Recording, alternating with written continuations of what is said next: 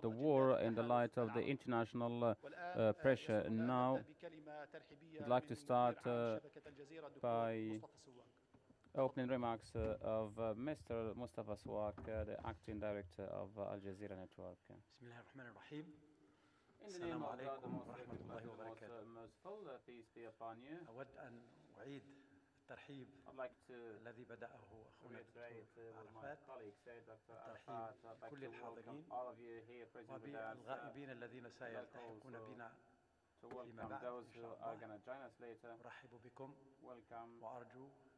and I hope these sessions will be beneficial for every one of us in our attempt to understand the Yemeni issue and its complexity. Would like to understand what's going on the ground there in Yemen, and where are we going to, where are we heading to when we talk about Yemen. And without expanding or elaborating on this topic, we all understand, first and foremost, that there is a very high humanitarian cost for the war in Yemen.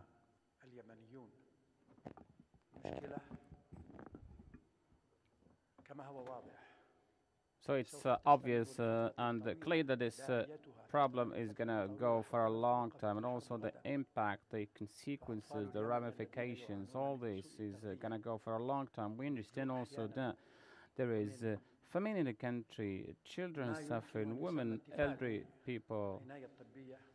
Also, the medical services are missing. Everyone is suffering.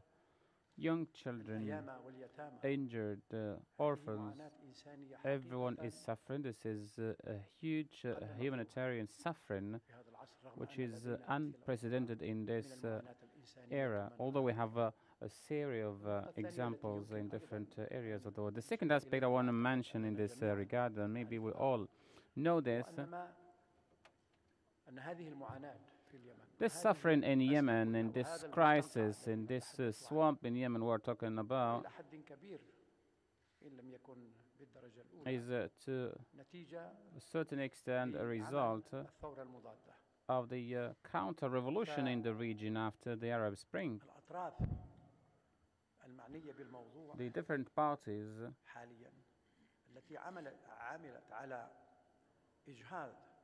which worked to bring down the revolution of Yemen, the revolution which was aiming for justice, democracy, freedom, and so on. This wouldn't have the chance to continue if it didn't have the support which is aiming to bring down any movement of freedom in the Arab world, whether externally or domestically. Observers cannot exclude that what's going on now in Yemen, in Syria, in Libya, and in many other countries, of course, in different levels. So we don't exclude that it's a result of what some strategists called it, and among them Condoleezza Rice, creative chaos and restructuring or redesign of the region according to what the big powers in the world want.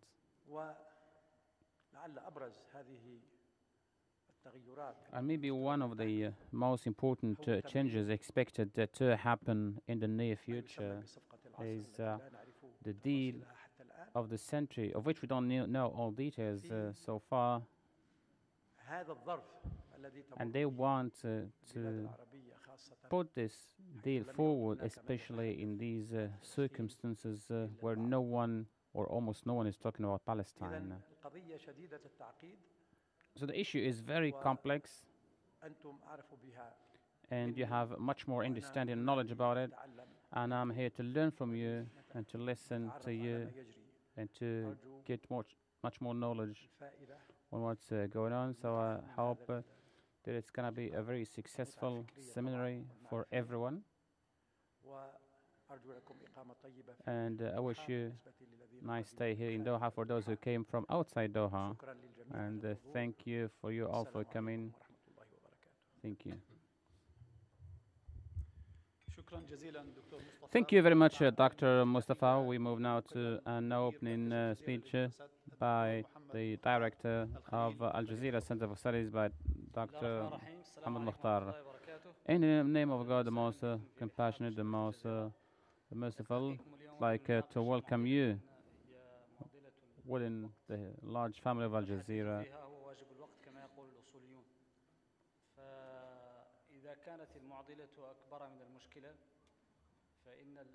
So today we're going to talk about the crisis in Yemen, the problem in Yemen, which is one of the most complex crises in the world. We see that there is no perspective for a solution in the near future. No party involved in the war is able or is willing to make any compromise to open or to solve this problem.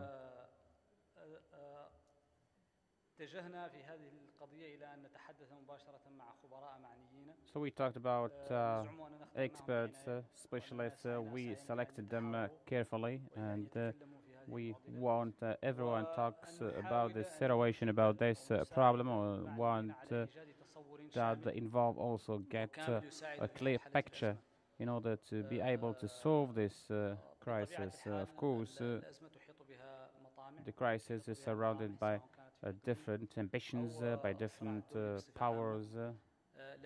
It's a part of an international battle and struggle, but at the end of the day, the Yemenis should have the opportunity to solve their crisis, they solve their problem by themselves.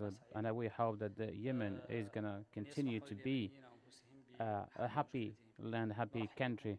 So I'd like to welcome all of you with us in Al Jazeera. Welcome. Thank you very much, Dr. Muhammad. We start with this first session. The moderator of the first session, our colleague Mayada.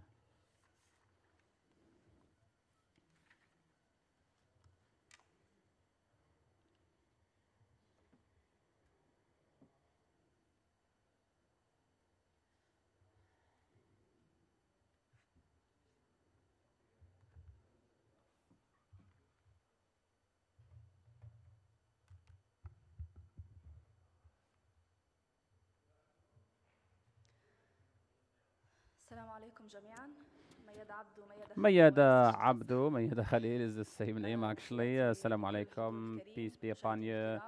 I'd like to welcome you. Also, I'd like to welcome our viewers, Dr. Mustafa Swak, Director General of Al Jazeera, Muhammad Mukhtar, Director of the Al Jazeera Center for Studies, ladies and gentlemen, and also our guests joining us later. As you already know, we're going to talk about the swamp in Yemen, the deadlock, and the expectations for the future. So first of all, we'll talk about the deadlock and the different areas controlled by different factions and parties of this war. We'll talk also about the alliances. With us, there will be Dr. Fatima Smadi, senior researcher at Al Jazeera Center, Yassina Tamimi, also researcher and political analyst from Yemen, Mr. Abdullah Ilhani, professor of social sciences from Oman, and Mr. Ali Adhab, also a specialized Yemeni researcher.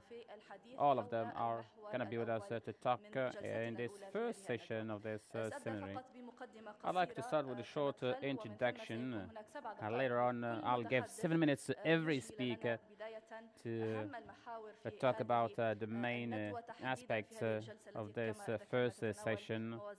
As you know, we'll talk about the powers in the region. After the fourth year of the war, the map of the war looks very complex and complicated. We have the Emirati Saudi coalition and also the Houthis. We should not neglect the regional and international role of supporting the one party or the other, and also the different powers present in Yemen. We talk about the Salafis, the Reformist Party, and also the southern movements and the different uprisings in different areas, such as in Hadramaut and the Shabwas. Also, the areas controlled by different parties and different powers are actually geographically not clear. There's a lot of interference in this regard. There is a clear division. The eastern parts are controlled by Saudi Arabia, the southern parts controlled by the UAE, and the western parts are controlled by the Houthis, but we still need to confirm that there is a lot of interference between the different areas under control of different powers. Let me talk now about important detail. The member of the political council was of the Houthis, guest with us in Al Jazeera, and he spoke about Al Hudaydah, which is an important area to talk about because it's on the news on a daily basis. Recently, he said clearly that different meetings and consultations that are going to take place in Sweden might be a big failure, and he wants to be frank with the Yemenis, and maybe there will be a new battle. Of course, we don't want to see a new battle. We don't want to see these consultations and meetings and rounds of meetings in Sweden like a break before moving into another segment of the war. So I give 7 minutes to every speaker. Start with Dr. Fatima Smadi, ladies first. In the name of God, the most merciful, the most compassionate. This is one of the most difficult seminaries I'm taking part and as Barry Buzan said, security in our region is a riddle itself. It's not easy to think deeply about it. If you think deeply about it, you might reach unexpected results. In general, what we can say, the situation in Yemen is actually the result of different factors. The political stalemate in Yemen before the war, even also the absence of political or just political participation, and also the unjust distribution of wealth. And the other thing is the intervention of external powers in Yemen. Of course, we can say the change at the level of the identity and structure of Yemen is going to lead us into a real change, and also a change at the level of the behavior of the main players in the region. When we talk about the competition between Saudi Arabia and Iran, actually Yemen is a platform, is a battlefield of Saudi Arabia and Iran. And there was recently an article on Al Jazeera saying the battle between Iran and Saudi Arabia in Yemen reminds us of what happened between Russia and Great Britain in Afghanistan 100 years ago. And therefore, we can say that it's not only Yemen, but actually the whole region is part of this security, or this major security game, if we might call it a game, and what deepens the crisis, that there is a multi-facial, multi-side competition between Iran and Saudi Arabia in Yemen. And there is, of course, an ideological and strategic and geopolitical competition between both powers. In 2013, we remember we had 35% unemployment in Yemen, and Yemen was said to be the poorest country in the Arab world. This poor country plays a major strategic importance in the competition between KSA and Iran. The crisis in Yemen is the biggest game today. Due to the different interests of KSA and Iran, this competition led to a much bigger battle between both countries. From the map, we can recognize the geopolitical importance of Yemen, which has borders with Saudi Arabia, and of course, with the tension and escalation between Iran and KSA, the importance of Yemen increased strategically for Iran, and this has become much more important than what it was before. The Houthis, of course, controlled Sana'a in the beginning of the war, but now the importance of Yemen is growing day after day. And now we moved from competition between KSA and Iran to a real confrontation between both powers.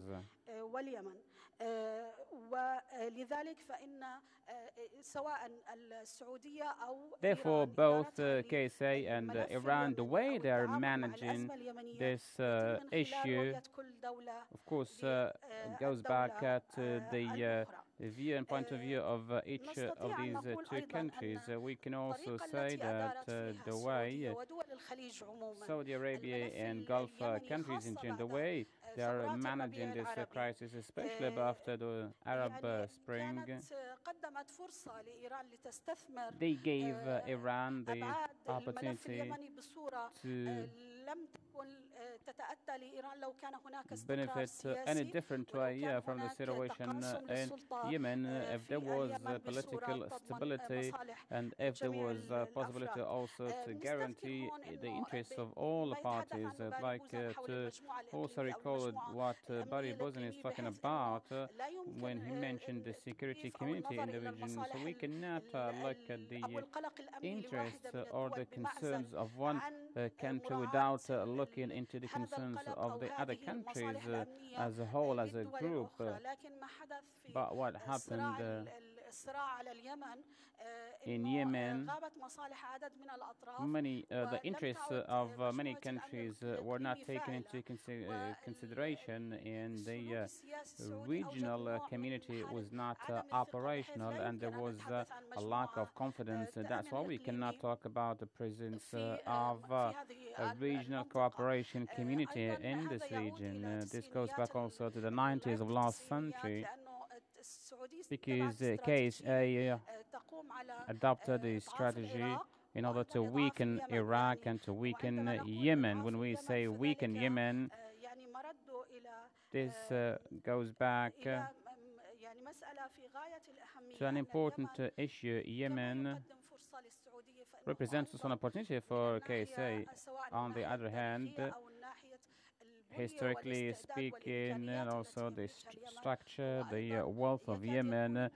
So Yemen might be also a competitive country or a competing country for KSA. This is very important to understand the behavior of KSA towards Yemen. There is another aspect I want to mention. You still have only 1 minute or less than half minute. I'd like to conclude by an important aspect which we need maybe to link with the structural theory, the roadmap to understand what's going on at the level of the Houthi movement. This goes back to what happened since 2004 to 2010 during the time of the successive wars. Nowadays, there is an identity which is closer to Iran than to the rest of the identity within Yemen. Thank you.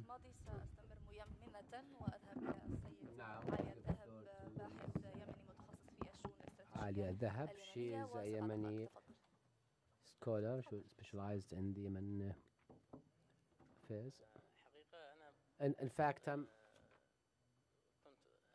I was going to address this topic from military perspective after the political address that will be actually given by my colleague. Now let's talk about the balance of powers in terms of tactic and strategic assessment, as I am a researcher of military affairs.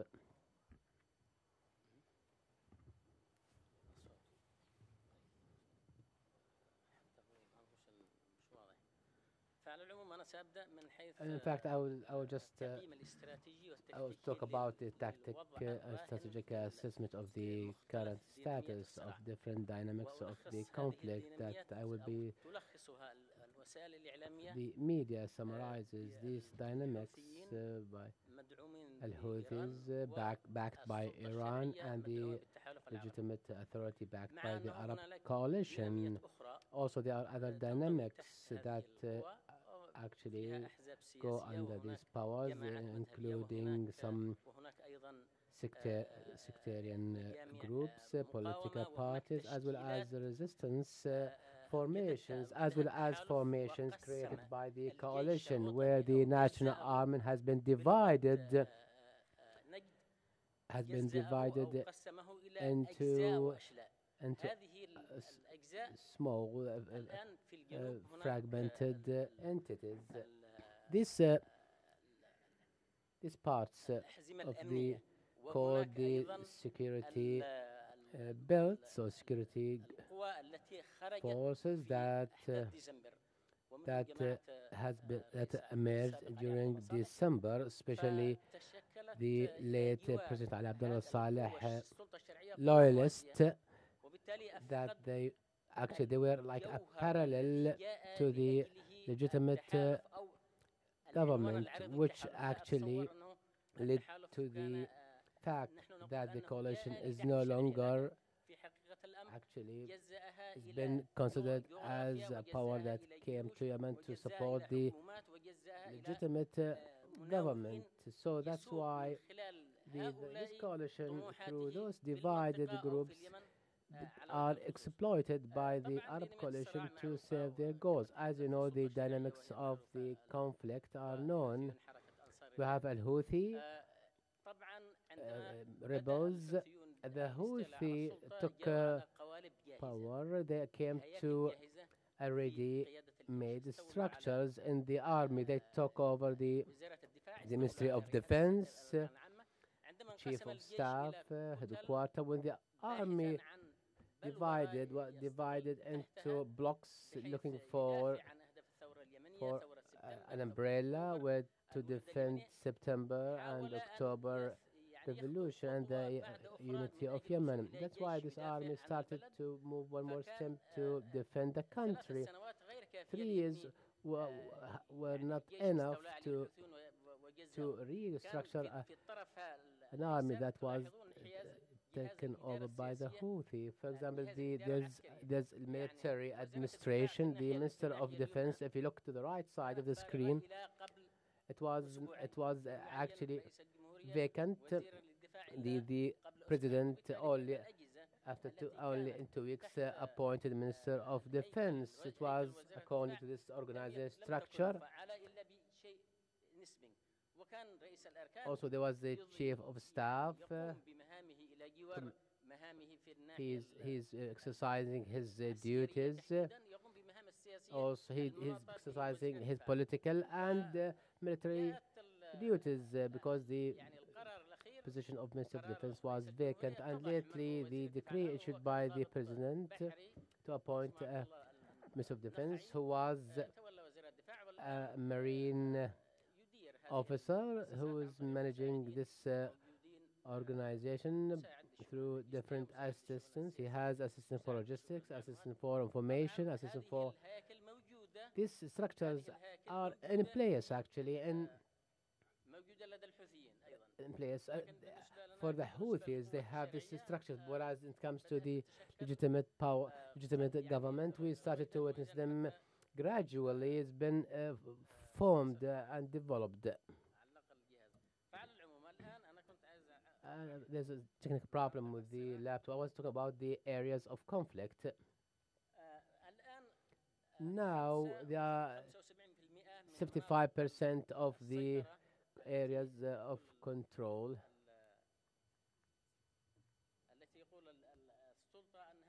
According to the authority, the legitimate authority, they could not actually build airstrip. 75% Hadramaut, Al-Mahra, Shabwa, Abiyan, 95, 90 or 95% of Adala district, Adan and Lahj. So far, the government could not build an airstrip, which means that the coalition came to Yemen to achieve their own agenda to control the coastal cities and ports. More than 8 airports, more than 5 islands and ports, all include military bases. And the coalition is actually did not comment on these reports. As I said in an idiom, they just turn a blind eye and did not pay attention to these reports. I was going to actually show you a number of maps to show the areas that's been are under the control and influence of the legitimate government. You have 1 more minute.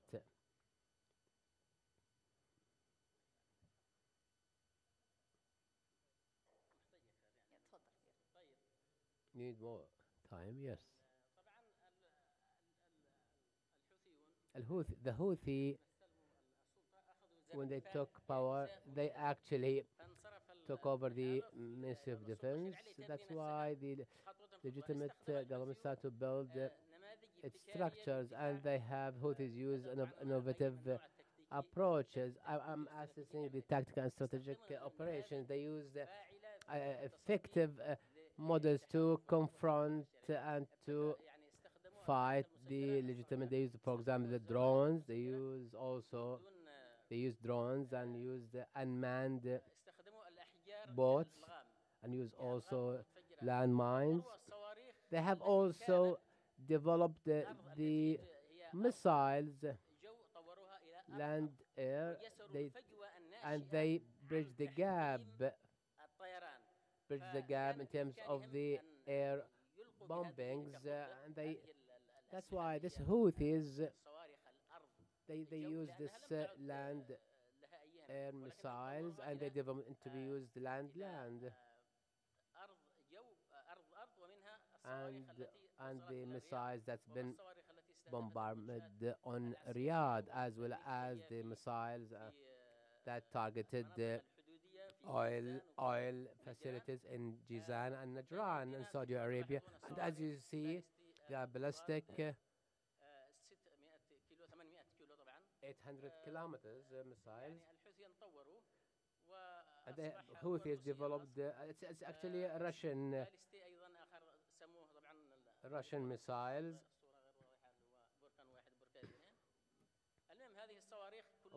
These missiles have been developed previously, as you know. Still, they cannot operate effectively due to the air control and also the bombardment of the launches and the vehicles used to launch these missiles. This map, as you see, indicates the presence of the coalition along with the legitimate government, as well as the Houthi of the green represent the Houthi area of control. These, just imagine, the president of Yemen cannot actually visit one of these areas. All at the same time, the coalition could not provide airstrip. That's why that look for areas to serve as airstrip. Although this area actually represents 75% of the total size of Yemen, and most of these are desert, whereas the biggest population blocks under the Houthi control. This map as well represent the presence of all parties according to the operations. In the blue represent the second area, 2, 3, and 4. You can see that the first and second are completely closed, whereas the one in yellow or blue, these are areas that did not actually experience any battlefield or any battles or wars. the, the, the legitimate government claim that they have liberated and freed these areas, but that's not inaccurate because these areas do not witness any conflict or any battles. So far there is no complete region except Hadramaut. This region does not witness any war. Also, Aden's 95% is under the control of the legitimate government, including some parts of Lahaj are under the control of a Houthi. Taz is actually under the control of both. Some of the parties that have control of Taz actually recognize the legitimate authority, legitimate government. Some of them are the relatives of the late President Ali Abdullah Saleh. This is just an analysis of the areas of the strengths of the legitimate power from theoretical background, because the Yemeni government have a variety of weapons, as well as the coalition provide control over the coastal areas. In spite of all these big resources and capabilities, but we can't see there's a real power of legitimate authority on the ground. For example, control on gas, oil, source of energy. All these areas so far not under the control of the legitimate government. And also Nashtun port, where there's a plan to extend a pipeline from Saudi Arabia to this port. Also, I'd like to here clarify one more thing, that this area represents a smooth conflict between United Arab Emirates and Saudi Arabia. And there's a plan to extend this pipeline from Mediterranean Sea to the Red Sea in order to transfer oil. So far, they are planned that this can do this ports from outside the internationally recognized frameworks. We will not discuss further points that you have just addressed now. I'll give the floor to Mr. Yassin Al-Tamimi. He's a Yemeni scholar and analyst. 7 minutes. I would like to thank Mr. Chairman. I'd like to thank our colleagues. I'd like to thank also Al Jazeera Center for Studies for their invitation. I would just further to what we have heard. I will build on what my colleagues Ali said when we talk about the balance of powers, local balance of powers in Yemen within this large-scale conflict that's taking place in the Yemen soil. Would like to look at the Yemeni arena as a closed arena. Actually, it's under the control of the coalition. If you look at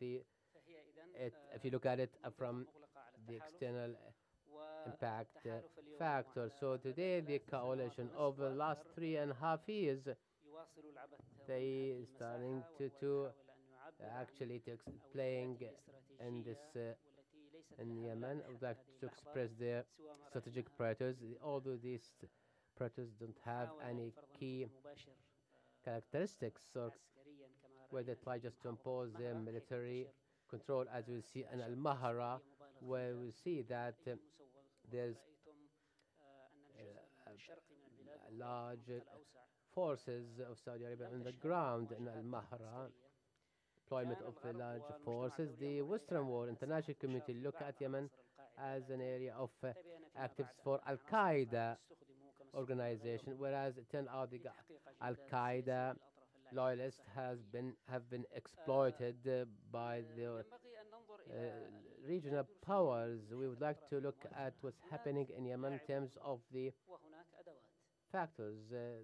There are key players and there are tools. The key players are as follows: the coalition. This is actually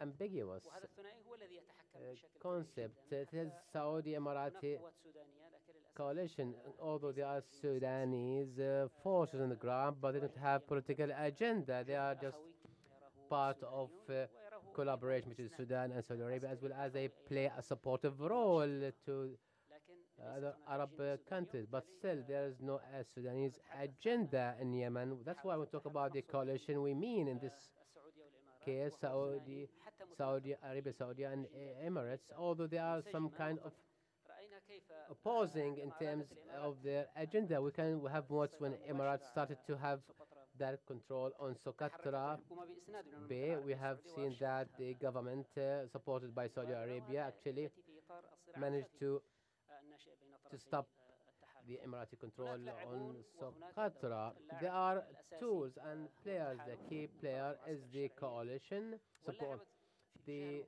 On the other hand, we have the Houthi, another key player, and ironically, we have witnessed that the Houthi been exploited as by Iran to spread its influence and to promote its influence in the area. And Saudi Arabia, as you know, they have strategic conflict and also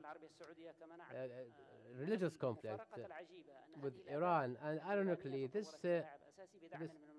Iranian group became a key player at certain point in time, supported by Saudi Arabia initially. And as we see today, that in spite of this big military machine, they are confronting militia, but this militia has took over the resources of a country. That's why the Houthis start to play this very big role, and still the coalition is making the same mistake as they did a long time ago when they supported the Houthi. And also, that's why this has seen that the Houthi started to achieve the poor agenda in Yemen. For example, the legitimate authority is no longer effective enough and turned into a tool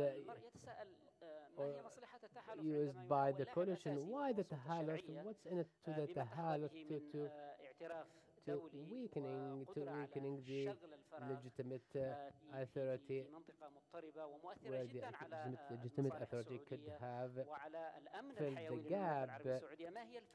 What's the benefit? What's the point? I mean, that the coalition Saudi Arabia started continually weakening the legitimate authority, which is internationally recognized, including parties, civil society, and the different communities, that all these key players actually believe in democratic, pluralistic country. That's why the coalition actually is still try to divide the legitimate authority, where we have seen that currently Al-Hudayda's battle, we can't see that the presidency of Yemen is absent.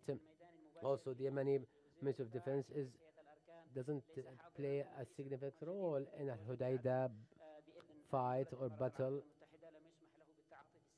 and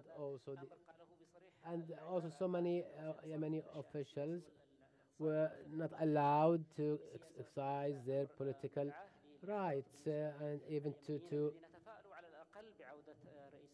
especially so many people were optimistic initially when the president returned to Aden. So the coalition is dedicating new tools to actually to destroy the Yemeni arena.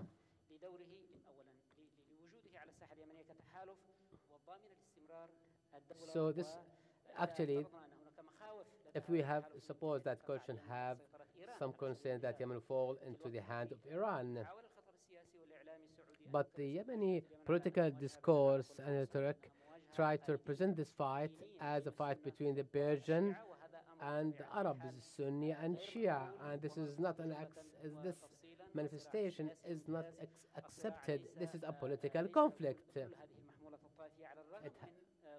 In spite of there are some actually sectarian motives, exploited by Iran or Saudi Arabia. And the most also one of the most serious tools, as you know, Houthi, when they came to Sana'a, and by the support of Saudis and American cover-up. That's why the Emirates started to create tools that aim at destroying and dividing Yemen, including these security groups and these military elite groups resulted and created due to this military void. But according to the current relation between Emirates and the Western world, these military groups originally created to confront Al-Qaeda or terrorist movements. Instead of that, instead of this kind imaginary confrontation with they were established to have control over areas. When Ali Abdullah Saleh, in collaboration with Saudi Arabia, to support Al-Qaeda at that time. But we have to keep in mind that Yemen turned into an arena for terrorists. This is a cover-up that justifies all immoral and unethical practices that we have witnessed in Yemen. In Yemen, we would not have this Arab intervention initially. We are a country, we have structures, and we have we were experiencing transitional process. Today, these tools developed their rules in order to confront with the key structures of legitimate authorities. There's a long list of activists, politicians who are affiliated to the National Assembly for Reforms, as well as so many loyal officers who have a national agenda targeted and by these newly Emirati established groups that targeted, for example, Al-Abbas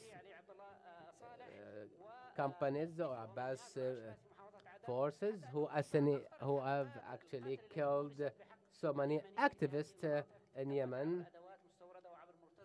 These are also at the same time we have seen Emirates recruited so many mercenaries, and this is no longer a secret. The whole world know about it. Why? Whereas it should have been addressed properly. For example, American mercenaries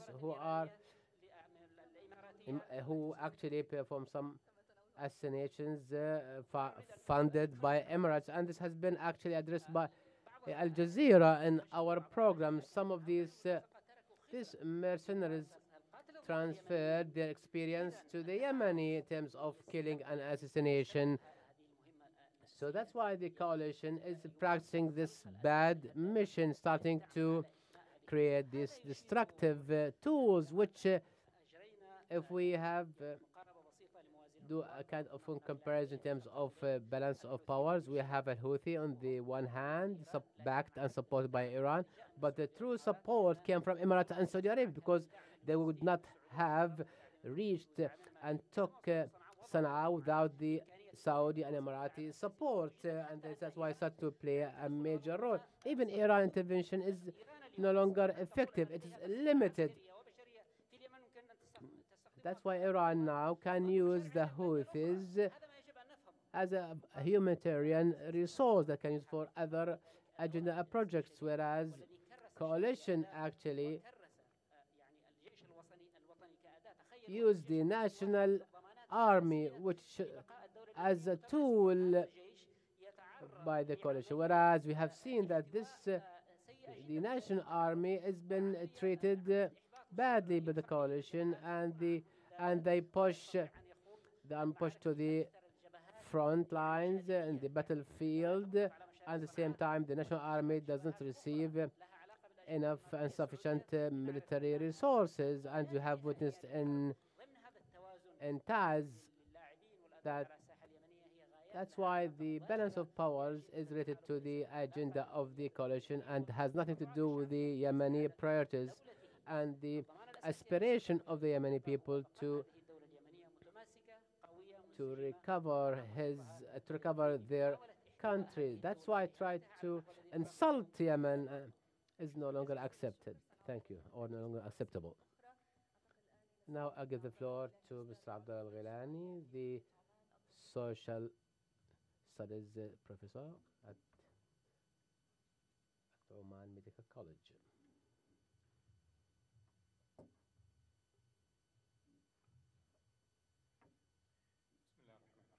In the name of God, the most merciful, most compassionate, the Yemeni crisis, my dear colleagues, actually has accumulated the different details, and in such gatherings or seminars, we'd like to come up with a number of conclusions from such kind of meetings. We should not focus on the details because they are diverse and they are known to many of us. That's why I believe that to try to reach a number of concepts that can direct the way we think later, that will result into a number of solutions that would help Yemen to get rid of this crisis. First, I'd like to highlight three key topics. The first topic that can be used in the way we think about the Yemeni crisis, that the political Yemeni player is the weakest. Talk about balance of powers. The political Yemeni player represented by the legitimate government, Mr. President Hadi, ironically, it's the weakest link. One more thing, this is another development that have emerged over the last 3 years. That's the way the Western world view this crisis started to have a kind of humanitarian nature. It's true that there's humanitarian crisis, which is the biggest at the world, but this humanitarian crisis is not a reason. It's an outcome of this crisis. That's why we have to pay attention to the causes. That's why the Western perspective focuses on the humanitarian dimension, representing the Yemeni people as a number of starving. That's why we witnessed any setback in terms of the humanitarian crisis. We see that the Western world started to move, but we have to know that the humanitarian crisis nowadays deserve this kind of address and approaches. One more thing, today's crisis of Yemen, in spite of its repercussions and factors, it's organically linked with the situation of the region. We see that there's political link.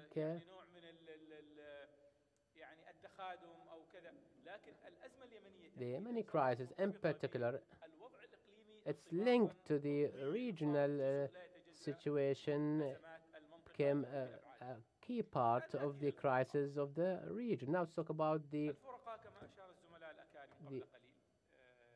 key players.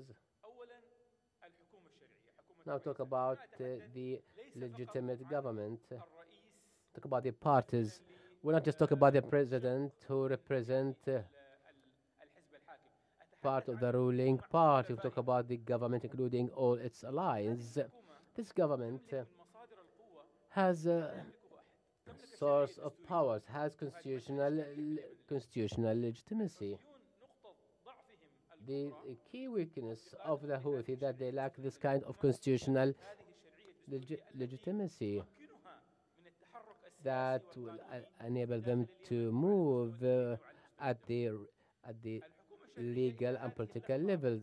in spite of its poor performance, but still the the national government is supported by the Yemeni people, and the government doesn't use this national support.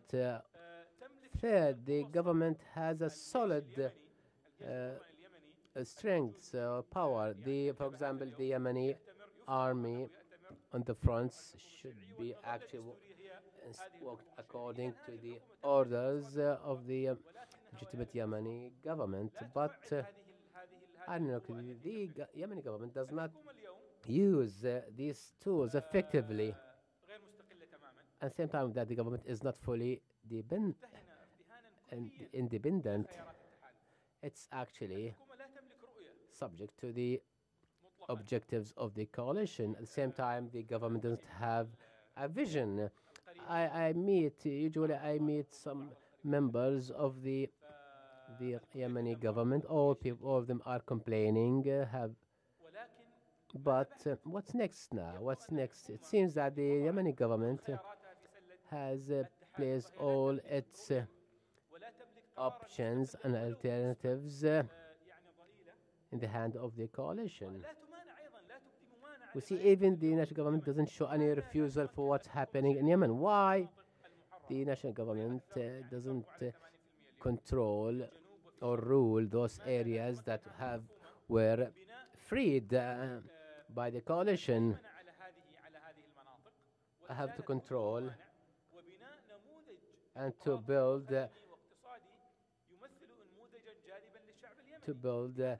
like a model of ruling in these areas. So that's why this government is controlled by the coalition's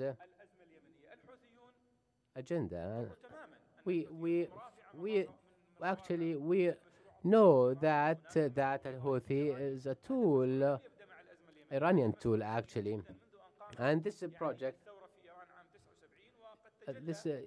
Al-Houthi is part of the Iranian project, and we know this since the revolution that took place in Iran in the 80s or 70s. But the political effectiveness of Iran in terms of its size and influence cannot be compared with the coalition's political influence. Yes, we can't deny there's an Iranian agenda and project, and the Houthis are backed by Iran, but their political influence in Yemen's crisis is outweighed by the coalition, Emirati-Saudi coalition. That's why we should reconsider this. Also, we cannot deny that the Iranians support the Houthis. Now, talk about the coalition. After 3 years, after we have witnessed the start of the Al-Hazm or Operation Decisive Storm, we expected that the objectives of the Decisive Storm is to drive out Al-Houthis and to build a democratic Yemen, and this is no longer exist. It's not part of the coalition agenda, or even it's not part of the national security of the region. The national security of Saudi Arabia is better than before. The Houthi can actually they can launch their missiles on Saudi cities and villages. It seems that the coalition runs the Yemeni crisis according to a bigger regional project. Yemen is part of this project, and as I said, for example, the clues that I have presented, where, for example, the Yemeni government is not allowed to run the freed areas.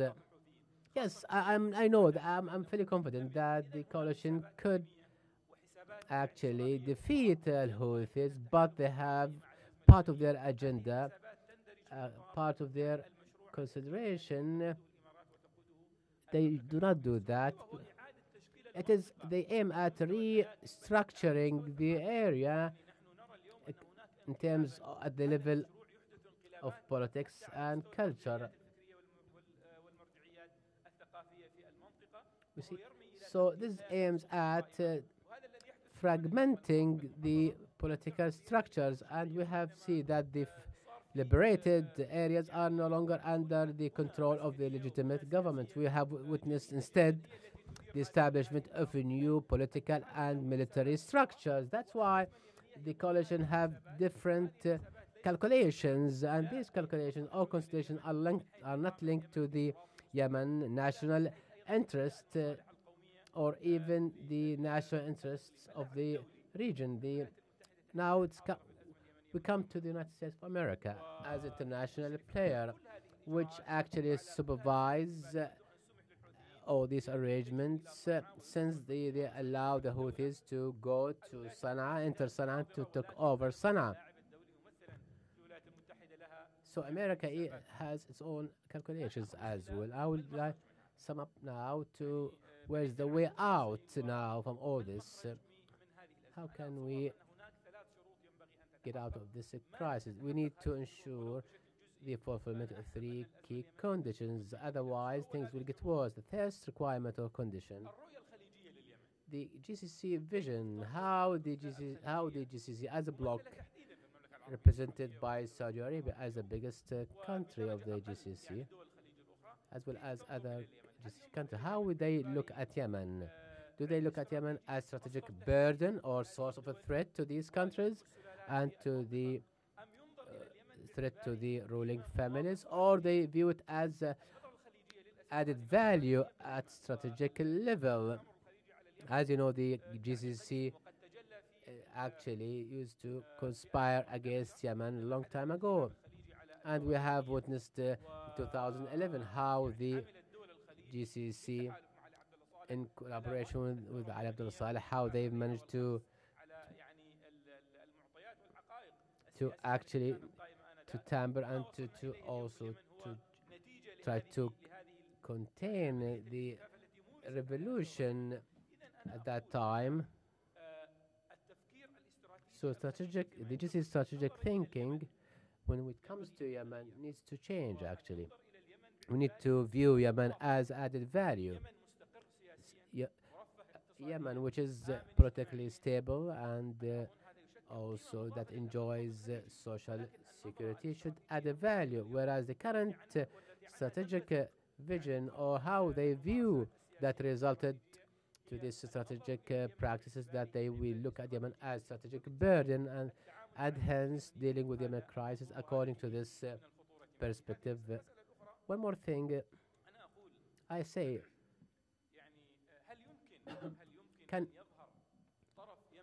can a third Yemeni party that will emerge, that will have control and will flip the coin or will change the whole crisis? We'll talk about the Houthis and their internal alliances and legitimate government as well as its allies. That's why if they remain, the two parties will lead nowhere and will not result in a positive outcomes. Can we expect the emergence of a third party will change the whole process, where that will offer a new national project? This third party can be represented by the local national activists.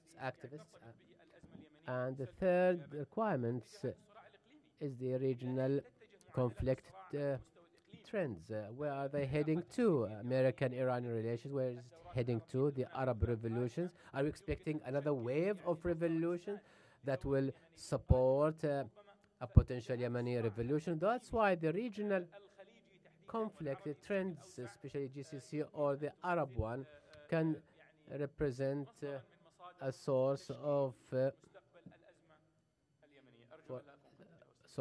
impacting the Yemen's future. Thank you, Ms. Abdullah Ghilani. I will get back to you, Ms. Fatima. Also, we will open the floor for questions, but I have a question for each panelist or speaker. Yes, I stick to time. I treated you. I did you wrong. I was not fair.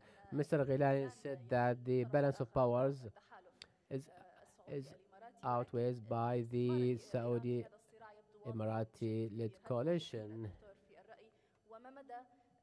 To what extent the influence of Iran and its control in Yemen's crisis? The concept is related to how each party runs the building the tools.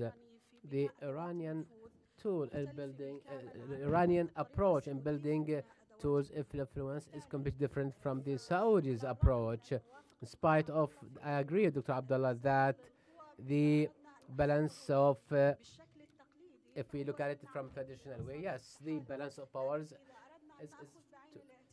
is in favor of the Saudis coalition. But if we look at the approach used in building influence, Iran, what managed to do and to build in Yemen since 2003 to present, she created a big shift in Yemen, and this in terms of building Al Houthi identity. As we will see today, that has been created over this short period of time from 2004 to 2010. This is not the previous Houthi identity. It has changed in terms of commitment and accepting Iran as a leader, an umbrella for the Houthi. This wasn't seen at 2004. Whereas if you look at the Houthis movement and how the Houthi movement express itself, we see it is another copy of Hezbollah of Lebanon, and this is a shift in their identity. Al Houthi, they actually defined themselves from their based on their interest and how they can be close to Iran. The second thing I say, why Iran actually is the one has more influence, as you called Iran the fourth factor in its influence. Whereas we see we see that here that a militia that turn into political power that will create pressure on Iran. But the another key element in terms of the political solution in Yemen, this political solution could not be achieved without the engagement of Iran, and Iran's within this political solution try to send international message. If you would like to reach a solution in the area crisis, you need to negotiate with me, and this is one of the gains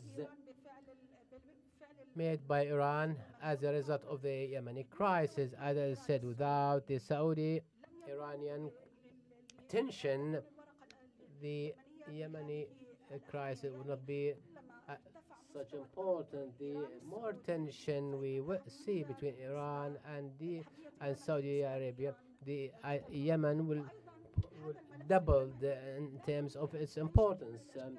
That's why this Yemen's crisis cannot be isolated from the failures or success in other files on other issues. For example, we cannot isolate from what's happening in Iraq or in Syria.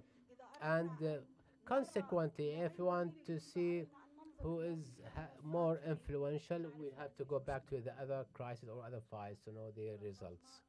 Thank you, Dr. Fatma. Dr. Ali Al-Dhahab, you were talking about the coalition in the ground seems stronger and more powerful, but don't you think that the Houthis missiles and where they have managed to strike Saudi cities where the Patriot failed to repulse or confront the Houthis missiles, would it have to lead to reconsider the balance of powers? The Houthis missiles use the, as you know, this technology used came from Iran.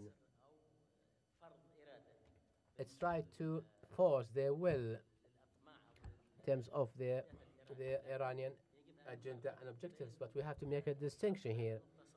I'd like just to comment here that the Houthi are a tool. This is wrong. I'm as a Yemeni, and my colleagues may agree that the Houthi it is a front. There's there's a Hashemite, uh, the deepest Hashemite state for more than 1,000 years.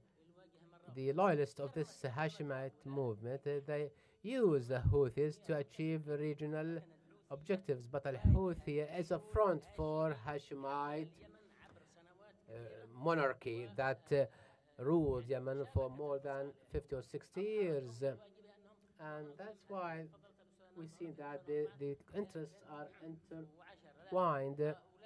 So the Houthis are at the front, whereas the Hashemite deep state and its loyalists who gave in power in 2014 and they participated in the core. Iran is using all these by providing them with missiles technology, short range weapons in order to to develop its agenda in Yemen or in other parts of the Arab world. Mr. Al-Tamimi talk about lack of harmony between between Emirates and Saudi Arabia. Well,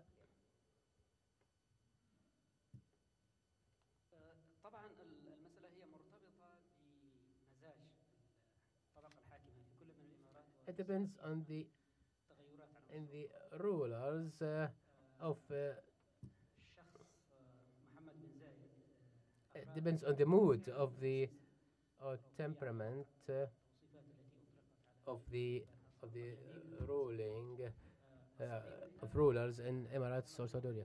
And we have with the images of the new Sparta, where this Emirati new ruler started to exploit the concerns of Saudi Arabia at this level. That's why we see that to tamper what's tampering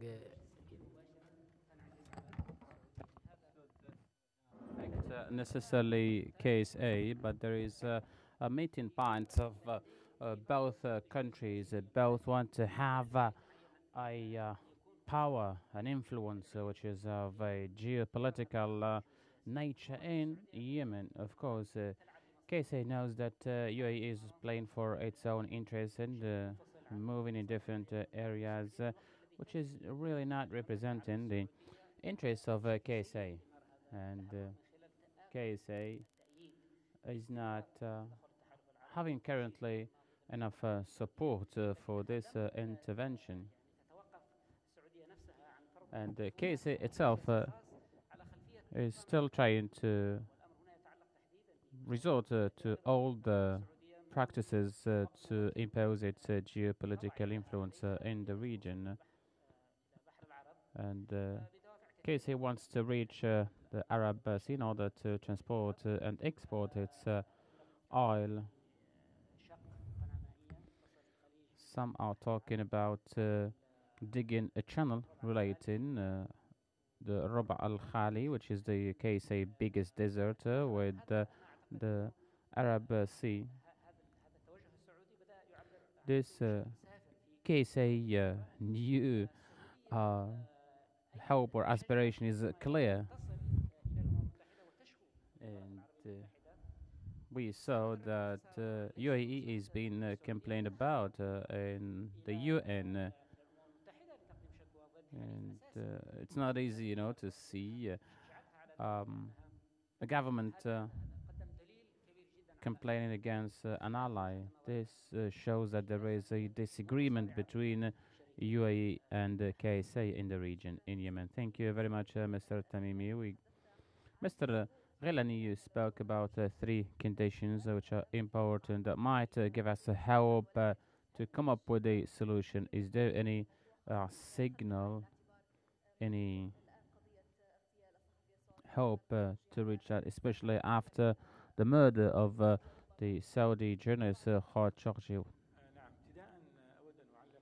First of all, I'd like to comment on the KSA UAE disagreement in the media and in different intellectual seminaries, we saw a lot of opinions. Actually, there's a disagreement which is of a tactical nature and not of a strategic nature. Of course, there is a consensus about the overall issue, but tactically speaking, there is a kind of disagreement. For example, in Socotra and some other areas, Casey is always going for rescuing UAE and putting an end to the battle fight against the Yemeni government. But I think that there is an overlap and an agreement. The conditions I mentioned actually from the point of view of hoping and aspiring, but I don't think that there is any kind of reality which is really supporting this. There is no GCC vision towards Yemen,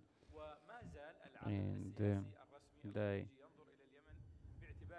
official vision looks at Yemen as a source of a threat and as a strategic burden for the region. So there is no way that the strategic thinking at the level of the decision-making levels here in the GCC countries, there is no way that they are gonna change, and it's gonna be tough to see any development of the thinking system at this level. If Yemen is politically stable and prosperous, I think many countries will be concerned. For me, I don't find an answer why there is no third Yemeni party, which is different from the traditional parties. These parties are able to reach a solution, whether at humanitarian, economic, security level. Of course, all the tribes and movements, either they are back in the Houthis or back in the traditional movements back in the government. So there is no third movement in Yemen which might come up with a neutral, objective solution for Yemen. I don't know what is blocking this. Mr. Tamimi, do you need to comment on this topic? What Dr. Abdullah Ghalani regarding the third party that should really come up, and this is the right time actually. I want to say in this regard, there are signs of formation of the third party, which is really representing pure Yemeni interests. The third party is going to come out from this feeling of hopelessness, and these gonna go through Socotra, Mohra, Shabwa, and Ta'az. So I think this third stream is coming, and Ta'az is the point of confidence for people in Yemen, and Ta'az is marginalized currently. Ta'az is also targeted by many parties because everyone knows the importance of Ta'az because it's always supporting the national option. When you see thousands of people demonstrating in Ta'az, this is a very dangerous sign calling for the Arab coalition to leave. So in the last demonstration in Ta'az, we saw slogans scanded which were actually damning the Arab coalition or alliance in Yemen. Of course, the most important issue in every war, not only in Yemen but everywhere in the world, is money. So now all the financial resources are on the hands of the coalition. But I think that this is related to a historical link. Sorry, Mr. Tamimi, sorry to interrupt you. So we need a change, a real change. So we open the floor now to take questions. Let me start with Mr. Suaqas. I take 4 questions, then we go back to the guests. So we started a bit late. Maybe we take a bit also from the time of the break. Yes, please. Frankly speaking, I have many questions that might clarify different issues, and these questions might be asked by many people. When we talk about Yemen, we expect that there are things that are understood by many people, but I'm sure that also here within this room there are a lot of people who don't understand some details and specificities about Yemen. As Mr. Ali spoke about the fact that Houthis are just a facade of attention and so on. So maybe not many people understand that. Are we talking about the Hashimism, the Alawis, or the Shi'is, or are we hinting at the Abbasids? So of course the Hashimis were there in Yemen. So this was my first question. The second question relates to the term and terminology. We're talking about the legitimate government. We're not talking about the hostage government. What legitimacy are we talking about here, actually? This government is serving the interests of the coalition made up by KSA and UAE. This government is not independent, does not have any power. This government is actually manipulated and used as an instrument and tool. So how far can we speak about independence of the so-called, between brackets, the so-called legitimate government? Which decisions can this government take? I have a third question. So this is a question maybe many people think about. How can we evaluate the popular to the Houthis against the popular support for the legitimate government and also the third party? You know, maybe we have a go of people who don't care about neither parties. So this is the third question, actually.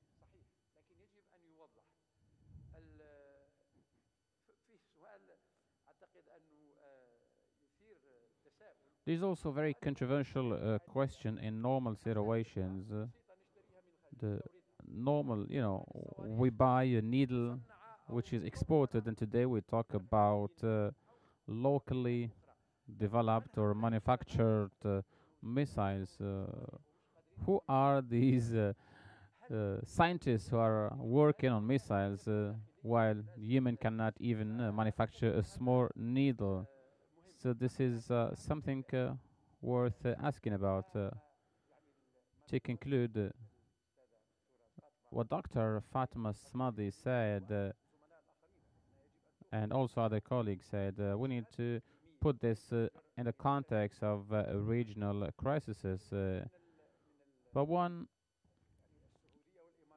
well, KSA and UAE, they have their own interests and they have their own objectives in Yemen. Of course, many see in Yemen as a burden and not support or an added value. But if we consider that Iran is the main actor in working against the coalition, so what's going on in Yemen, in my opinion, is trying to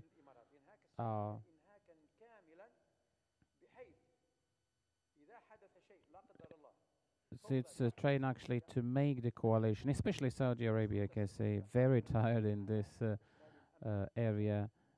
So Yemen won't, or Saudi Arabia won't be able to focus domestically, and I think this tiredness is getting clear. These are a number of questions. I don't have any answer for all these questions. I just wanna understand, and maybe this is these answers are gonna be beneficial for everyone. We have a lot of people, a lot of viewers following Al Jazeera Mubashir. We take a question from Mr. Arafat.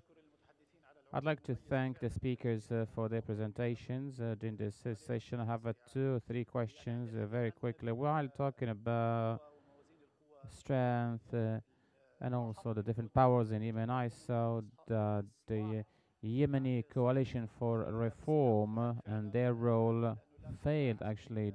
They don't have any military power, no military weight, and also they don't have any political weight. And what are they? Alliances today. Second, it goes for Dr. Fatima regarding the Iranian intervention in Yemen. As you said, there is no solution in Yemen without Iran. But what are the conditions set by Iran in Yemen to put an end to this war? Third question relates to the Arab coalitions. Is the Arab coalition unable today to solve the problem politically and militarily? And what are the least conditions that the Arab coalition might accept to solve the issue in Yemen?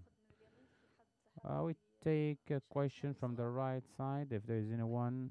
Okay, we take answers. Or maybe a question. I'd like to go back to one aspect raised by Dr. Ghilani. He said the Yemeni problem is a strategic burden at security level in the region. So you're talking about an unclear interaction. So you're talking about domestic and external factors. Until last year, we thought that the Syrian issue is the worst example of the contradiction of different interests of regional and international powers. Nowadays, maybe the Yemeni crisis is competing to take that position. Maybe now we are about to see the formation of a new reformation, a new structuring of the regional powers. A question: we know that UN is still reluctant with relation to the Yemeni issue because, internationally speaking, there is no clear vision. So we tend to accept the status quo and the current political situation. Briefly, when I look forward 2019, 2020, do you think that the domestic factors, this interaction between two different streams, and now you are expecting a third stream which might steal the show, do you think that there is a real dimension which will really change the situation in Yemen? As we say in Arabic, the Yemeni Sa'id, which is happy or prosperous. Do you think that this third stream is really gonna define the destiny of Yemen and make it prosperous or not? Peace be upon you. Assalamu alaikum. I'd like to thank the speakers. I'd like to ask a question related to the Houthis. All speakers maybe agree about one issue, that the Houthis are representative of Iran. And I don't think that it's going to be beneficial for Iran that this is the dominating approach, because the question that we need to pose here is how can we integrate the Houthis if we link them to Iran? This is not going to help for solving the situation. So actually we are pushing the Houthis towards Iran, and this is the way the regional powers and also domestic powers are pushing the Houthis towards Iran. There was a Qatari approach to the sixth war to see a domestic internal integration, but KSA pushed for the failure of that attempt.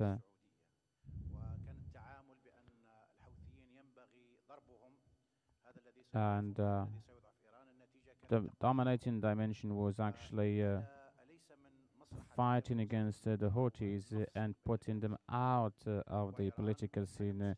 Don't you think that is beneficial for Yemen to integrate the Houthis domestically because they are part of the Yemeni society. You cannot put them outside by no ways. And the Houthis are dominate large parts of Yemen, and they're much more stronger than before, and their relations with Iran are much more stronger and much stronger than before. So the Houthis were not actually, basically, in the beginning, they were not um, following the Iranian policies, but now we feel that through the reactions and the way other countries are dealing with the issue, they pushed actually these countries, part of the Arab coalition, they pushed the Houthis towards Iran. So don't you think that this behavior should be changed and we need to adopt a new approach because the Houthis are part of Yemen, they are Yemenis. Thank you. Sorry to interrupt you there, Mr. Hawass. Another part of your question, are the Houthis also willing to step away from Iran? Mrs. Fatima, I have a lot of questions in this regard. Please go ahead. Yes, indeed. Dr. Masava spoke about the fragile situation in the area and the protests that started in Yemen with the Arab Spring. That of course, represented the source of concern for KSA. If we want to mention the Shia protest movement, this has a double influence in this regard. Therefore, KSA was not able to deal with the Houthi and Shia protests in Yemen and in KSA, especially with the presence of Shias eastern of KSA. Therefore, it was necessary to bring down the Arab Spring in Yemen, and that was actually the demand of different countries.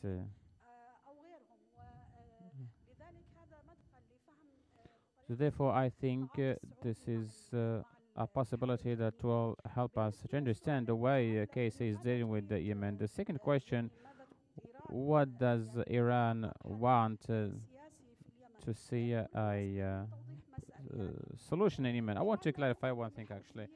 Iran is not presenting the Houthis that they are backed by Iran, whether in its political discourse or in the media. Iran is talking about the Houthis as a strong ally that Iran can rely on, an ally with a strong position. This is very important for the definition. But for going back to what Iran wants, if Iran is able to guarantee political gains for the Houthis in the context of a political solution, so the Houthis will be able, that the Houthis will be part of the decision-making process. So Iran thinks that this is gonna make a change at the level of the foreign policy of Yemen. This is an important political power in Yemen,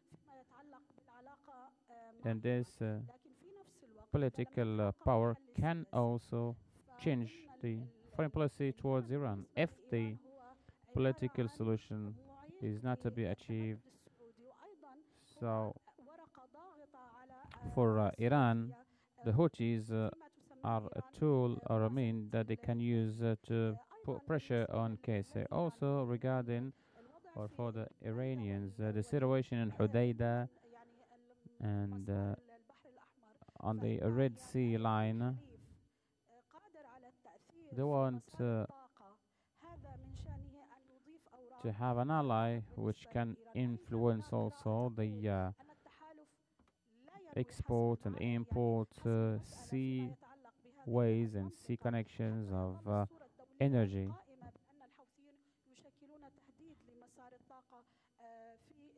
And because the international the widespread picture is, or vision, is that the Houthis are threatening the export of oil or energy in the Red Sea. If there is a political solution, Iran should be part of that. And many European officials and many Iranian officials started talking about this. Iranians say that there are even some secret Iranian Saudi talks in this regard, and Iran is, of course, gonna put much more pressure to guarantee that the Houthis get out with the best deal of this war. So I think the presence of a political power such the Houthis at the level of the decision-making process in Yemen is going to be beneficial for Iran and also to be a balance between Iran and KZ. Mr. Ali Al-Dahab, Dr. Sawak asked a question related to the Hashimis linked to the Houthis, and he also asked about missiles developed in Yemen. The Hashimism in Yemen appeared in the second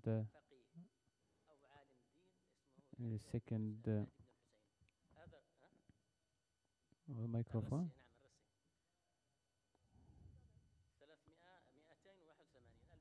Tell it. So that appeared in the 3rd century after Hijrah.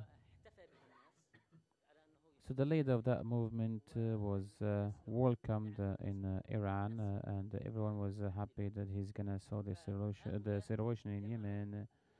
And he claimed to be descendant of Prophet Muhammad sallallahu alaihi wasallam.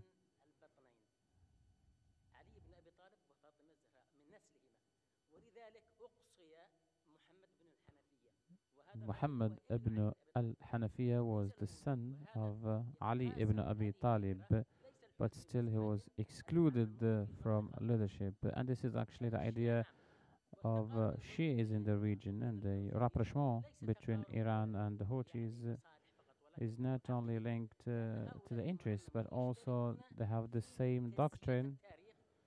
They are both partners in changing the course of history.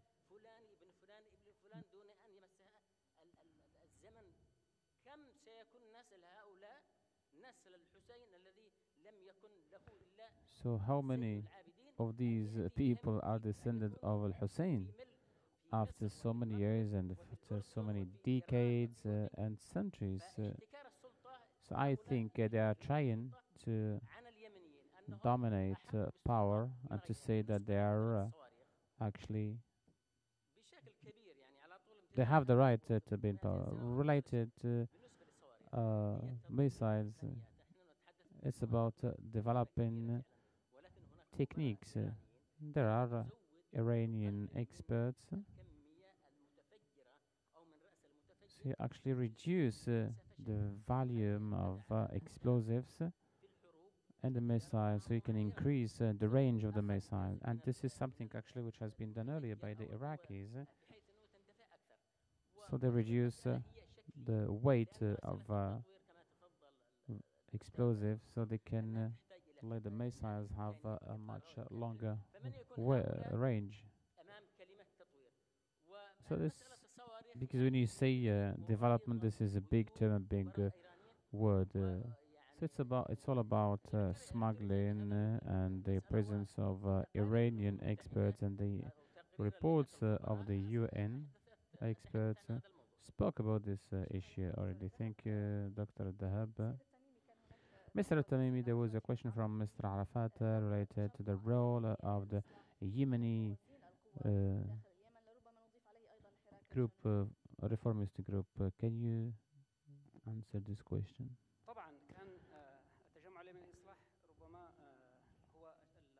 Yes, this reformist group was a victim of a big conspiracy, because that was the leading movement in the Arab Spring in Yemen, and also Ali Abdullah Saleh, before he passed away, he minimized also the revolution of the Houthis, and he said that there is a coup against Ali Mohsen. Reform is strongly present on the Yemeni scene up to now, as the conspiracy was targeting him and targeting all the strategic dimensions. Even this war broke out to show the positive role played by this party to protect Yemen, but the political role of this party for the time being is going back and decreasing with regard to the presence of this party on the ground. Do you think, do you know that the fighters on the ground, the resistant members, are very much linked to this party, and these uh, party members, actually, or fighters, made a difference on the ground? That's why UAE was targeting leading figures of these movement. Some were killed, some were expelled from Yemen, and there is a long list of those who still need to be targeted, either expelled or murdered by UAE.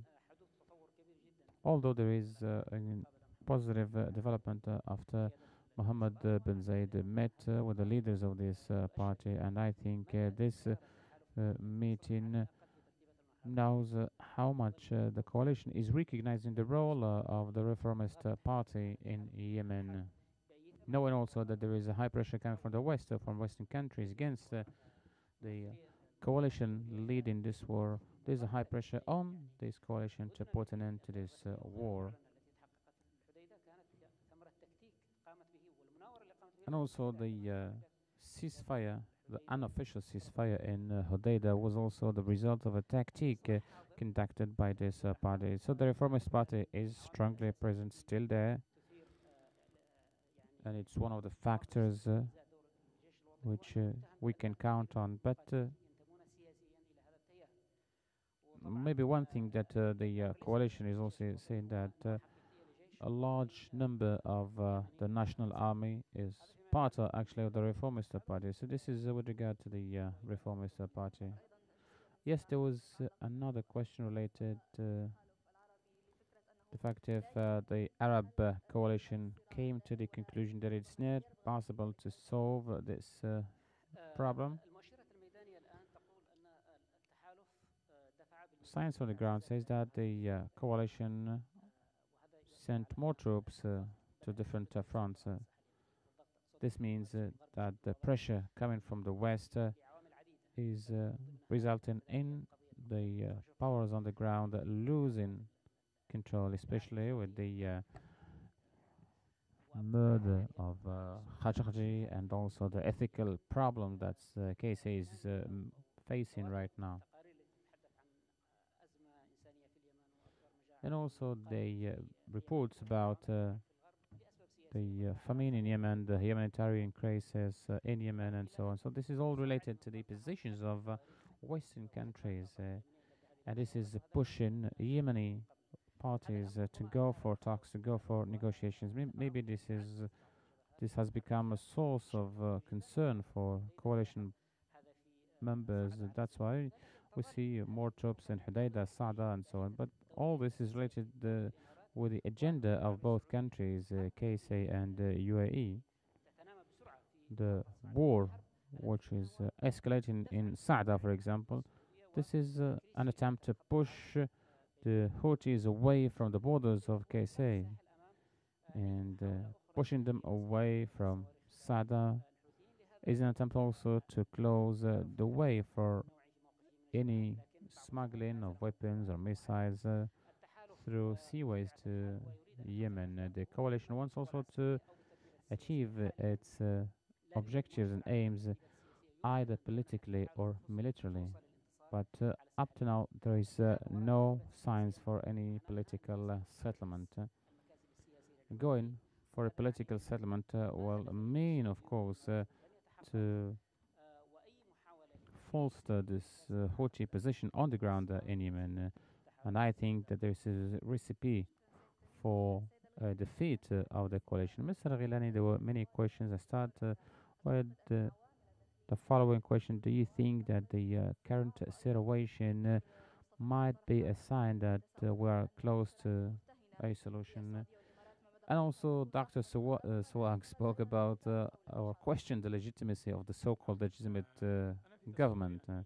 Yes, the domestic factors are closely linked to the external factors, but the domestic factor is maybe the most important one for solving this question. You mentioned also the appearance or the rising of a third party in Yemen, and I think that the environment is being prepared for such a party. You spoke about the reformist movement. I think, regardless with the political opinions and views of this party, but objectively speaking, I think this is the political strength and the power that is competent actually to lead Yemen to a better future.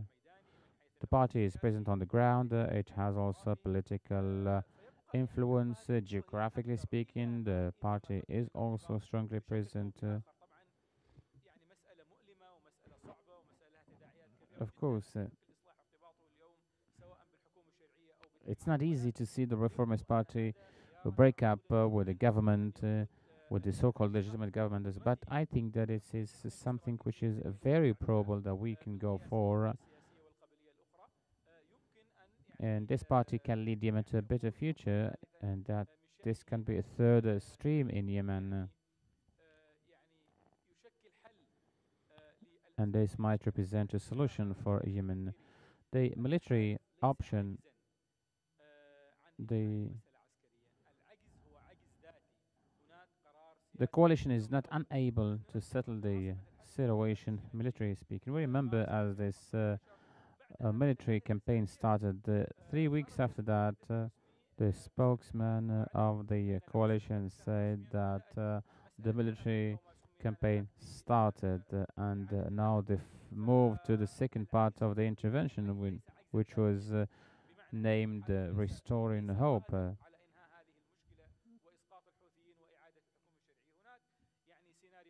So there are different political scenarios domestically and externally. KSA today is, of course, a big burden for KSA, financially speaking, more than $200 million every day. So for 3-4 years, you can imagine, you can sum it up. There's also an ethical cost. So KSA is facing a lot of trouble, internationally speaking and regionally speaking. You're talking about 3.5 years. What did KSA achieve from this war? What are the strategic gains? The problem related to the political scenarios and the decisions that do not let the coalition settle this war for itself is actually what is gonna come in after the war. Is there any economic view, future view for Yemen? So the situation is very complicated, and it's necessary to have the three conditions to have a solution for this problem. Very quickly, I conclude with you, Mrs. Fatima. Saudi Arabia is losing a lot in this war, and Dr. Swag said, is Iran doing that on purpose? Is Iran doing that intentionally? And also, if you can tell us what are the conditions of Iran to put an end to this crisis. I answered earlier about the conditions of Iran. The political solution that might Iran bring about is to see a political settlement which guarantees for the Houthis participation the decision-making process in Iran, and that is gonna change itself the foreign policy of the future Yemeni government. Government's foreign policy towards Iran, and I think this is the least thing that Iran can support in this context. Regarding KSA, there was a report, a strategic report from Iran, and it goes back to many years ago,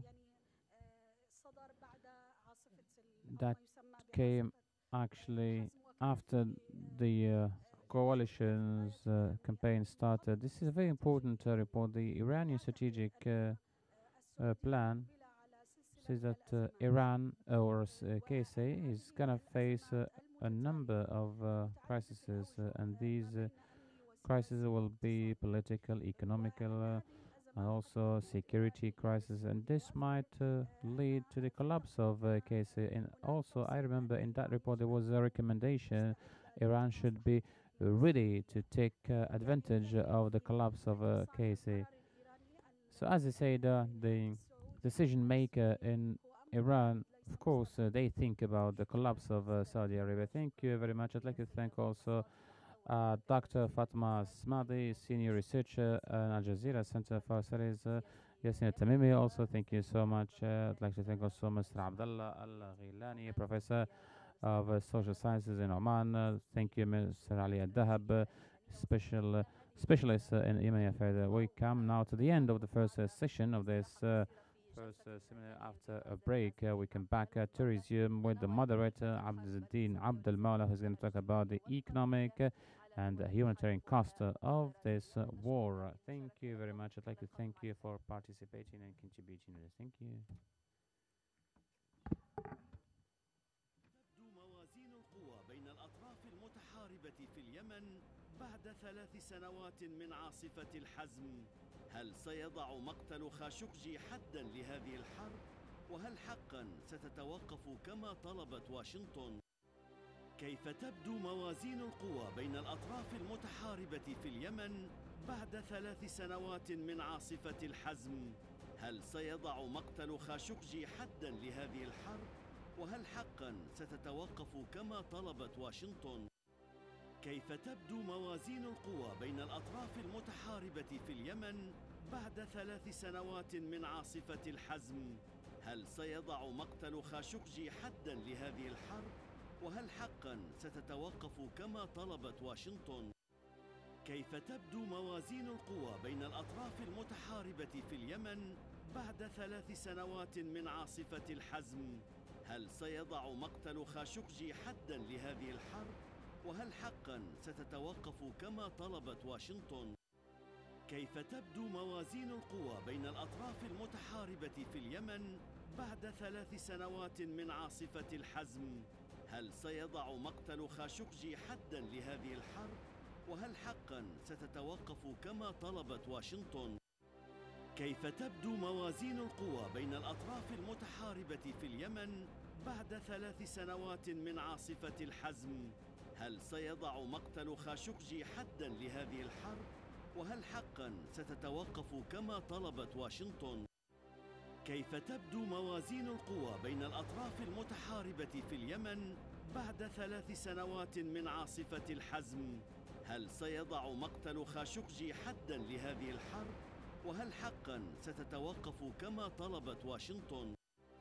كيف تبدو موازين القوى بين الأطراف المتحاربة في اليمن بعد 3 سنوات من عاصفة الحزم؟ هل سيضع مقتل خاشقجي حدا لهذه الحرب؟ وهل حقا ستتوقف كما طلبت واشنطن؟ كيف تبدو موازين القوى بين الأطراف المتحاربة في اليمن بعد 3 سنوات من عاصفة الحزم؟ هل سيضع مقتل خاشقجي حدا لهذه الحرب؟ وهل حقا ستتوقف؟ كيف تبدو موازين القوى بين الأطراف المتحاربة في اليمن بعد 3 سنوات من عاصفة الحزم؟ هل سيضع مقتل خاشقجي حدا لهذه الحرب؟ وهل حقا ستتوقف كما طلبت واشنطن؟ كيف تبدو موازين القوى بين الأطراف المتحاربة في اليمن بعد 3 سنوات من عاصفة الحزم؟ هل سيضع مقتل خاشقجي حدا لهذه الحرب؟ وهل حقا ستتوقف كما طلبت واشنطن؟ كيف تبدو موازين القوى بين الأطراف المتحاربة في اليمن بعد 3 سنوات من عاصفة الحزم؟ هل سيضع مقتل خاشقجي حدا لهذه الحرب؟ وهل حقا ستتوقف كما طلبت واشنطن؟ كيف تبدو موازين القوى بين الأطراف المتحاربة في اليمن بعد 3 سنوات من عاصفة الحزم؟ هل سيضع مقتل خاشقجي حدا لهذه الحرب؟ وهل حقا ستتوقف كما طلبت واشنطن؟ كيف تبدو موازين القوى بين الأطراف المتحاربة في اليمن بعد 3 سنوات من عاصفة الحزم، هل سيضع مقتل خاشقجي حداً لهذه الحرب؟ وهل حقاً ستتوقف كما طلبت واشنطن؟ كيف تبدو موازين القوى بين الأطراف المتحاربة في اليمن بعد 3 سنوات من عاصفة الحزم؟ هل سيضع مقتل خاشقجي حداً لهذه الحرب؟ وهل حقاً ستتوقف كما طلبت واشنطن؟ كيف تبدو موازين القوى بين الأطراف المتحاربة في اليمن بعد 3 سنوات من عاصفة الحزم؟ هل سيضع مقتل خاشقجي حداً لهذه الحرب؟ وهل حقاً ستتوقف كما طلبت واشنطن؟ كيف تبدو موازين القوى بين الأطراف المتحاربة في اليمن بعد 3 سنوات من عاصفة الحزم؟ هل سيضع مقتل خاشقجي حداً لهذه الحرب؟ وهل حقاً ستتوقف كما طلبت واشنطن؟ كيف تبدو موازين القوى بين الأطراف المتحاربة في اليمن بعد 3 سنوات من عاصفة الحزم؟ هل سيضع مقتل خاشقجي حداً لهذه الحرب؟ وهل حقاً ستتوقف كما طلبت واشنطن؟ كيف تبدو موازين القوى بين الأطراف المتحاربة في اليمن بعد 3 سنوات من عاصفة الحزم؟ هل سيضع مقتل خاشقجي حداً لهذه الحرب؟ وهل حقاً ستتوقف كما طلبت واشنطن؟ كيف تبدو موازين القوى بين الأطراف المتحاربة في اليمن بعد 3 سنوات من عاصفة الحزم؟ هل سيضع مقتل خاشقجي حداً لهذه الحرب؟ وهل حقاً ستتوقف كما طلبت واشنطن؟ كيف تبدو موازين القوى بين الأطراف المتحاربة في اليمن بعد 3 سنوات من عاصفة الحزم؟ هل سيضع مقتل خاشقجي حداً لهذه الحرب؟ وهل حقاً ستتوقف كما طلبت واشنطن؟ كيف تبدو موازين القوى بين الأطراف المتحاربة في اليمن بعد 3 سنوات من عاصفة الحزم؟ هل سيضع مقتل خاشقجي حداً لهذه الحرب؟ وهل حقاً ستتوقف كما طلبت واشنطن؟ كيف تبدو موازين القوى بين الأطراف المتحاربة في اليمن بعد 3 سنوات من عاصفة الحزم؟ هل سيضع مقتل خاشقجي حداً لهذه الحرب؟ وهل حقاً ستتوقف كما طلبت واشنطن؟ كيف تبدو موازين القوى بين الأطراف المتحاربة في اليمن بعد 3 سنوات من عاصفة الحزم؟ هل سيضع مقتل خاشقجي حداً لهذه الحرب؟ وهل حقاً ستتوقف كما طلبت واشنطن؟ كيف تبدو موازين القوى بين الأطراف المتحاربة في اليمن بعد 3 سنوات من عاصفة الحزم؟ هل سيضع مقتل خاشقجي حداً لهذه الحرب؟ وهل حقاً ستتوقف كما طلبت واشنطن؟ كيف تبدو موازين القوى بين الأطراف المتحاربة في اليمن بعد 3 سنوات من عاصفة الحزم؟ هل سيضع مقتل خاشقجي حداً لهذه الحرب؟ وهل حقاً ستتوقف كما طلبت واشنطن؟ كيف تبدو موازين القوى بين الأطراف المتحاربة في اليمن بعد 3 سنوات من عاصفة الحزم؟ هل سيضع مقتل خاشقجي حداً لهذه الحرب؟ وهل حقاً ستتوقف كما طلبت واشنطن؟ كيف تبدو موازين القوى بين الأطراف المتحاربة في اليمن بعد 3 سنوات من عاصفة الحزم؟ هل سيضع مقتل خاشقجي حداً لهذه الحرب؟ وهل حقاً ستتوقف كما طلبت واشنطن؟ كيف تبدو موازين القوى بين الأطراف المتحاربة في اليمن بعد 3 سنوات من عاصفة الحزم؟ هل سيضع مقتل خاشقجي حداً لهذه الحرب؟ وهل حقاً ستتوقف كما طلبت واشنطن؟ كيف تبدو موازين القوى بين الأطراف المتحاربة في اليمن بعد 3 سنوات من عاصفة الحزم؟ هل سيضع مقتل خاشقجي حداً لهذه الحرب؟ وهل حقاً ستتوقف كما طلبت واشنطن؟ كيف تبدو موازين القوى بين الأطراف المتحاربة في اليمن بعد 3 سنوات من عاصفة الحزم؟ هل سيضع مقتل خاشقجي حداً لهذه الحرب؟ وهل حقاً ستتوقف كما طلبت واشنطن؟ كيف تبدو موازين القوى بين الأطراف المتحاربة في اليمن بعد 3 سنوات من عاصفة الحزم؟ هل سيضع مقتل خاشقجي حداً لهذه الحرب؟ وهل حقاً ستتوقف كما طلبت واشنطن؟ كيف تبدو موازين القوى بين الأطراف المتحاربة في اليمن بعد 3 سنوات من عاصفة الحزم؟ هل سيضع مقتل خاشقجي حداً لهذه الحرب؟ وهل حقاً ستتوقف كما طلبت واشنطن؟ كيف تبدو موازين القوى بين الأطراف المتحاربة في اليمن بعد 3 سنوات من عاصفة الحزم؟ هل سيضع مقتل خاشقجي حداً لهذه الحرب؟ وهل حقاً ستتوقف كما طلبت واشنطن؟ كيف تبدو موازين القوى بين الأطراف المتحاربة في اليمن بعد 3 سنوات من عاصفة الحزم؟ هل سيضع مقتل خاشقجي حداً لهذه الحرب؟ وهل حقاً ستتوقف كما طلبت واشنطن؟ كيف تبدو موازين القوى بين الأطراف المتحاربة في اليمن بعد 3 سنوات من عاصفة الحزم؟ هل سيضع مقتل خاشقجي حداً لهذه الحرب؟ وهل حقاً ستتوقف كما طلبت واشنطن؟ كيف تبدو موازين القوى بين الأطراف المتحاربة في اليمن بعد 3 سنوات من عاصفة الحزم؟ هل سيضع مقتل خاشقجي حداً لهذه الحرب؟ وهل حقاً ستتوقف كما طلبت واشنطن؟ كيف تبدو موازين القوى بين الأطراف المتحاربة في اليمن بعد 3 سنوات من عاصفة الحزم؟ هل سيضع مقتل خاشقجي حداً لهذه الحرب؟ وهل حقاً ستتوقف كما طلبت واشنطن؟ كيف تبدو موازين القوى بين الأطراف المتحاربة في اليمن بعد 3 سنوات من عاصفة الحزم؟ هل سيضع مقتل خاشقجي حداً لهذه الحرب؟ وهل حقاً ستتوقف كما طلبت واشنطن؟ كيف تبدو موازين القوى بين الأطراف المتحاربة في اليمن بعد 3 سنوات من عاصفة الحزم؟ هل سيضع مقتل خاشقجي حداً لهذه الحرب؟ وهل حقاً ستتوقف كما طلبت واشنطن؟ كيف تبدو موازين القوى بين الأطراف المتحاربة في اليمن بعد 3 سنوات من عاصفة الحزم؟ هل سيضع مقتل خاشقجي حداً لهذه الحرب؟ وهل حقاً ستتوقف كما طلبت واشنطن؟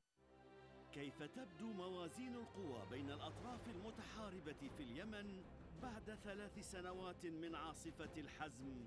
هل سيضع مقتل خاشقجي حداً لهذه الحرب؟ وهل حقاً ستتوقف كما طلبت واشنطن؟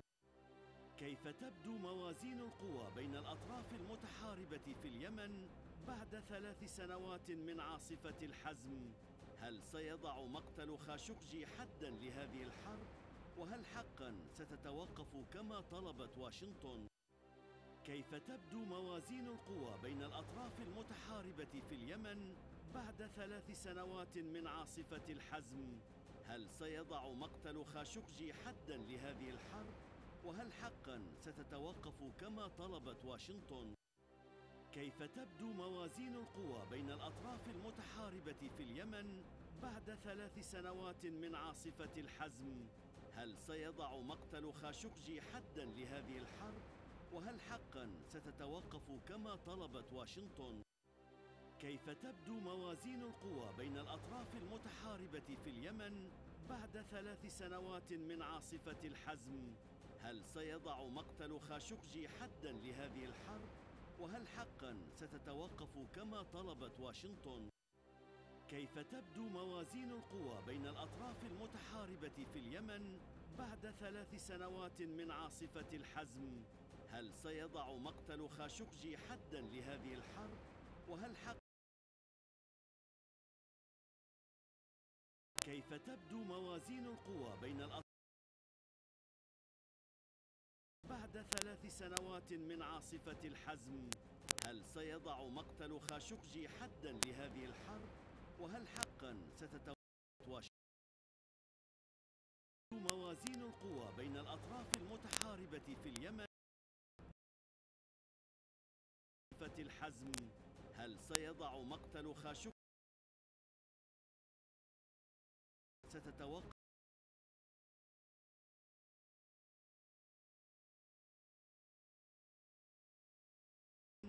بعد 3 سنوات من عاصفة الحزم؟ هل سيضع مقتل خاشقجي حداً لهذه الحرب؟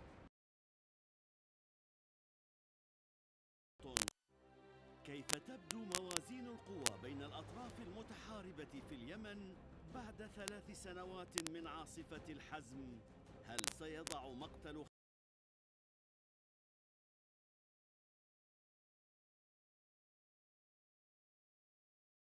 موازين القوى بين الأطراف المتحاربة في اليمن بعد 3 سنوات من عاصفة الحزم؟ هل سيضع مقتل خاشقجي حداً لهذه الحرب؟ وهل حقاً ستتوقف كما طلبت واشنطن؟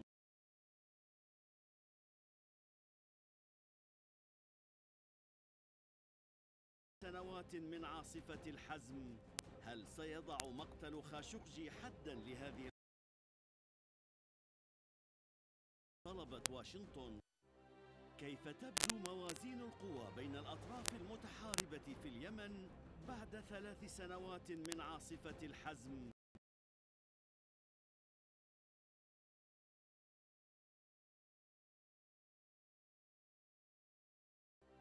كيف تبدو موازين القوى بين الأطراف بعد 3 سنوات من عاصفة الحزم؟ هل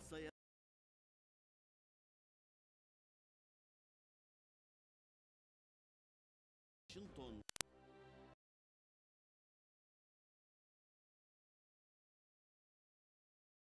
سنوات من عاصفة الحزم؟ هل سيضع مقتل خاشقجي كما طلبت واشنطن؟ كيف تبدو من بعد 3 سنوات من عاصفة الحزم؟ هل لهذه الحرب؟ وهل حقا ستتوقف كما طلبت واشنطن؟ كيف تبدو موازين القوى بين الأطراف المتحاربة في اليمن بعد 3 سنوات من عاصفة الحزم؟ خاشقجي حداً لهذه الحرب؟ وهل حقا ستتوقف كما طلبت واشنطن؟ كيف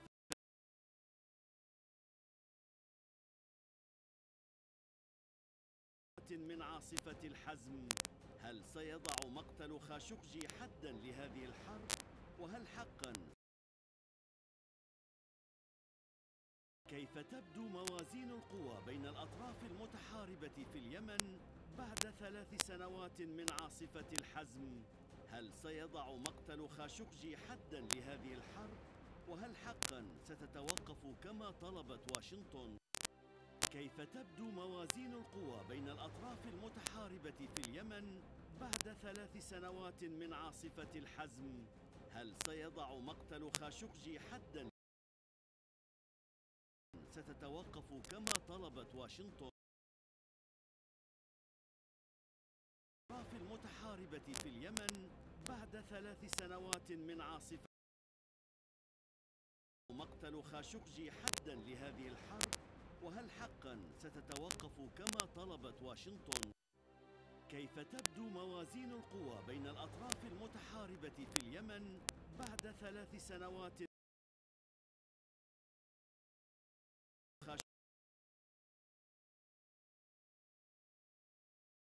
طلبت واشنطن؟ كيف تبدو موازين القوى بين الأطراف المتحاربة في اليمن بعد 3 سنوات من عاصفة الحزم؟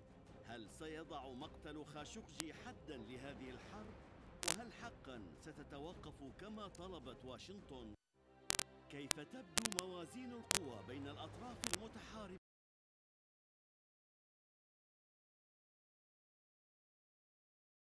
مقتل خاشقجي حداً لهذه الحرب؟ وهل حقاً ستتوقف كما طلبت واشنطن؟ كيف تبدو موازين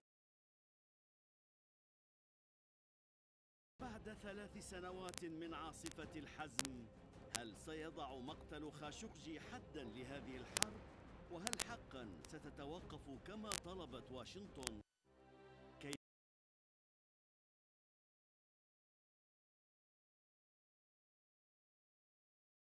الحزم؟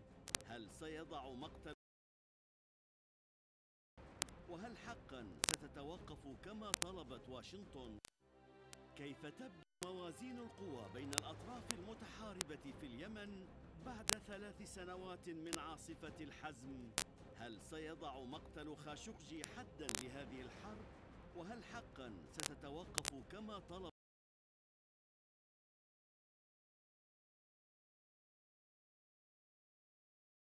بعد 3 سنوات من عاصفة الحزم، هل سيضع مقتل خاشقجي حدا لهذه الحرب؟ وهل حقا ستتوقف كما طلبت واشنطن؟ كيف تبدو موازين القوى بين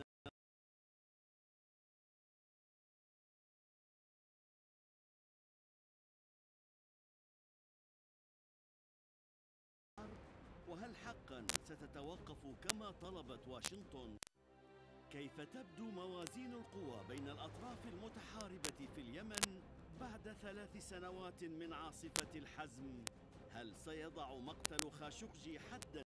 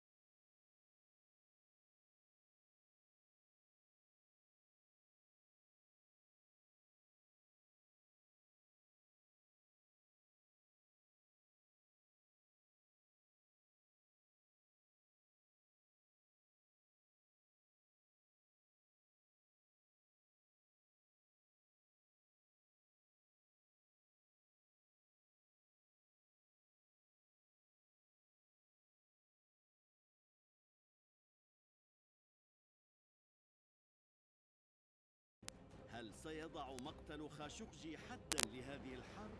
وهل حقا ستتوقف كما طلبت واشنطن؟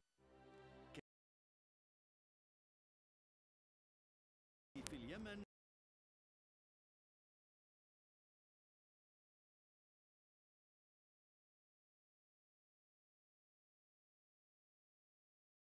طلبت واشنطن. كيف تبدو موازين القوى بين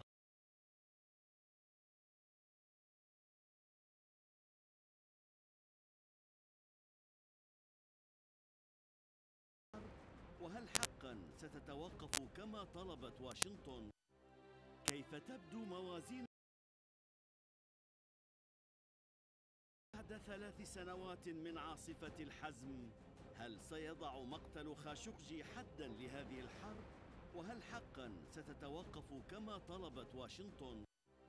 كيف تبدو موازين القوى بين الأطراف المتحاربة في اليمن بعد 3 سنوات من عاصفة الحزم؟ هل سيضع مقتل خاشقجي حدا لهذه الحرب؟ وهل حقا ستتوقف كما طلبت واشنطن؟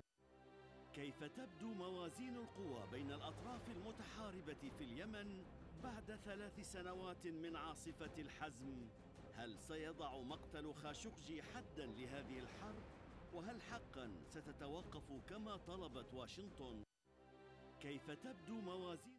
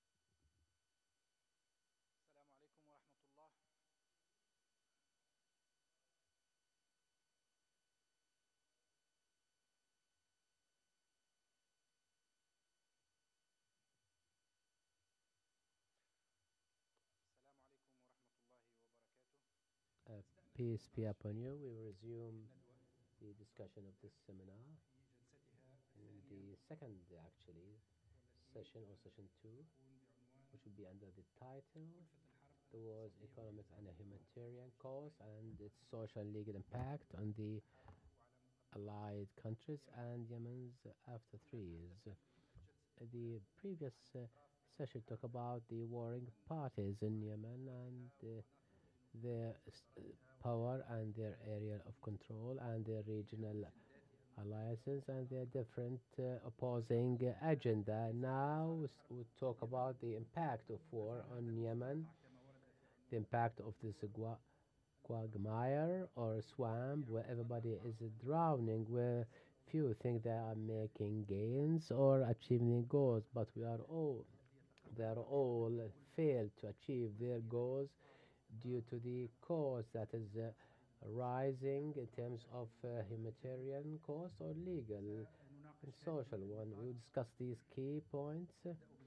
We start talk about the economic cost, and then we talk about the social and legal impact for what's happening in terms of the international law and the human rights related organizations, why this law, how the law can contribute to the halt of this world, where so many activities were described as a war crime. We will address all these elements in this session. We would like to introduce our speaker, Dr. Tawfiq Al-Hamidi, Chairman of SAM for Rights and Liberties in Geneva, and he is the Director of the Legal Department of Yemen Atomic Agency, and he's the Vice Chairman of the Legal Department of the Ministry of Education. He holds a higher diploma from St. Clements University from Britain, and he works as a lawyer in Yemen. And he works for different human rights organizations like Sana'a Center for Rights.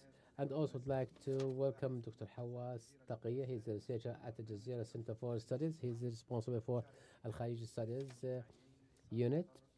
We have actually authored a number of books.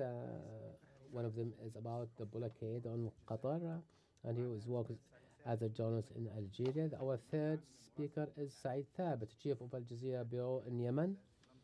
He works in a number of newspaper in Amman, Abu Dhabi, and he is the head of the office in Yemen since 1992 to 2009. He contributed to the establishment and auditing of a number of newspapers since 1990 till 1994. He was elected as head of the Yemeni Journalist Syndicate, and he is a founder of a number of organizations like Yemen Journalist Syndicate. Also, would like to welcome Dr. Salih Al-Hazibi. He's a Yemeni academic at Qatar University who is interested in following Yemen's affairs, and he authored a number of books as well as the developed number of reports and published a number of literatures.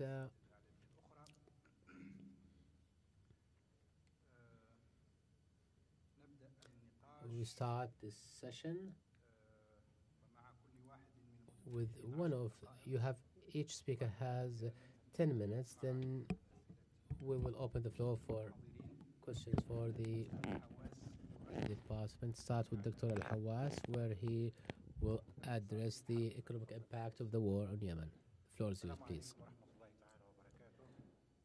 Peace be upon you all. Thank you, Mr. Chairman. I will address this topic from three key themes. The economic cost is what's happening right now will lead to political settlement, where I will try to show that it will not lead to economic settlement that will serve as a framework that is parallel to economic development. As Dr. Ghilai said, that humanitarian aspect is not the root cause for the current crisis, where the balance of powers will not lead to a settlement that will at least meet the minimum requirements of the warring parties. So may look like Libya, where there'll be a cold war where each party will start to drain, or it's like a war of attrition actually between different warring parties, and the humanitarian cost will be immense. The second theme, the economic cost, according to its measurement in terms of opportunities. I will also provide you with some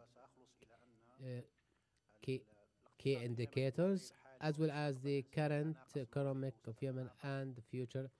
We will witness a decrease in its resources, where the parties will fight over these resources, and the conflict will intensify between different parties, as we'll see in Libya. Yemen will mirror Libya actually. It will be a reflection for what's happening. Will it lead to a settlement? No, because there is no motive or incentive for Saudi Arabia. Saudi Arabia's situation is far worse before the start of the war. They will actually dedicate their achievement at the political level, where they will play a major role in any future government, as well as they will also keep their weapons. We will have another Hezbollah, but this one going to be Yemeni Hezbollah that will play a major and effective political role, where it sometimes can practice a veto, as well as to be militarily independent. Emirat also, there's nothing to motivate Emirat to reach a national settlement due to the Houthis' effective role and the north of Yemen. This may push forward to witness the cessation of the south of Yemen, or independence of south of Yemen. That's why none of the parties is motivated to reach this settlement. That's why the humanitarian aspect will be actually get improved, but eventually witness a cold conflict between these parties, either to achieve gains. With respect to the economic cost, I will give some indicators. According to the humanitarian index, it's 168 worldwide.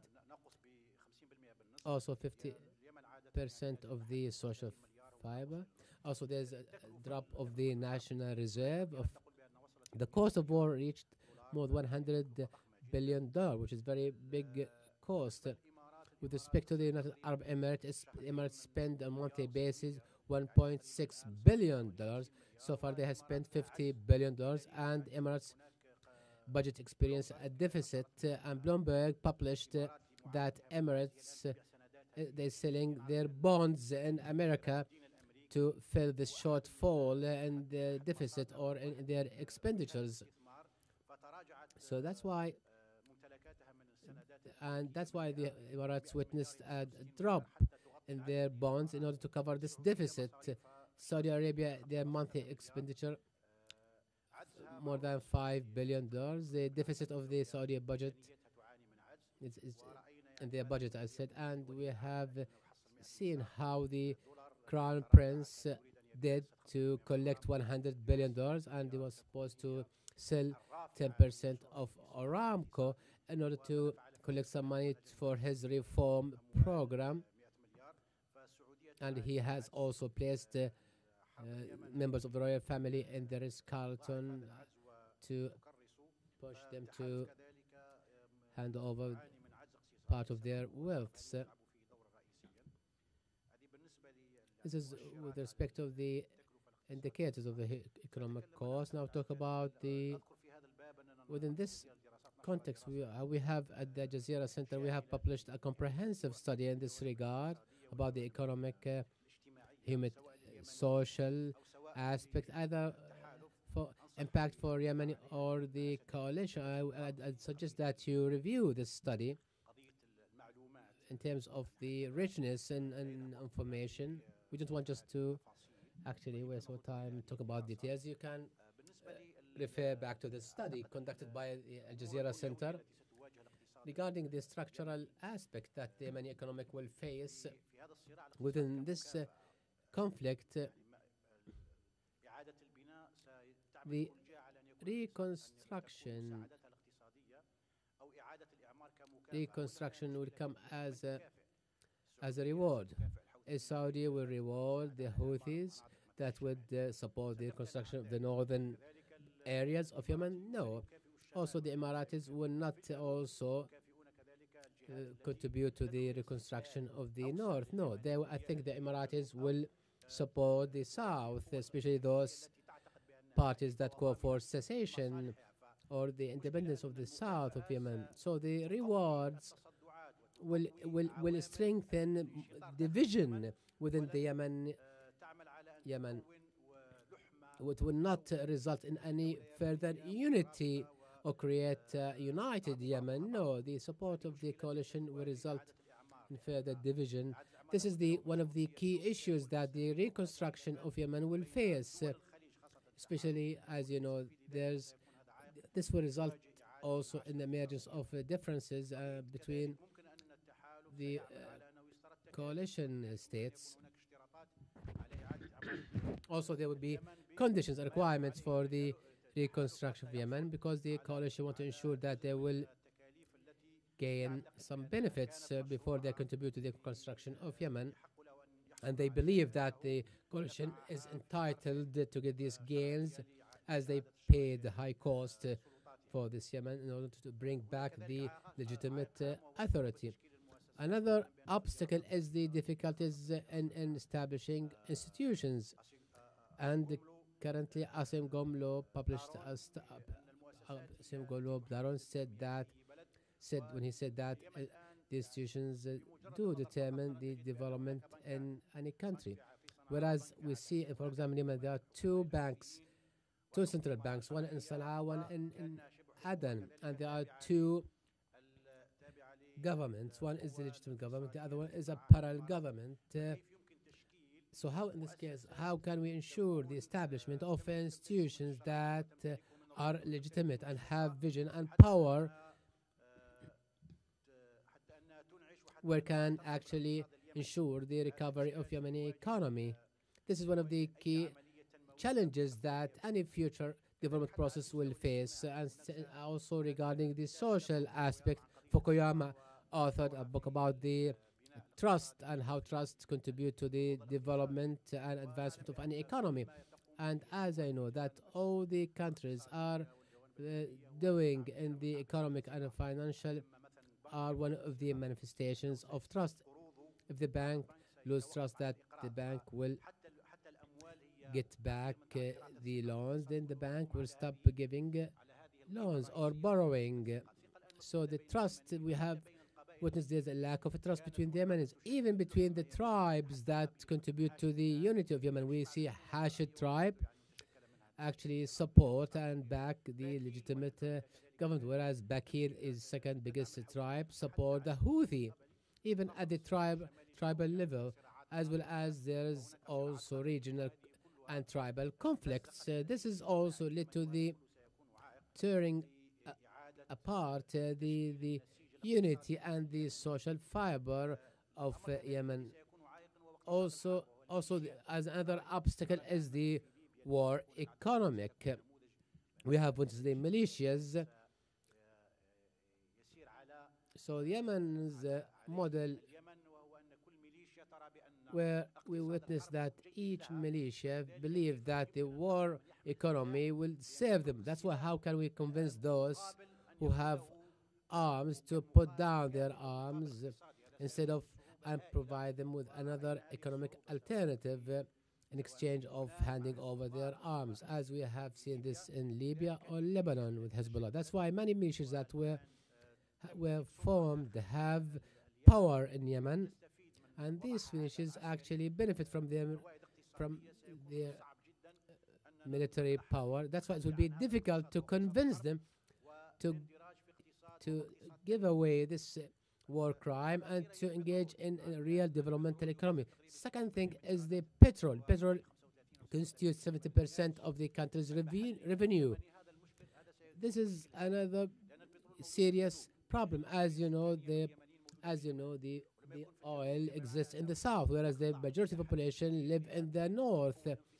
If the oil is in the south, this means that this will be under the power and the influence of the people of the south. At the same time, we will witness that there is a drop in the oil prices.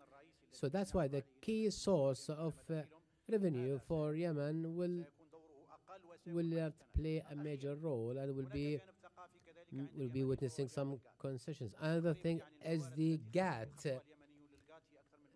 The sources actually allocated for planting GAT is more than other kind of food plantation.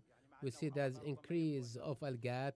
It's a narcotic, but ironically, this is actually drain much of the resources of the Yemen, where they're 90% they import their food. But in spite of this, spite of the shortage of their sources and rich, and they spend a lot of money and sources on al-GAT, whereas it would be better that they have directed these sources for planting food. You left us with the GAT. It has economic impact as well as social impact. Dr. Hazem will talk about other aspect of the cost of the war in Yemen, where he'll focus on the social aspect in this time.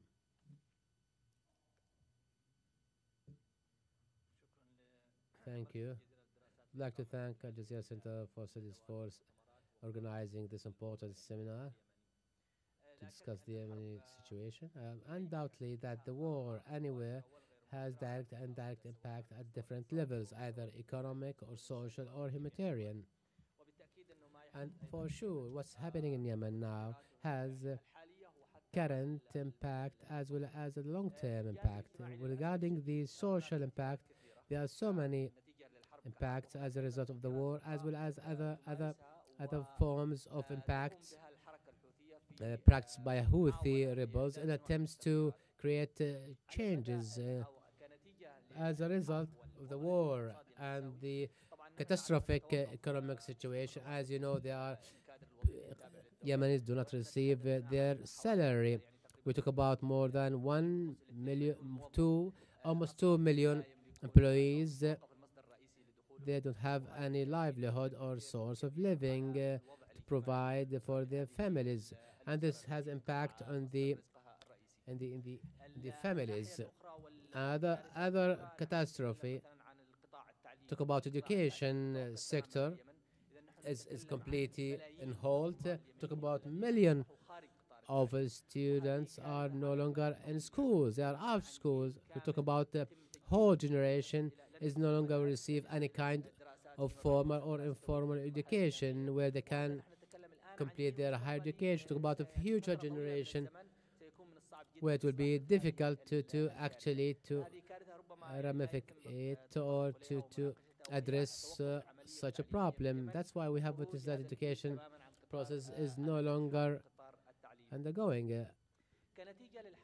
As a result of the war and due to the absence of the state either in the area of it's under control, we have witnessed that Yemen became an area where an area for drug trafficking, and this is known to everybody. Became a drug corridor. Actually, this is also has a social impact at the long term. It's one of the manifestation of this crisis. Also, the war has victims like widows, orphans. They will live in abnormal conditions, and this is one of the actually social repercussions of the war. On the other hand, the Houthi militia do many practices that resulted in a rift in the Yemeni community by highlighting the sectarian conflict.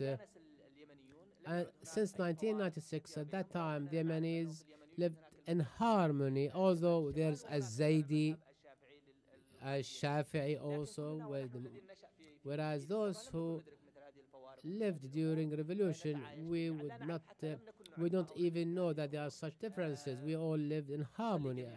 We all pray in the same mosque. We would have such difference. Once the Houthi took Sana'a, then we have witnessed that they have controlled the mosque and tried to promote a certain creed or certain ideology. So of course the Houthis tried not to show this kind of impact. Also, although there's attempts to address this rift in the future, the Houthi, on the other hand, try to shed the light on their ideology and to create some kind of, also try to revise the school curriculum in attempt to shed the light on this dimension. Also, there is the dynasty dimension, has been stated before, about the Hashemite. So many people may be not aware that the Houthis is based on Hashemite.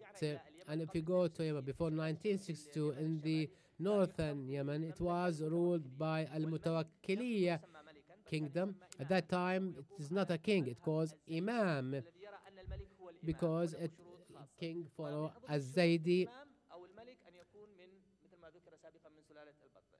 and he's also he transcends from Al-Hasan al-Hussein.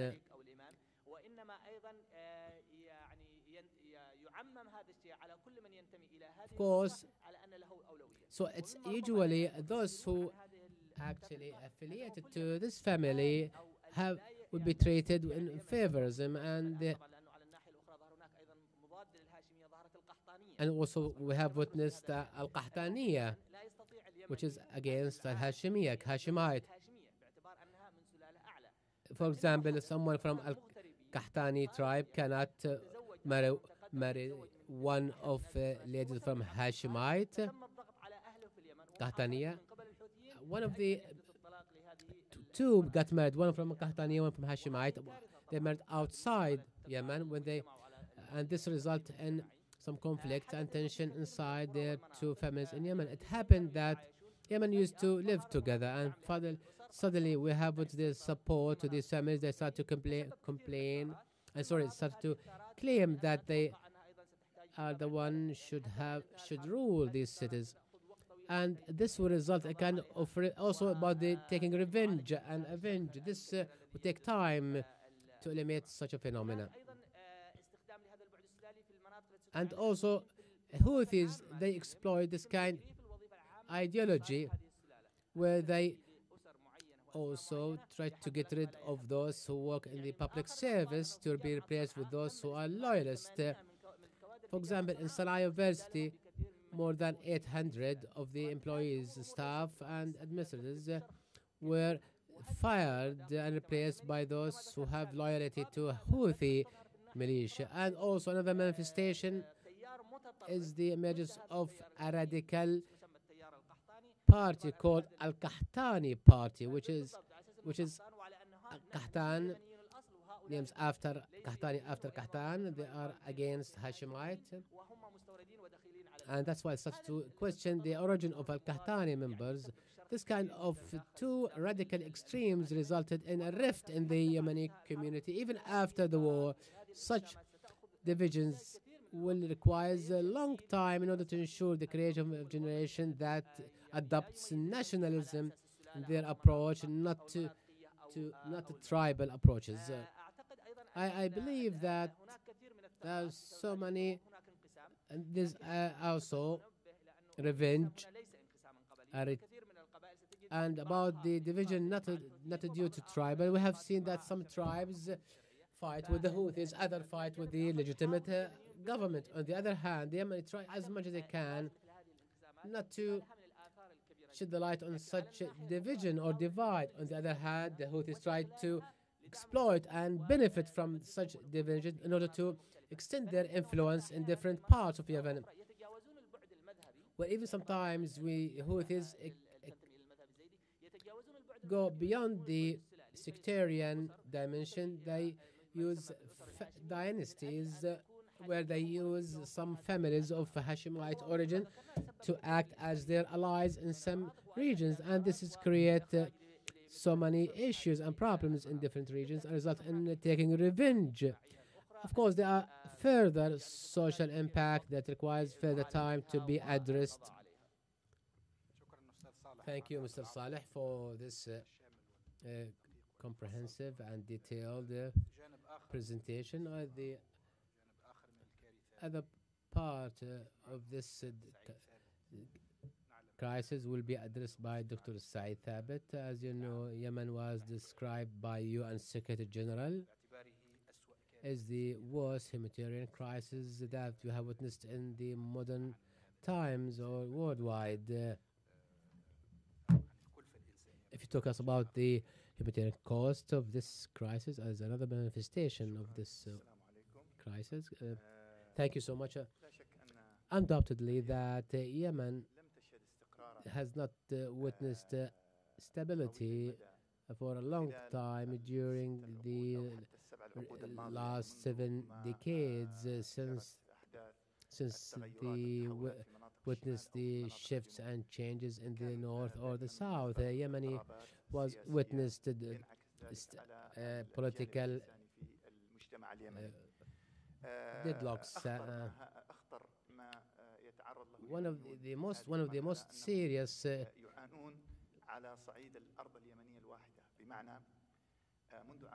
the most serious actually troubles that Yemen is facing is what we are seeing nowadays.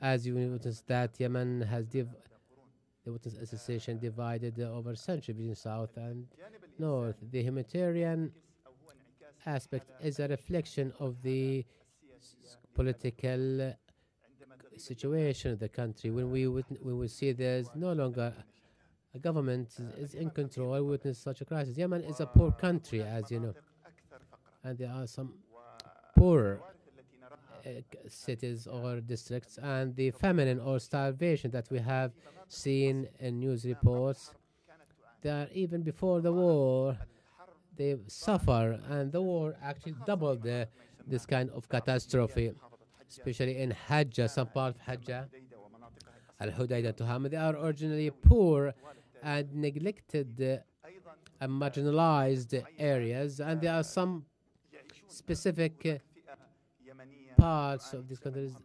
There are some Yemeni called the marginalized Yemeni. They don't have housing or proper housing. The country did not offer to provide them with the decent life conditions. That's why during the war we have witnessed the emergence of this catastrophe. Of course, there's humanitarian cost. It's almost 4 years since the beginning of this war, and the victim of the war, according to UN, about 62,000, according to UN office, 9,000, more than 9,000 killing, and this is actually below the real figures.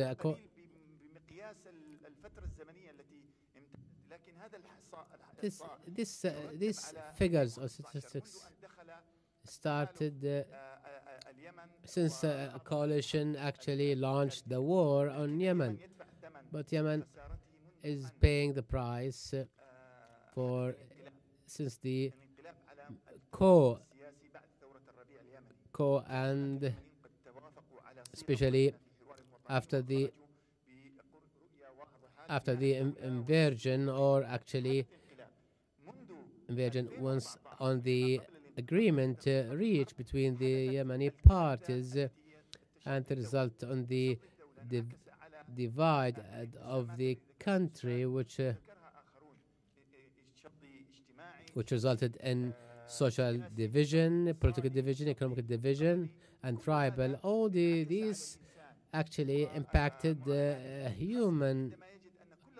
And once we see that there are no longer services provided for people because there's no government, no medical care, no school, no financial sources. That's why the coalition came to bring back hope to Yemen, but we were surprised to see that the areas that were liberated, the crisis exacerbated, and we have witnessed the increase and aggravated increase of division, and also the outcome of the national dialogue were refused by the Saudi Arabia. Also, we have witnessed there's encouragement of creation, emergence of small entities at the expense of the unity of the whole country. In 1967, there was no Yemen. There was 23 Yemens. Until 1967, there was 23 political entity in Yemen, and each part of Yemen has their own flag, constitution, and army. All in the south, 23 country, you can say, or state, or emirates.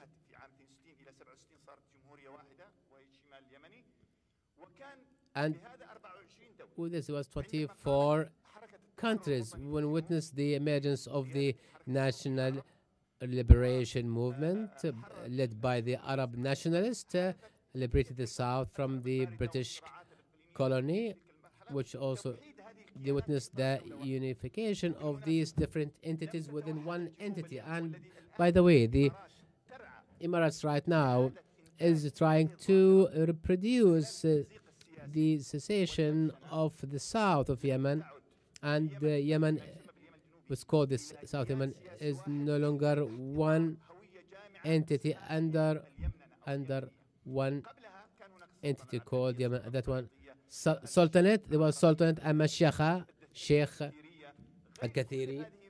All these different sultanates and emirates, they were not recognized by international community, but they have some kind of rule. And the founders of the south of Yemen, they realize the gravity of this geographical identity. That's why when this divided the new country, not divided according to the administrative or geographical basis, but according to figures or numbers. They were divided into 1, 2, 3, 4 governorates, not Lahaj or Shabwa or others. No, they realize if they establish a country, to be unified, we should not pay attention to the small geographical identity. Whereas nowadays the coalition came to Yemen, they realizes that part of its agenda, they don't want Yemen to have one land. Even for the south, they want to turn apart and to divide Yemen into different political entities. And that's why if people no longer trust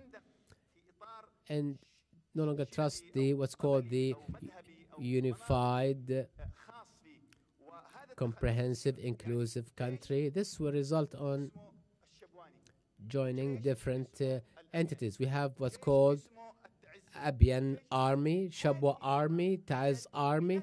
These are manifestation for the Yemen before 1967. That's why the gravity of what's been committed by the coalition is not hunger or famine.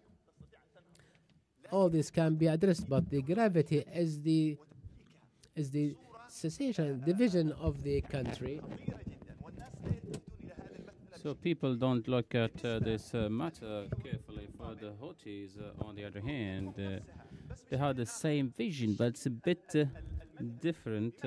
It's more sectarial.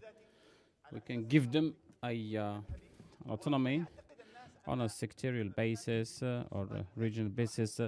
The doctor must have asked an important question. Do they have this popularity? By the way, the Houthis and the Arab coalition do not want to decide the situation. So they want to restructure Yemen and to bring it back to the previous situation, which was, the situation of having many states and many countries side by side. This famine is only part of the crisis. 3 days ago, in a small village, Haraz, near Ta'az, in Jabal Habashi, 5 homes were exploded. So we hear about Palestine, that homes and the houses of resistance are exploded, and we consider that as a war crime. And this was done by the Houthis. So the coalition is striking from the air, and the Houthis are striking on the ground, and the Yemenis are caught in this crossfire. Therefore, overcoming the humanitarian crisis in Yemen needs one thing, which is recovering the national identity of the nation and overcoming of also sectarianism backed by the Houthi, by the Iranians, and also stopping the bombings of the coalition from the air. And this requires also that all Yemenis unite around one vision, which is Yemen will not prosper unless there is a unified state and country. Thank you. Thank you, Mr. Said.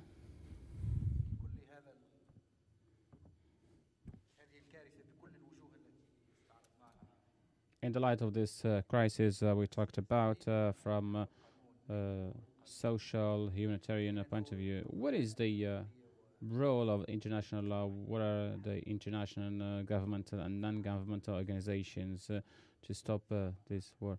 So we give you the floor to tell us a bit about this. Peace be upon you. First of all, I'd like to thank Al Jazeera Center for Studies for hosting this meeting and this important exchange in this regard, especially in this exceptional circumstances of Yemen, humanitarianly speaking, securities-wise speaking, and before talking about the legal and human rights side, first of all, I'd like to put some headlines before that so we can see the whole human rights scene in Yemen. First headline, the human rights scene in Yemen is an extension since of extension of the spring, Arab Spring, as the previous government of Abdullah Saleh adopted the security solution to deal with the population, and that was escalating, or the escalating of this situation was ongoing since the coup on 21st of September, and it increased after 18th of March 2018 after the Arab coalition intervened without any legal or ethical guidelines. The second headline, Al-Houthi militia, after the coup against the Yemeni state, the Houthi was unable to become a state and kept on dealing with the Yemenis as a criminal gang or group.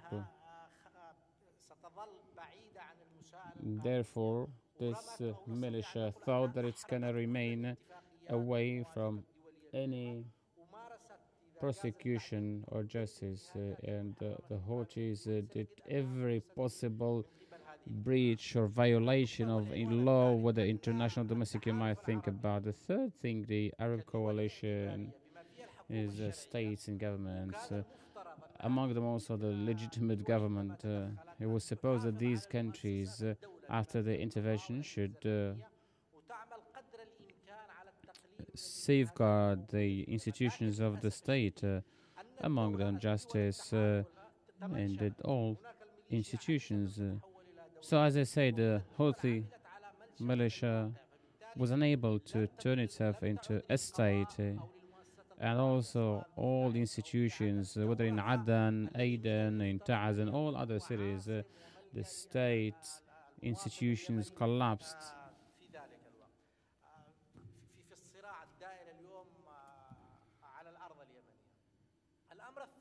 The third aspect I want to talk about, which is also very important, the international community for a certain time was looking without any reaction, was looking at what's going on in Yemen, and the intervention or the reaction came only in the recent time. There were some very modest attempts, among them the blacklist, and also there were some reports and so on, but the report which represented the turning point is actually the report of experts belonging to the United Nations High Commissioner for Human Rights. That was really the report which led us to the turning point, and this drew the attention of the international community to what's going on in Yemen. But unfortunately, the international community did not look into the roots of the problem. The problem is not only about famine, about beans and peas and bread and so on, but it all started in 2011 with the Arab Spring and also the coup led by the Houthis. The battle going on today in Houthis is described, internationally speaking, according to Geneva Agreement and its third paragraph. It says that it's an internal conflict. And all subsequent reports, and among them the report of experts say that it's also an internal conflict, but it was also a turning point. If we want to talk in numbers about what's going on in Yemen, these are only a sample, but it does not provide a full picture.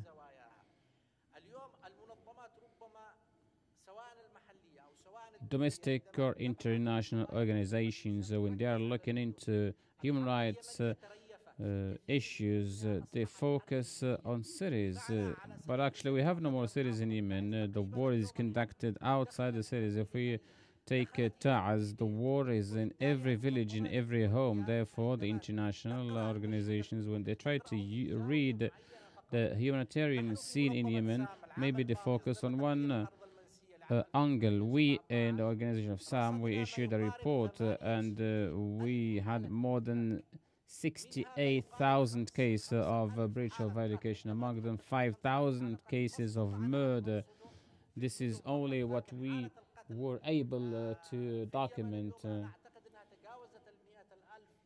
The murder or dead cases in Yemen is for sure over 100,000 because we don't have instruments and tools for documenting different injuries, the mines, airstrikes and so on. In 2017, the Arab coalition overcame the Houthis in numbers of this. In 2017, the Arab coalition had more than 150 mistakes. This means around 45% of all operations of the Arab coalition. Add to that, the drones operations, the extremist groups operations, and the Houthi operations. So the humanitarian side or aspect on the Yemeni scene is really dark. We have also around 18,000 detainees in 2017. Around 4,000 new detention cases, and we cannot say that these are final figures or numbers. There are many secret jails present in the south, and the Houthis they have more than 400 jails, and these jails are mobile, and these jails are detention centers, have no documentation or lists of the names of detainees. The detainees in these jails are mainly politically active, and we recorded more than 100,000 cases of torture. The people tortured cannot get a certificate of burial, and they cannot even have a burial ceremony, and some are buried with the presence of one or two persons, and maybe some military personnel of the Houthis. And maybe the story of the lady who was killed with her son was a clear witness of what I was trying to explain and describe. The mines is a big catastrophe and challenge in Yemen, and this is a serious breach and violation of the agreement of Ottawa. Now we have more than 1 million mines. There are no clear maps to localize the position and location of these mines, and there is no response from the responsible militias. From time to time, the rain is uncovering some of these mines. The new mines were developed. Mr. Saeed said also up to now there is not a single clear report related to the number of homes that were exploded, but we in the organization of somewhere working on a report up to now with documents around 800 homes that were exploded. These homes belong to different members of society with their normal citizens or politicians. So the cost is more than 100 Yemeni billion. The families which are now homeless are still homeless, and the Arab coalition, after its intervention, it had no humanitarian plan to contain the situation. Also, the military airstrikes of the coalition, they targeted more than 20,000 homes, and there is also a statistic of people who lost a lot of their property. The Yemeni family today is suffering a lot, whether we talk about the killing or maybe Taz is one of the provinces suffering most. The women are targeted by snipers. Children also, more than 35 children were killed by snipers, and this was premeditated killing. Let alone the mines in different neighborhoods and downtowns.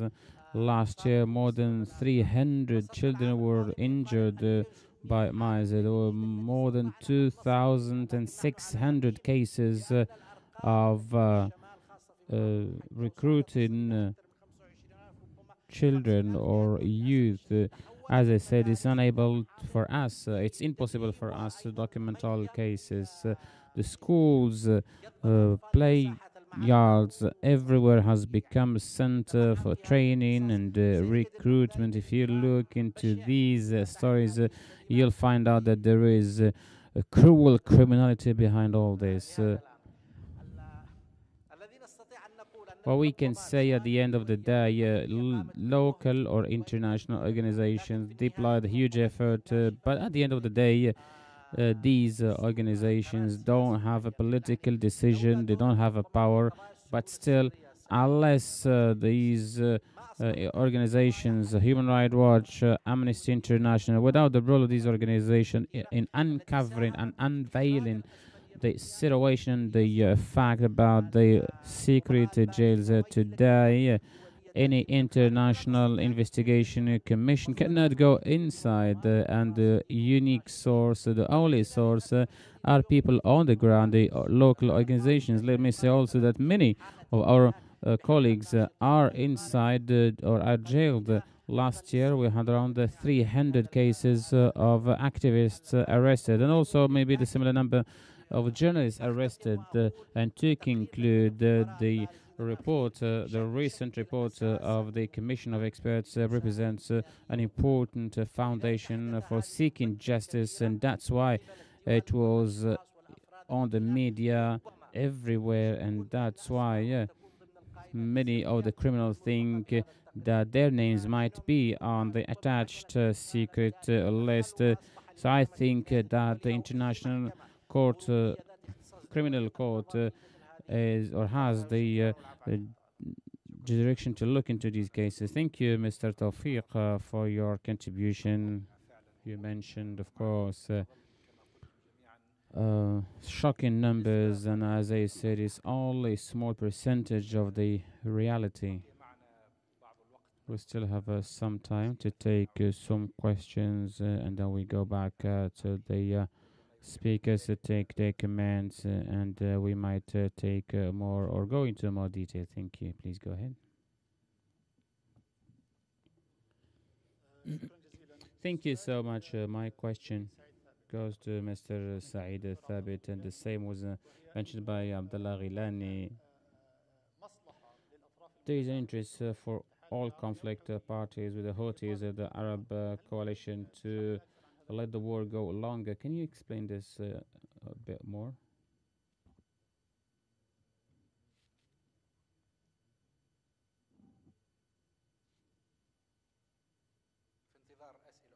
Waiting for more questions. We take first of all this answer. Thank you so much. It goes without saying that the war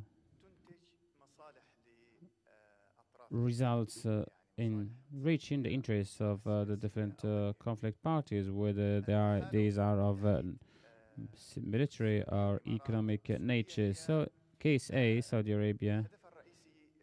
Case A's main objective is to create a secure and safe border pocket in Yemen, and throughout its history, it was never cooperating with the Yemeni government. It was only working with specific personalities, both through what we call the special committee,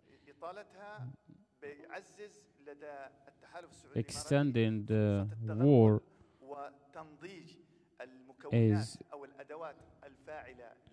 going to lead, of course, to see more killing, more destruction, and these countries will try to reach and fulfill their objectives.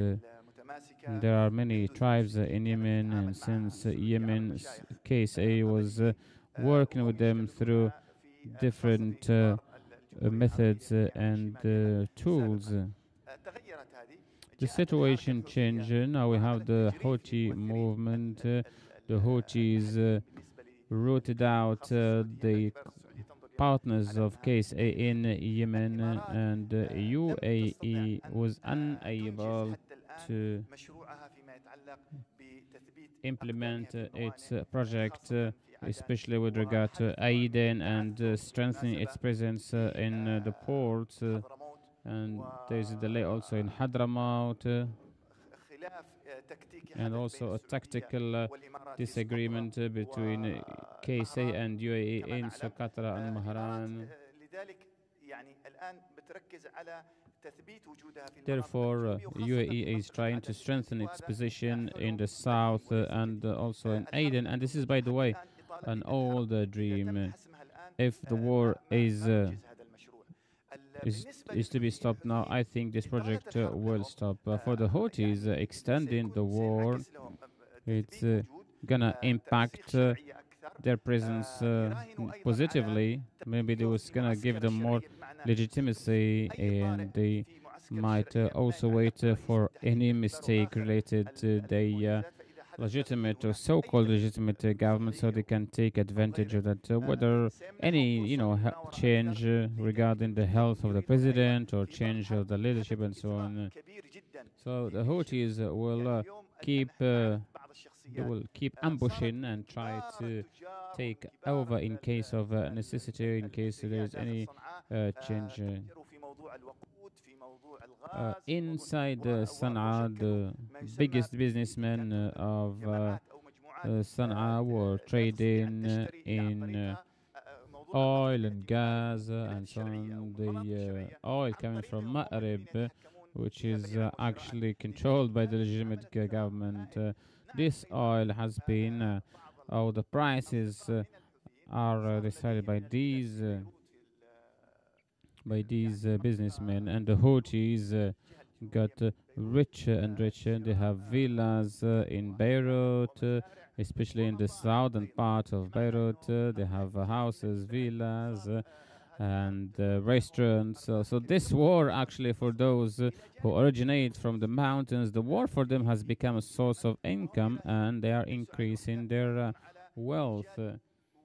So the Houthis are not betting on unity, but are actually looking for strengthening their position in the north and also getting an access to the sea through port. Thank you. Dr. Fatima.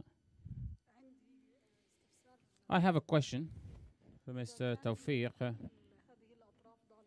If you think that all these parties are involved in violations and breaches, and some of them are actually war crimes, my question, which institution can sue, legally speaking, all the criminals and responsibles of all these crimes?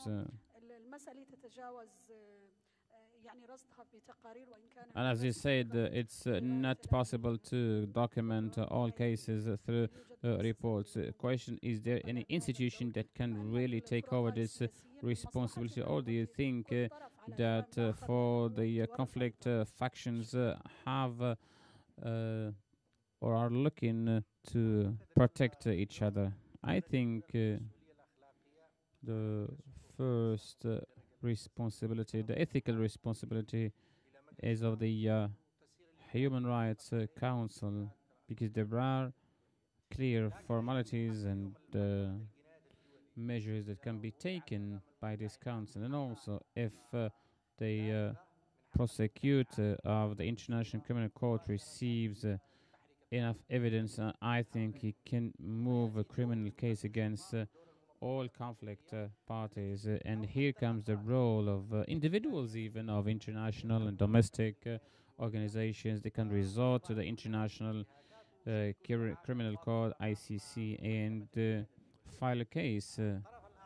The other or the second party, and I think there is a movement starting to crystallize. A number of lawyers in UK and France, they started communicating with some victims to bring about a case in special courts which have an international nature, such as those in France and UK. And I think this is the closest and easiest pattern, and maybe we might see in the coming months cases being filed against the conflict parties. And I think this is the closest way to work for individuals and organizations. The UN issue maybe is an object of political interest and conflict and so on.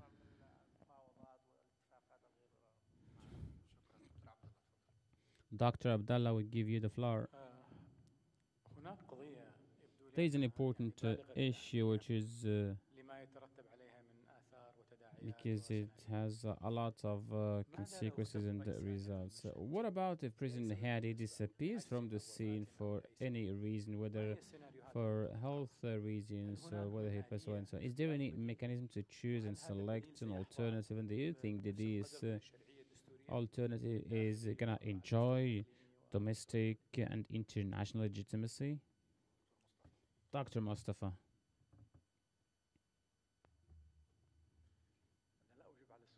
I don't wanna answer this question. I'm gonna ask a question as well. You all know that terminology is very important. Maybe sometimes we're using unclear terms, and this might impact our understanding of the situation. This might also guide our understanding, our analysis. And among what we hear in different occasions, there's a term which is the Arab coalition. Which Arab coalition are we talking about? If we suppose that we take UAE and KSA from the Arab coalition? Is there going to be any coalition, any Arab coalition? So why are we using an unprecise term? So we know that there are Sudanese soldiers dying there, but where is Sudan from this coalition? There are actually only a few of this conflict. In my opinion, the precise term to be used, I don't know if we can agree, but actually it's the Saudi Emirati coalition. That's it. Actually, we are given here actually a legitimacy, an Arab legitimacy. Where are the other Arab countries? We have only KSA and the UAE. So it's better to use precise and clear terms. Of course, there are other terms used by mistake or maybe intentionally with regard to what's going on in Yemen, in Syria, and so on. There are a lot of numbers and a lot of terminology which is actually not reflecting the real situation. And these terms are not really precise. Thank you. Thank you, Dr. Mustafa. In the name of God, the most compassionate, the most merciful. My question goes to Mr. Said, the sectorial issue. We have Sunnis, we have Zaydiyya in Yemen, also we have Anwamiyya coming from the Zaydiyya, and we have, the 12 groups of the Shia, something new. Maybe there was development in this regard, and the Zaydiyya are closer to the Sunnis. That's why we didn't see any sectorial issue in Yemen due to this close relation between the Zaydiyya and the Sunni. But with the presence of the Itna Ashari, or the 12 groups, I think this fueled the conflict. But I don't know for sure, but I didn't see any sectarism in this regard. On the contrary, many of the Zaydi tribes fought with the Houthis, and the evidence, the Houthis are not so powerful to control huge parts of Yemen, which are very important, or the useful Yemen, if we can call it useful Yemen, without the support of such tribes in those areas they are controlling. And at the same time, I didn't see that KSA tried to use the sectoral part to fight the Houthi. Thank you. I didn't understand what did you mean by Yemen al-Mufid or the useful Yemen. Well, what I wanted to say, actually, the Houthis control the large. Well, this is my own term. I mean, so I mean that the area they control in is highly populated, densely populated. That's why. So the question goes for Mr. Said. The floor is yours, Mr. Said. If you want to answer this question, go ahead.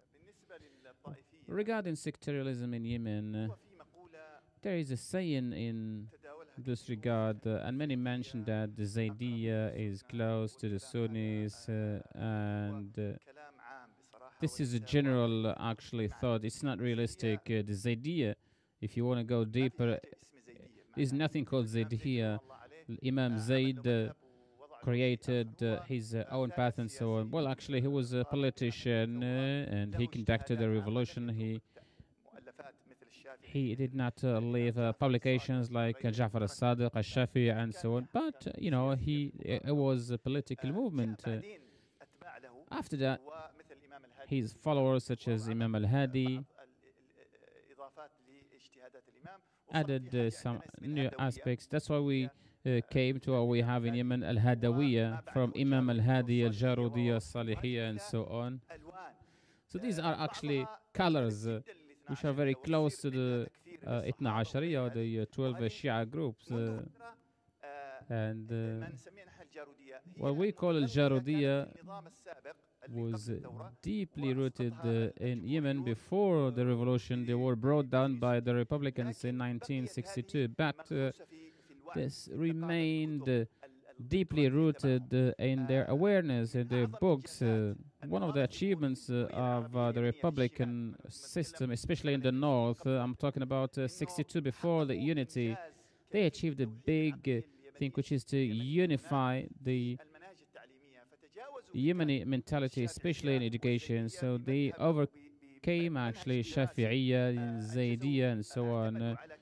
So they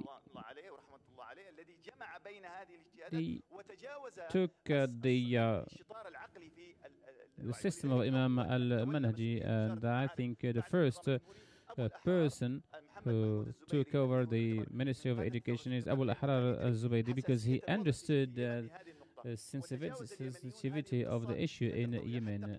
So therefore, the revolution changed the situation. The Saudis in 1962 supported the Zaydiyya, and they fought 7 years in Yemen, and they insisted for recognizing the Republican regime under the auspices of King Faisal. I don't want to mention Ibrahim al-Shami and many names who were very close to the Saudi regime. So there was a division within this camp. The revolutionary stream was closer to the Iranians, and the reformists were close to the Saudis. And afterwards, after Hussein Badr al-Din al-Houthi came, we saw two streams, Majd al-Din al-Mu'ayyidi and Badr al-Din al-Houthi. So two streams, one Saudi and one Iranian stream. And that's why we saw this division. Actually, there is no intellectual battle in Yemen, but it's a political battle. Imam Zayd, as I said, was a politician, but they say power and governing and state belongs to us. It's something hereditary.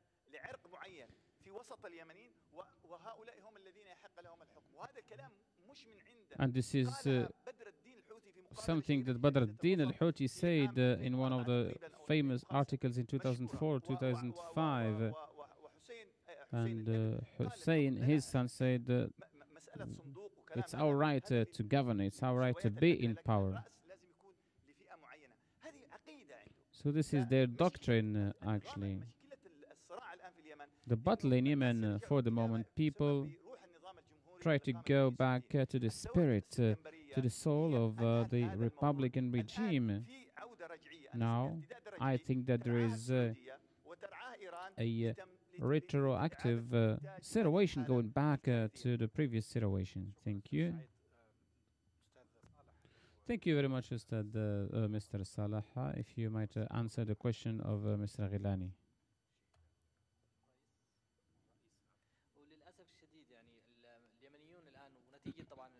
Unfortunately, now also the political elite, the legitimate government are close to KSA. And it makes it also difficult for us to answer this question, and even it leaves the whole national project pending. Constitutionally speaking, the president is not in Yemen. Maybe this might be said in normal cases when you have stability and so on. Ali Muhsin al-Ahmar is the vice president. I don't know if there is also a consensus on Ali Muhsin al-Ahmar domestically and internationally. We don't know if Abdul Mansour Rabbu Hadi really has legitimacy. This is one of the focal questions for which we don't have, unfortunately, any answer right now. And political elite and the legitimate government are both responsible for this situation. You have a comment? Yes, I have. Very briefly, please. According to the constitution, power is not going to the vice president, but it will go to the president of the parliament. This is something created by Ali Abdullah Saleh after 1994. And this has never been part of the constitution, but it was meant to reach some regional or local settlements. If the president passes away, normally this goes to the Parliament, Sana. So let us focus on this session. We don't want to move to the topic of the third session. You have 1 minute if you want to add something regarding the sectorial dimension. My colleague spoke about it and said that KSA in its relation with Yemen did not take into consideration the sectorial issue, but the interests actually the KSA was trying to block the Republic and the Imama of Zaydiyya and so on. And also domestically speaking, we know that Ali Abdullah Saleh is Zaydi and he fought the Houthis 6 wars and he worked with the Shawafa, with the reformists, and after he saw that it was able to get power through coalition with the Houthis, he came back again, but in his he did not define his behavior clearly, so he was following his own interests and not his identity, which is Zaydi.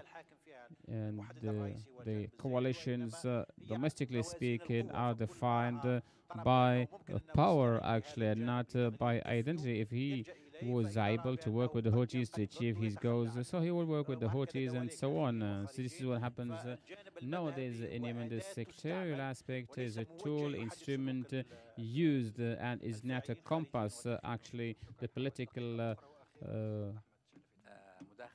politicians focus on. Yes, I have a comment on your comment. You ask a question about the sectorial aspect, and in the first session, the second session, Dr. Mustafa also spoke about the sectorial aspect. Actually, sectarianism has never been an essential aspect which led to the wars. I understood your question. You wanted to ask, was the sectorial difference or disagreement part of this wars? If we want to analyze this, we can say that there are some parties which pushed Yemen into a sectorial difference or battle. There has never been in Yemen a sectorial difference. So actually there was a pressure on Yemen to go into this war. So we don't want to repeat what has been said during the session, but for sure there were some powers which pushed Yemen to fall into the sectorial swamp. But we have always been Zaydiyya and Sunnah. We had the same mosques, the same schools. It's clear that there is a polarization from the part of KSA and Iran, and this is what pushed us into this vicious cycle in Yemen. Of course, there is an exploitation of sectarism, but talking about political Hashimism and so on, I don't think that we are going back to that. In case we have a national state in Yemen, I think all this is going to evaporate. When we talk about sectarism in the south or in the north, all this is going to dispute. The conclusion for all this issue, sectarism in Yemen, was also a symptom of a sickness. Thank you. We take a comment of Dr. Mustafa, maybe the issue of terminology and terms. This is the role of researchers. And also the media has a role to play in this regard and to market these terminology. I don't know if Al Jazeera is going to start to change its terminology. Thank you very much. I'd like to thank all the speakers, Mr. Saeed, Tawfiq, Salah, Al-Hawastaqiyya. We came to the end of this second session on time. You want to add something? Okay, Dr. Arafat, thank you very much. So we take a lunch break. We come back at 2:30 for the last and third session. Thank you so much.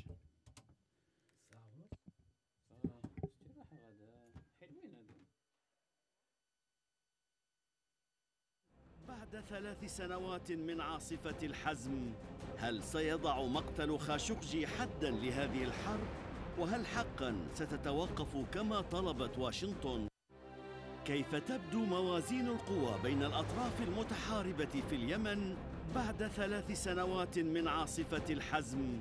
هل سيضع مقتل خاشقجي حداً لهذه الحرب؟ وهل حقاً ستتوقف كما طلبت واشنطن؟ كيف تبدو موازين القوى بين الأطراف المتحاربة في اليمن بعد 3 سنوات من عاصفة الحزم؟ هل سيضع مقتل خاشقجي حداً لهذه الحرب؟ وهل حقاً ستتوقف كما طلبت واشنطن؟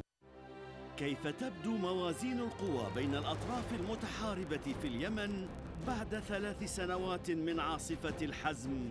هل سيضع مقتل خاشقجي حداً لهذه الحرب؟ وهل حقاً ستتوقف كما طلبت واشنطن؟ كيف تبدو موازين القوى بين الأطراف المتحاربة في اليمن بعد 3 سنوات من عاصفة الحزم؟ هل سيضع مقتل خاشقجي حداً لهذه الحرب؟ وهل حقاً ستتوقف كما طلبت واشنطن؟ كيف تبدو موازين القوى بين الأطراف المتحاربة في اليمن بعد 3 سنوات من عاصفة الحزم؟ هل سيضع مقتل خاشقجي حداً لهذه الحرب؟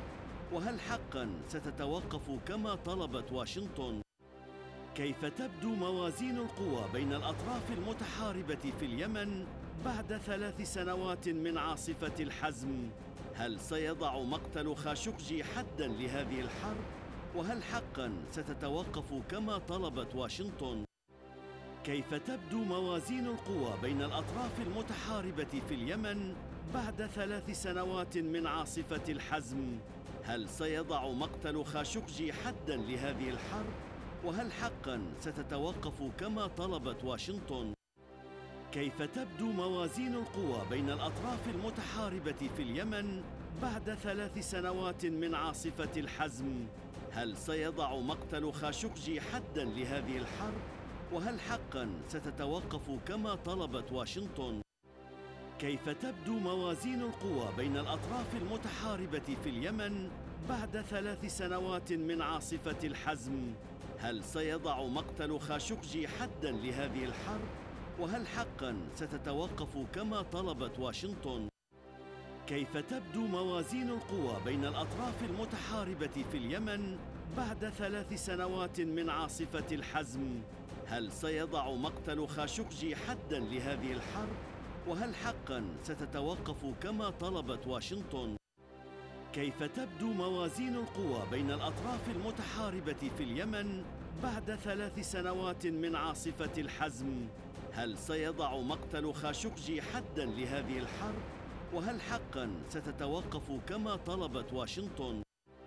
كيف تبدو موازين القوى بين الأطراف المتحاربة في اليمن بعد 3 سنوات من عاصفة الحزم؟ هل سيضع مقتل خاشقجي حداً لهذه الحرب؟ وهل حقاً ستتوقف كما طلبت واشنطن؟ كيف تبدو موازين القوى بين الأطراف المتحاربة في اليمن بعد 3 سنوات من عاصفة الحزم؟ هل سيضع مقتل خاشقجي حداً لهذه الحرب؟ وهل حقاً ستتوقف كما طلبت واشنطن؟ كيف تبدو موازين القوى بين الأطراف المتحاربة في اليمن بعد 3 سنوات من عاصفة الحزم؟ هل سيضع مقتل خاشقجي حداً لهذه الحرب؟ وهل حقاً ستتوقف كما طلبت واشنطن؟ كيف تبدو موازين القوى بين الأطراف المتحاربة في اليمن بعد 3 سنوات من عاصفة الحزم؟ هل سيضع مقتل خاشقجي حداً لهذه الحرب؟ وهل حقاً ستتوقف كما طلبت واشنطن؟ كيف تبدو موازين القوى بين الأطراف المتحاربة في اليمن بعد 3 سنوات من عاصفة الحزم؟ هل سيضع مقتل خاشقجي حداً لهذه الحرب؟ وهل حقاً ستتوقف كما طلبت واشنطن؟ كيف تبدو موازين القوى بين الأطراف المتحاربة في اليمن بعد 3 سنوات من عاصفة الحزم؟ هل سيضع مقتل خاشقجي حداً لهذه الحرب؟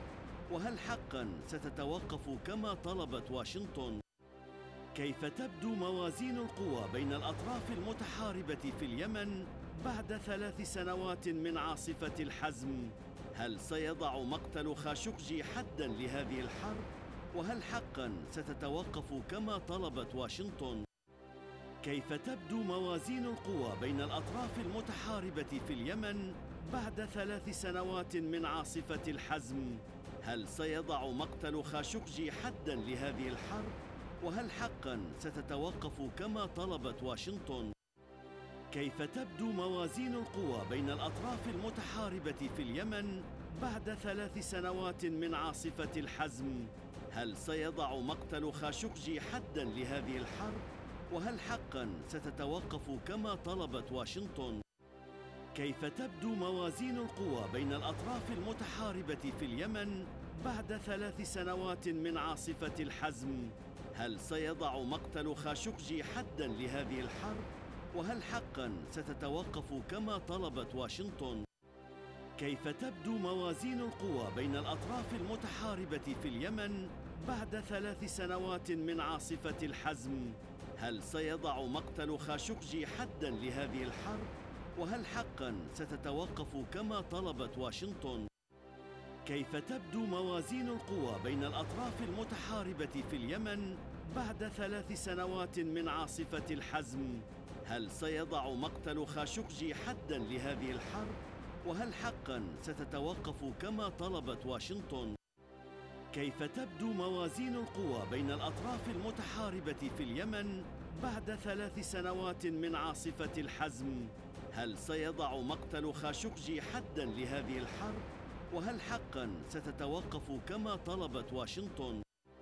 كيف تبدو موازين القوى بين الأطراف المتحاربة في اليمن بعد 3 سنوات من عاصفة الحزم؟ هل سيضع مقتل خاشقجي حداً لهذه الحرب؟ وهل حقاً ستتوقف كما طلبت واشنطن؟ كيف تبدو موازين القوى بين الأطراف المتحاربة في اليمن بعد 3 سنوات من عاصفة الحزم؟ هل سيضع مقتل خاشقجي حداً لهذه الحرب؟ وهل حقاً ستتوقف كما طلبت واشنطن؟ كيف تبدو موازين القوى بين الأطراف المتحاربة في اليمن بعد 3 سنوات من عاصفة الحزم؟ هل سيضع مقتل خاشقجي حداً لهذه الحرب؟ وهل حقاً ستتوقف كما طلبت واشنطن؟ كيف تبدو موازين القوى بين الأطراف المتحاربة في اليمن بعد 3 سنوات من عاصفة الحزم؟ هل سيضع مقتل خاشقجي حداً لهذه الحرب؟ وهل حقاً ستتوقف كما طلبت واشنطن؟ كيف تبدو موازين القوى بين الأطراف المتحاربة في اليمن بعد 3 سنوات من عاصفة الحزم؟ هل سيضع مقتل خاشقجي حداً لهذه الحرب؟ وهل حقاً ستتوقف كما طلبت واشنطن؟ كيف تبدو موازين القوى بين الأطراف المتحاربة في اليمن بعد 3 سنوات من عاصفة الحزم؟ هل سيضع مقتل خاشقجي حداً لهذه الحرب؟ وهل حقاً ستتوقف كما طلبت واشنطن؟ كيف تبدو موازين القوى بين الأطراف المتحاربة في اليمن بعد 3 سنوات من عاصفة الحزم؟ هل سيضع مقتل خاشقجي حداً لهذه الحرب؟ وهل حقاً ستتوقف كما طلبت واشنطن؟ كيف تبدو موازين القوى بين الأطراف المتحاربة في اليمن بعد 3 سنوات من عاصفة الحزم؟ هل سيضع مقتل خاشقجي حداً لهذه الحرب؟ وهل حقاً ستتوقف كما طلبت واشنطن؟ كيف تبدو موازين القوى بين الأطراف المتحاربة في اليمن بعد 3 سنوات من عاصفة الحزم؟ هل سيضع مقتل خاشقجي حداً لهذه الحرب؟ وهل حقاً ستتوقف كما طلبت واشنطن؟ كيف تبدو موازين القوى بين الأطراف المتحاربة في اليمن بعد 3 سنوات من عاصفة الحزم؟ هل سيضع مقتل خاشقجي حداً لهذه الحرب؟ وهل حقاً ستتوقف كما طلبت واشنطن؟ كيف تبدو موازين القوى بين الأطراف المتحاربة في اليمن بعد 3 سنوات من عاصفة الحزم؟ هل سيضع مقتل خاشقجي حداً لهذه الحرب؟ وهل حقاً ستتوقف كما طلبت واشنطن؟ كيف تبدو موازين القوى بين الأطراف المتحاربة في اليمن بعد 3 سنوات من عاصفة الحزم؟ هل سيضع مقتل خاشقجي حداً لهذه الحرب؟ وهل حقاً ستتوقف كما طلبت واشنطن؟ كيف تبدو موازين القوى بين الأطراف المتحاربة في اليمن بعد 3 سنوات من عاصفة الحزم؟ هل سيضع مقتل خاشقجي حداً لهذه الحرب؟ وهل حقاً ستتوقف كما طلبت واشنطن؟ كيف تبدو موازين القوى بين الأطراف المتحاربة في اليمن بعد 3 سنوات من عاصفة الحزم؟ هل سيضع مقتل خاشقجي حداً لهذه الحرب؟ وهل حقاً ستتوقف كما طلبت واشنطن؟ كيف تبدو موازين القوى بين الأطراف المتحاربة في اليمن بعد 3 سنوات من عاصفة الحزم؟ هل سيضع مقتل خاشقجي حداً لهذه الحرب؟ وهل حقاً ستتوقف كما طلبت واشنطن؟ كيف تبدو موازين القوى بين الأطراف المتحاربة في اليمن بعد 3 سنوات من عاصفة الحزم؟ هل سيضع مقتل خاشقجي حداً لهذه الحرب؟ وهل حقاً ستتوقف كما طلبت واشنطن؟ كيف تبدو موازين القوى بين الأطراف المتحاربة في اليمن بعد 3 سنوات من عاصفة الحزم؟ هل سيضع مقتل خاشقجي حداً لهذه الحرب؟ وهل حقاً ستتوقف كما طلبت واشنطن؟ كيف تبدو موازين القوى بين الأطراف المتحاربة في اليمن بعد 3 سنوات من عاصفة الحزم؟ هل سيضع مقتل خاشقجي حداً لهذه الحرب؟ وهل حقاً ستتوقف كما طلبت واشنطن؟ كيف تبدو موازين القوى بين الأطراف المتحاربة في اليمن بعد 3 سنوات من عاصفة الحزم؟ هل سيضع مقتل خاشقجي حداً لهذه الحرب؟ وهل حقاً ستتوقف كما طلبت واشنطن؟ كيف تبدو موازين القوى بين الأطراف المتحاربة في اليمن بعد 3 سنوات من عاصفة الحزم؟ هل سيضع مقتل خاشقجي حداً لهذه الحرب؟ وهل حقاً ستتوقف كما طلبت واشنطن؟ كيف تبدو موازين القوى بين الأطراف المتحاربة في اليمن بعد 3 سنوات من عاصفة الحزم؟ هل سيضع مقتل خاشقجي حداً لهذه الحرب؟ وهل حقاً ستتوقف كما طلبت واشنطن؟ كيف تبدو موازين القوى بين الأطراف المتحاربة في اليمن بعد 3 سنوات من عاصفة الحزم؟ هل سيضع مقتل خاشقجي حداً لهذه الحرب؟ وهل حقاً ستتوقف كما طلبت واشنطن؟ كيف تبدو موازين القوى بين الأطراف المتحاربة في اليمن بعد 3 سنوات من عاصفة الحزم؟ هل سيضع مقتل خاشقجي حداً لهذه الحرب؟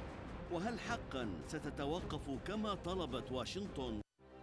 كيف تبدو موازين القوى بين الأطراف المتحاربة في اليمن بعد 3 سنوات من عاصفة الحزم؟ هل سيضع مقتل خاشقجي حداً لهذه الحرب؟ وهل حقاً ستتوقف كما طلبت واشنطن؟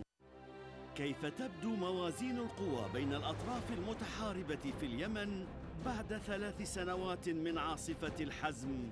هل سيضع مقتل خاشقجي حداً لهذه الحرب؟ وهل حقاً ستتوقف كما طلبت واشنطن؟ كيف تبدو موازين القوى بين الأطراف المتحاربة في اليمن بعد 3 سنوات من عاصفة الحزم؟ هل سيضع مقتل خاشقجي حداً لهذه الحرب؟ وهل حقاً ستتوقف كما طلبت واشنطن؟ كيف تبدو موازين القوى بين الأطراف المتحاربة في اليمن بعد 3 سنوات من عاصفة الحزم؟ هل سيضع مقتل خاشقجي حداً لهذه الحرب؟ وهل حقاً ستتوقف كما طلبت واشنطن؟ كيف تبدو موازين القوى بين الأطراف المتحاربة في اليمن بعد 3 سنوات من عاصفة الحزم؟ هل سيضع مقتل خاشقجي حداً لهذه الحرب؟ وهل حقاً ستتوقف كما طلبت واشنطن؟ كيف تبدو موازين القوى بين الأطراف المتحاربة في اليمن بعد 3 سنوات من عاصفة الحزم؟ هل سيضع مقتل خاشقجي حداً لهذه الحرب؟ وهل حقاً ستتوقف كما طلبت واشنطن؟ كيف تبدو موازين القوى بين الأطراف المتحاربة في اليمن بعد 3 سنوات من عاصفة الحزم؟ هل سيضع مقتل خاشقجي حداً لهذه الحرب؟ وهل حقا ستتوقف كما طلبت واشنطن؟ كيف تبدو موازين القوى بين الأطراف المتحاربة في اليمن بعد 3 سنوات من عاصفة الحزم؟ هل سيضع مقتل خاشقجي حدا لهذه الحرب؟ وهل حقا ستتوقف كما طلبت واشنطن؟ كيف تبدو موازين القوى بين الأطراف المتحاربة في اليمن بعد 3 سنوات من عاصفة الحزم؟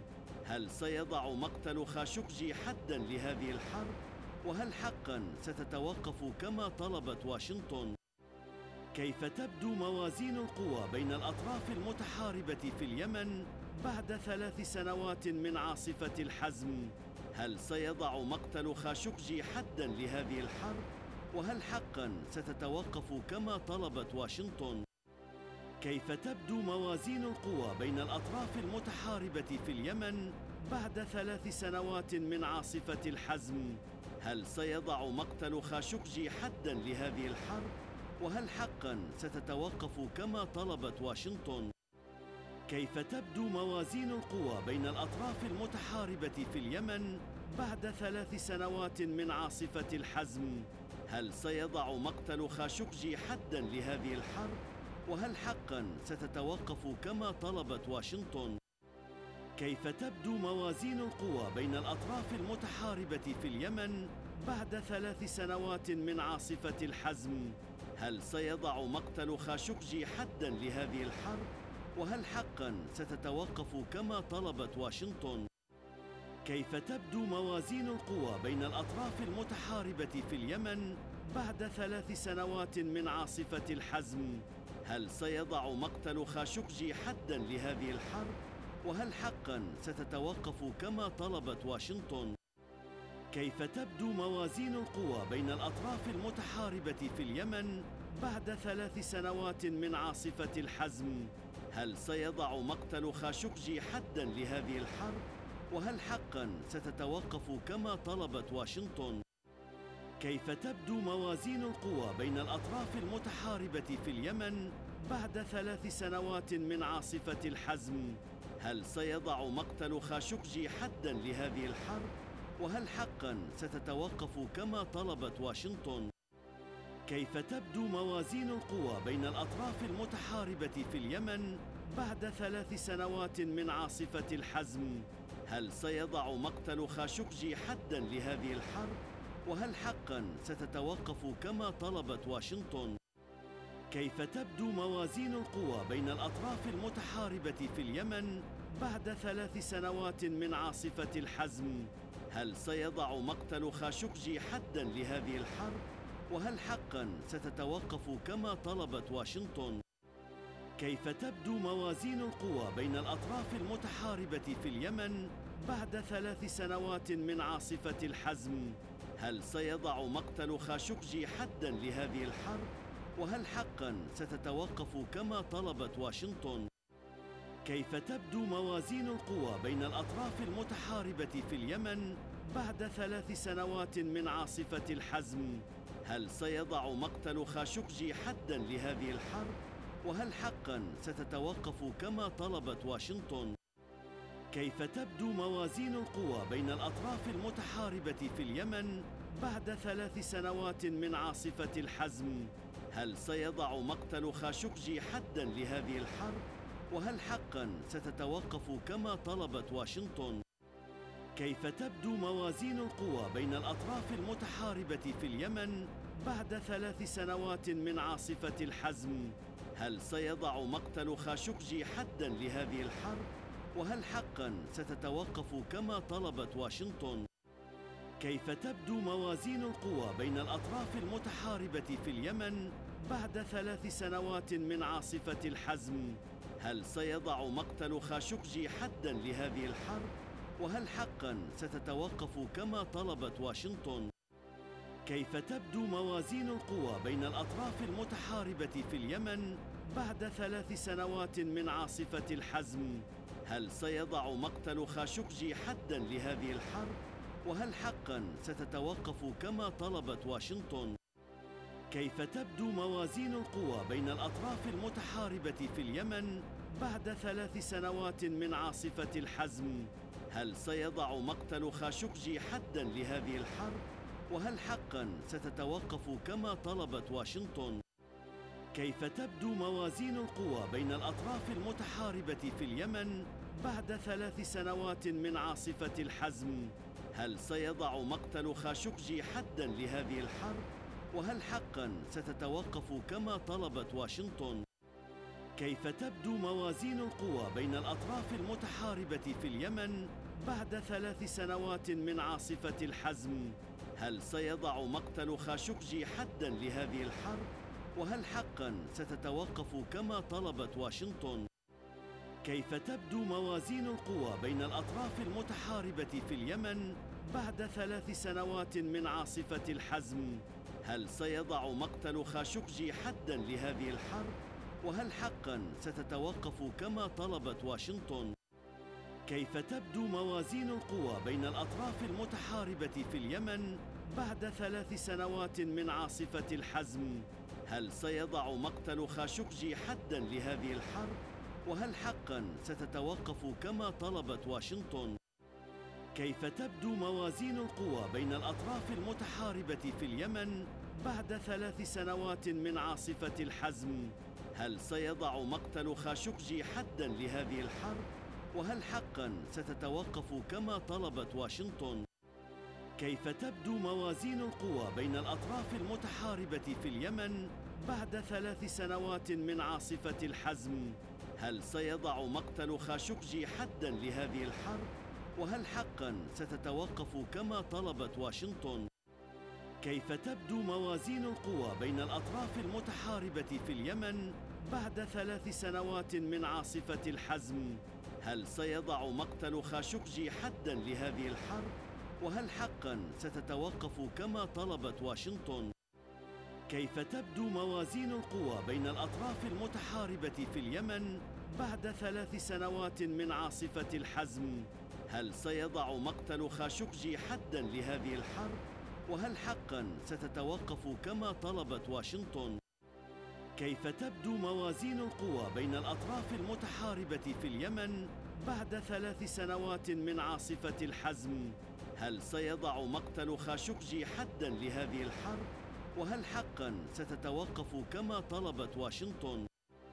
كيف تبدو موازين القوى بين الأطراف المتحاربة في اليمن بعد 3 سنوات من عاصفة الحزم؟ هل سيضع مقتل خاشقجي حداً لهذه الحرب؟ وهل حقاً ستتوقف كما طلبت واشنطن؟ كيف تبدو موازين القوى بين الأطراف المتحاربة في اليمن بعد 3 سنوات من عاصفة الحزم؟ هل سيضع مقتل خاشقجي حداً لهذه الحرب؟ وهل حقاً ستتوقف كما طلبت واشنطن؟ كيف تبدو موازين القوى بين الأطراف المتحاربة في اليمن بعد 3 سنوات من عاصفة الحزم؟ هل سيضع مقتل خاشقجي حداً لهذه الحرب؟ وهل حقاً ستتوقف كما طلبت واشنطن؟ كيف تبدو موازين القوى بين الأطراف المتحاربة في اليمن بعد 3 سنوات من عاصفة الحزم؟ هل سيضع مقتل خاشقجي حداً لهذه الحرب؟ وهل حقاً ستتوقف كما طلبت واشنطن؟ كيف تبدو موازين القوى بين الأطراف المتحاربة في اليمن بعد 3 سنوات من عاصفة الحزم؟ هل سيضع مقتل خاشقجي حداً لهذه الحرب؟ وهل حقاً ستتوقف كما طلبت واشنطن؟ كيف تبدو موازين القوى بين الأطراف المتحاربة في اليمن بعد 3 سنوات من عاصفة الحزم؟ هل سيضع مقتل خاشقجي حداً لهذه الحرب؟ وهل حقاً ستتوقف كما طلبت واشنطن؟ كيف تبدو موازين القوى بين الأطراف المتحاربة في اليمن بعد 3 سنوات من عاصفة الحزم؟ هل سيضع مقتل خاشقجي حداً لهذه الحرب؟ وهل حقاً ستتوقف كما طلبت واشنطن؟ كيف تبدو موازين القوى بين الأطراف المتحاربة في اليمن بعد 3 سنوات من عاصفة الحزم؟ هل سيضع مقتل خاشقجي حداً لهذه الحرب؟ وهل حقاً ستتوقف كما طلبت واشنطن؟ كيف تبدو موازين القوى بين الأطراف المتحاربة في اليمن بعد 3 سنوات من عاصفة الحزم؟ هل سيضع مقتل خاشقجي حداً لهذه الحرب؟ وهل حقاً ستتوقف كما طلبت واشنطن؟ كيف تبدو موازين القوى بين الأطراف المتحاربة في اليمن بعد 3 سنوات من عاصفة الحزم؟ هل سيضع مقتل خاشقجي حداً لهذه الحرب؟ وهل حقاً ستتوقف كما طلبت واشنطن؟ كيف تبدو موازين القوى بين الأطراف المتحاربة في اليمن بعد 3 سنوات من عاصفة الحزم؟ هل سيضع مقتل خاشقجي حداً لهذه الحرب؟ وهل حقاً ستتوقف كما طلبت واشنطن؟ كيف تبدو موازين القوى بين الأطراف المتحاربة في اليمن بعد 3 سنوات من عاصفة الحزم؟ هل سيضع مقتل خاشقجي حداً لهذه الحرب؟ وهل حقاً ستتوقف كما طلبت واشنطن؟ كيف تبدو موازين القوى بين الأطراف المتحاربة في اليمن بعد 3 سنوات من عاصفة الحزم؟ هل سيضع مقتل خاشقجي حداً لهذه الحرب؟ وهل حقاً ستتوقف كما طلبت واشنطن؟ كيف تبدو موازين القوى بين الأطراف المتحاربة في اليمن بعد 3 سنوات من عاصفة الحزم؟ هل سيضع مقتل خاشقجي حداً لهذه الحرب؟ وهل حقاً ستتوقف كما طلبت واشنطن؟ كيف تبدو موازين القوى بين الأطراف المتحاربة في اليمن بعد 3 سنوات من عاصفة الحزم؟ هل سيضع مقتل خاشقجي حداً لهذه الحرب؟ وهل حقاً ستتوقف كما طلبت واشنطن؟ كيف تبدو موازين القوى بين الأطراف المتحاربة في اليمن بعد 3 سنوات من عاصفة الحزم؟ هل سيضع مقتل خاشقجي حداً لهذه الحرب؟ وهل حقاً ستتوقف كما طلبت واشنطن؟ كيف تبدو موازين القوى بين الأطراف المتحاربة في اليمن بعد 3 سنوات من عاصفة الحزم؟ هل سيضع مقتل خاشقجي حداً لهذه الحرب؟ وهل حقاً ستتوقف كما طلبت واشنطن؟ كيف تبدو موازين القوى بين الأطراف المتحاربة في اليمن بعد 3 سنوات من عاصفة الحزم؟ هل سيضع مقتل خاشقجي حداً لهذه الحرب؟ وهل حقاً ستتوقف كما طلبت واشنطن؟ كيف تبدو موازين القوى بين الأطراف المتحاربة في اليمن بعد 3 سنوات من عاصفة الحزم؟ هل سيضع مقتل خاشقجي حداً لهذه الحرب؟ وهل حقاً ستتوقف كما طلبت واشنطن؟ كيف تبدو موازين القوى بين الأطراف المتحاربة في اليمن بعد 3 سنوات من عاصفة الحزم؟ هل سيضع مقتل خاشقجي حداً لهذه الحرب؟ وهل حقاً ستتوقف كما طلبت واشنطن؟ كيف تبدو موازين القوى بين الأطراف المتحاربة في اليمن بعد 3 سنوات من عاصفة الحزم؟ هل سيضع مقتل خاشقجي حداً لهذه الحرب؟ وهل حقاً ستتوقف كما طلبت واشنطن؟ كيف تبدو موازين القوى بين الأطراف المتحاربة في اليمن بعد 3 سنوات من عاصفة الحزم؟ هل سيضع مقتل خاشقجي حداً لهذه الحرب؟ وهل حقاً ستتوقف كما طلبت واشنطن؟ كيف تبدو موازين القوى بين الأطراف المتحاربة في اليمن بعد 3 سنوات من عاصفة الحزم؟ هل سيضع مقتل خاشقجي حداً لهذه الحرب؟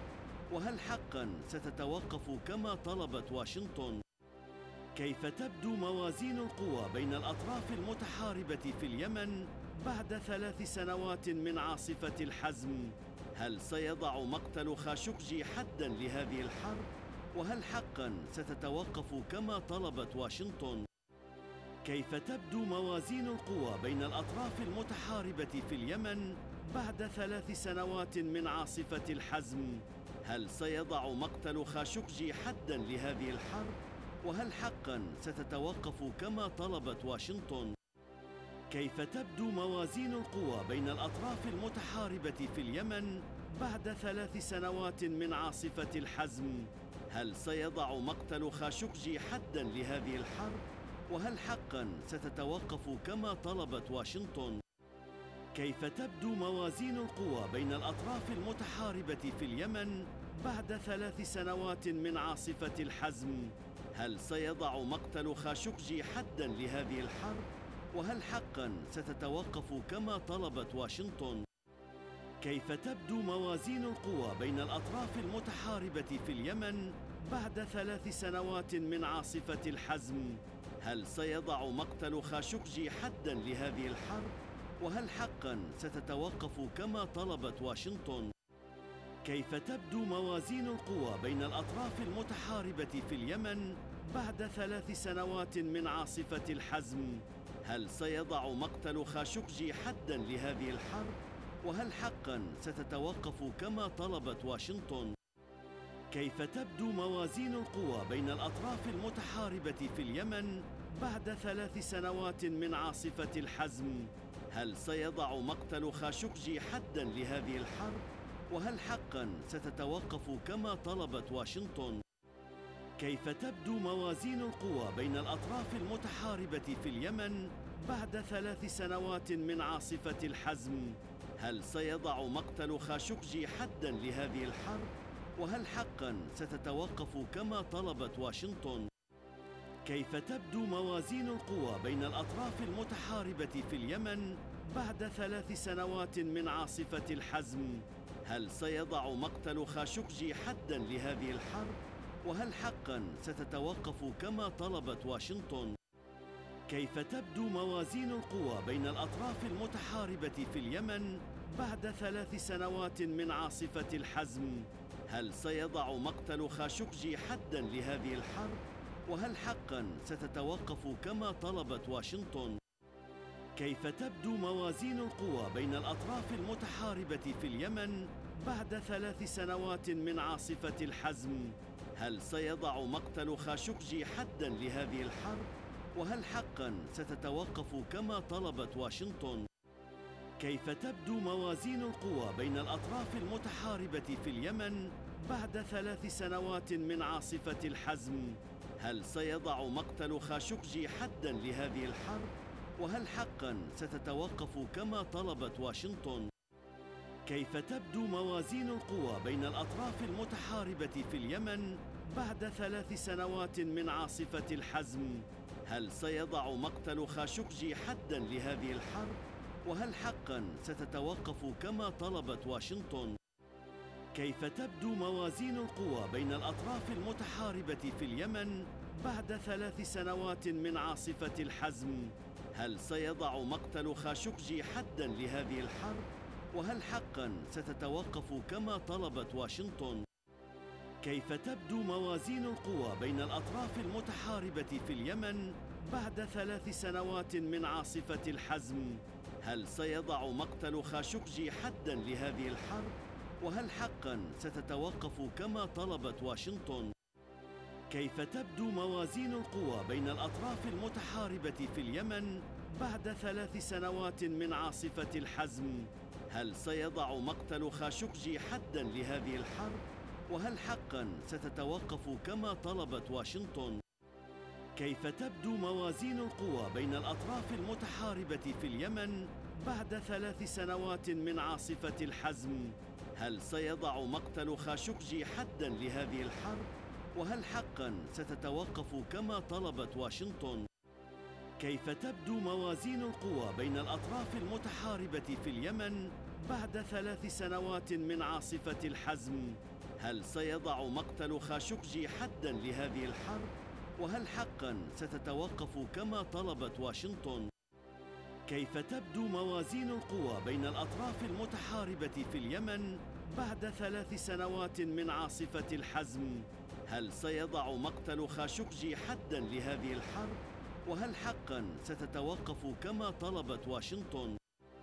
كيف تبدو موازين القوى بين الأطراف المتحاربة في اليمن بعد 3 سنوات من عاصفة الحزم؟ هل سيضع مقتل خاشقجي حدا لهذه الحرب؟ وهل حقا ستتوقف كما طلبت واشنطن؟ كيف تبدو موازين القوى بين الأطراف المتحاربة في اليمن بعد 3 سنوات من عاصفة الحزم؟ هل سيضع مقتل خاشقجي حداً لهذه الحرب؟ وهل حقاً ستتوقف كما طلبت واشنطن؟ كيف تبدو موازين القوى بين الأطراف المتحاربة في اليمن بعد 3 سنوات من عاصفة الحزم؟ هل سيضع مقتل خاشقجي حداً لهذه الحرب؟ وهل حقاً ستتوقف كما طلبت واشنطن؟ كيف تبدو موازين القوى بين الأطراف المتحاربة في اليمن بعد 3 سنوات من عاصفة الحزم؟ هل سيضع مقتل خاشقجي حداً لهذه الحرب؟ وهل حقاً ستتوقف كما طلبت واشنطن؟ كيف تبدو موازين القوى بين الأطراف المتحاربة في اليمن بعد 3 سنوات من عاصفة الحزم؟ هل سيضع مقتل خاشقجي حداً لهذه الحرب؟ وهل حقاً ستتوقف كما طلبت واشنطن؟ كيف تبدو موازين القوى بين الأطراف المتحاربة في اليمن بعد 3 سنوات من عاصفة الحزم؟ هل سيضع مقتل خاشقجي حداً لهذه الحرب؟ وهل حقاً ستتوقف كما طلبت واشنطن؟ كيف تبدو موازين القوى بين الأطراف المتحاربة في اليمن بعد 3 سنوات من عاصفة الحزم؟ هل سيضع مقتل خاشقجي حداً لهذه الحرب؟ وهل حقاً ستتوقف كما طلبت واشنطن؟ كيف تبدو موازين القوى بين الأطراف المتحاربة في اليمن بعد 3 سنوات من عاصفة الحزم؟ هل سيضع مقتل خاشقجي حداً لهذه الحرب؟ وهل حقاً ستتوقف كما طلبت واشنطن؟ كيف تبدو موازين القوى بين الأطراف المتحاربة في اليمن بعد 3 سنوات من عاصفة الحزم؟ هل سيضع مقتل خاشقجي حداً لهذه الحرب؟ وهل حقاً ستتوقف كما طلبت واشنطن؟ كيف تبدو موازين القوى بين الأطراف المتحاربة في اليمن بعد 3 سنوات من عاصفة الحزم؟ هل سيضع مقتل خاشقجي حداً لهذه الحرب؟ وهل حقاً ستتوقف كما طلبت واشنطن؟ كيف تبدو موازين القوى بين الأطراف المتحاربة في اليمن بعد 3 سنوات من عاصفة الحزم؟ هل سيضع مقتل خاشقجي حداً لهذه الحرب؟ وهل حقاً ستتوقف كما طلبت واشنطن؟ كيف تبدو موازين القوى بين الأطراف المتحاربة في اليمن بعد 3 سنوات من عاصفة الحزم؟ هل سيضع مقتل خاشقجي حداً لهذه الحرب؟ وهل حقاً ستتوقف كما طلبت واشنطن؟ كيف تبدو موازين القوى بين الأطراف المتحاربة في اليمن بعد 3 سنوات من عاصفة الحزم؟ هل سيضع مقتل خاشقجي حداً لهذه الحرب؟ وهل حقاً ستتوقف كما طلبت واشنطن؟ كيف تبدو موازين القوى بين الأطراف المتحاربة في اليمن بعد 3 سنوات من عاصفة الحزم؟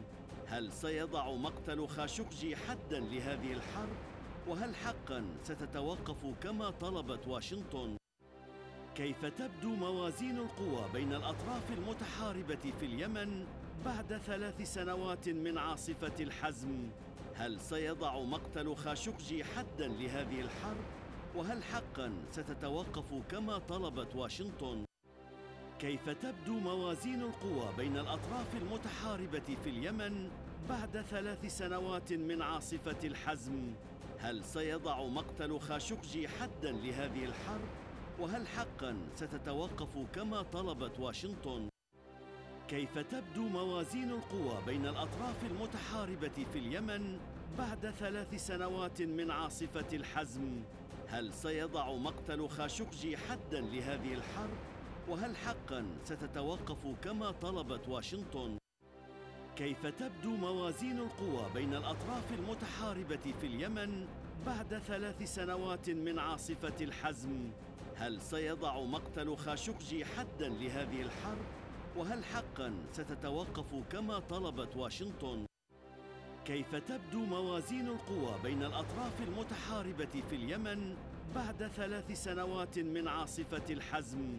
هل سيضع مقتل خاشقجي حداً لهذه الحرب؟ وهل حقاً ستتوقف كما طلبت واشنطن؟ كيف تبدو موازين القوى بين الأطراف المتحاربة في اليمن بعد 3 سنوات من عاصفة الحزم؟ هل سيضع مقتل خاشقجي حداً لهذه الحرب؟ وهل حقاً ستتوقف كما طلبت واشنطن؟ كيف تبدو موازين القوى بين الأطراف المتحاربة في اليمن بعد 3 سنوات من عاصفة الحزم؟ هل سيضع مقتل خاشقجي حداً لهذه الحرب؟ وهل حقاً ستتوقف كما طلبت واشنطن؟ كيف تبدو موازين القوى بين الأطراف المتحاربة في اليمن بعد 3 سنوات من عاصفة الحزم؟ هل سيضع مقتل خاشقجي حداً لهذه الحرب؟ وهل حقاً ستتوقف كما طلبت واشنطن؟ كيف تبدو موازين القوى بين الأطراف المتحاربة في اليمن بعد 3 سنوات من عاصفة الحزم؟ هل سيضع مقتل خاشقجي حداً لهذه الحرب؟ وهل حقاً ستتوقف كما طلبت واشنطن؟ كيف تبدو موازين القوى بين الأطراف المتحاربة في اليمن بعد 3 سنوات من عاصفة الحزم؟ هل سيضع مقتل خاشقجي حداً لهذه الحرب؟ وهل حقاً ستتوقف كما طلبت واشنطن؟ كيف تبدو موازين القوى بين الأطراف المتحاربة في اليمن بعد 3 سنوات من عاصفة الحزم؟ هل سيضع مقتل خاشقجي حداً لهذه الحرب؟ وهل حقاً ستتوقف كما طلبت واشنطن؟ كيف تبدو موازين القوى بين الأطراف المتحاربة في اليمن بعد 3 سنوات من عاصفة الحزم؟ هل سيضع مقتل خاشقجي حداً لهذه الحرب؟ وهل حقاً ستتوقف كما طلبت واشنطن؟ كيف تبدو موازين القوى بين الأطراف المتحاربة في اليمن بعد 3 سنوات من عاصفة الحزم؟ هل سيضع مقتل خاشقجي حداً لهذه الحرب؟ وهل حقاً ستتوقف كما طلبت واشنطن؟ كيف تبدو موازين القوى بين الأطراف المتحاربة في اليمن بعد 3 سنوات من عاصفة الحزم؟ هل سيضع مقتل خاشقجي حداً لهذه الحرب؟ وهل حقاً ستتوقف كما طلبت واشنطن؟ كيف تبدو موازين القوى بين الأطراف المتحاربة في اليمن بعد 3 سنوات من عاصفة الحزم؟ هل سيضع مقتل خاشقجي حداً لهذه الحرب؟ وهل حقاً ستتوقف كما طلبت واشنطن؟ كيف تبدو موازين القوى بين الأطراف المتحاربة في اليمن بعد 3 سنوات من عاصفة الحزم؟ هل سيضع مقتل خاشقجي حداً لهذه الحرب؟ وهل حقاً ستتوقف كما طلبت واشنطن؟ كيف تبدو موازين القوى بين الأطراف المتحاربة في اليمن بعد 3 سنوات من عاصفة الحزم؟ هل سيضع مقتل خاشقجي حداً لهذه الحرب؟ وهل حقاً ستتوقف كما طلبت واشنطن؟ كيف تبدو موازين القوى بين الأطراف المتحاربة في اليمن بعد 3 سنوات من عاصفة الحزم؟ هل سيضع مقتل خاشقجي حداً لهذه الحرب؟ وهل حقاً ستتوقف كما طلبت واشنطن؟ كيف تبدو موازين القوى بين الأطراف المتحاربة في اليمن بعد 3 سنوات من عاصفة الحزم؟ هل سيضع مقتل خاشقجي حداً لهذه الحرب؟ وهل حقاً ستتوقف كما طلبت واشنطن؟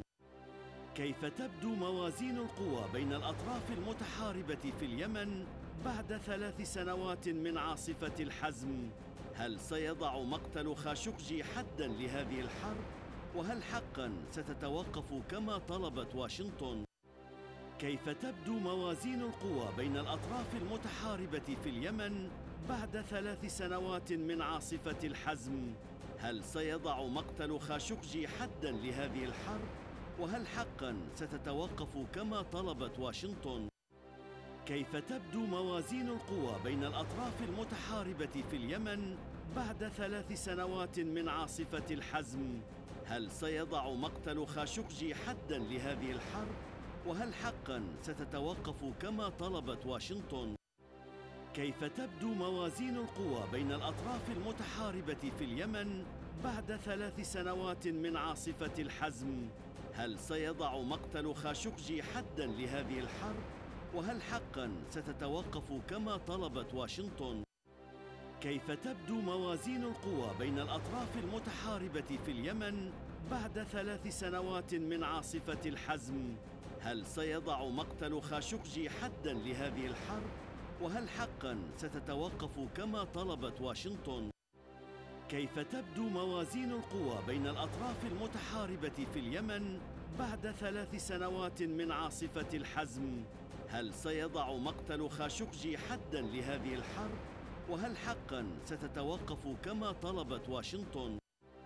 كيف تبدو موازين القوى بين الأطراف المتحاربة في اليمن بعد 3 سنوات من عاصفة الحزم؟ هل سيضع مقتل خاشقجي حداً لهذه الحرب؟ وهل حقاً ستتوقف كما طلبت واشنطن؟ كيف تبدو موازين القوى بين الأطراف المتحاربة في اليمن بعد 3 سنوات من عاصفة الحزم؟ هل سيضع مقتل خاشقجي حداً لهذه الحرب؟ وهل حقاً ستتوقف كما طلبت واشنطن؟ كيف تبدو موازين القوى بين الأطراف المتحاربة في اليمن بعد 3 سنوات من عاصفة الحزم؟ هل سيضع مقتل خاشقجي حداً لهذه الحرب؟ وهل حقاً ستتوقف كما طلبت واشنطن؟ كيف تبدو موازين القوى بين الأطراف المتحاربة في اليمن بعد 3 سنوات من عاصفة الحزم؟ هل سيضع مقتل خاشقجي حداً لهذه الحرب؟ وهل حقاً ستتوقف كما طلبت واشنطن؟ كيف تبدو موازين القوى بين الأطراف المتحاربة في اليمن بعد 3 سنوات من عاصفة الحزم؟ هل سيضع مقتل خاشقجي حداً لهذه الحرب؟ وهل حقاً ستتوقف كما طلبت واشنطن؟ كيف تبدو موازين القوى بين الأطراف المتحاربة في اليمن بعد 3 سنوات من عاصفة الحزم؟ هل سيضع مقتل خاشقجي حداً لهذه الحرب؟ وهل حقاً ستتوقف كما طلبت واشنطن؟ كيف تبدو موازين القوى بين الأطراف المتحاربة في اليمن بعد 3 سنوات من عاصفة الحزم؟ هل سيضع مقتل خاشقجي حداً لهذه الحرب؟ وهل حقاً ستتوقف كما طلبت واشنطن؟ كيف تبدو موازين القوى بين الأطراف المتحاربة في اليمن بعد 3 سنوات من عاصفة الحزم؟ هل سيضع مقتل خاشقجي حداً لهذه الحرب؟ وهل حقاً ستتوقف كما طلبت واشنطن؟ كيف تبدو موازين القوى بين الأطراف المتحاربة في اليمن بعد 3 سنوات من عاصفة الحزم؟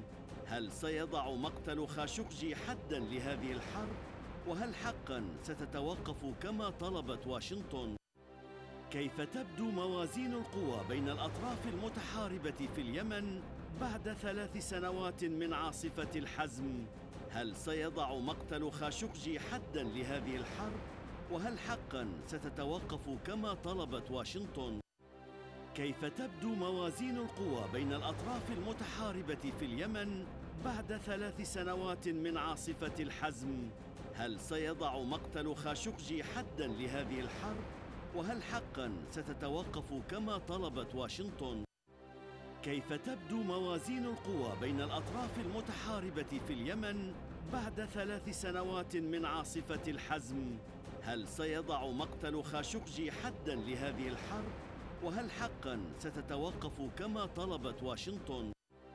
كيف تبدو موازين القوى بين الأطراف المتحاربة في اليمن بعد 3 سنوات من عاصفة الحزم؟ هل سيضع مقتل خاشقجي حداً لهذه الحرب؟ وهل حقاً ستتوقف كما طلبت واشنطن؟ كيف تبدو موازين القوى بين الأطراف المتحاربة في اليمن بعد 3 سنوات من عاصفة الحزم؟ هل سيضع مقتل خاشقجي حداً لهذه الحرب؟ وهل حقاً ستتوقف كما طلبت واشنطن؟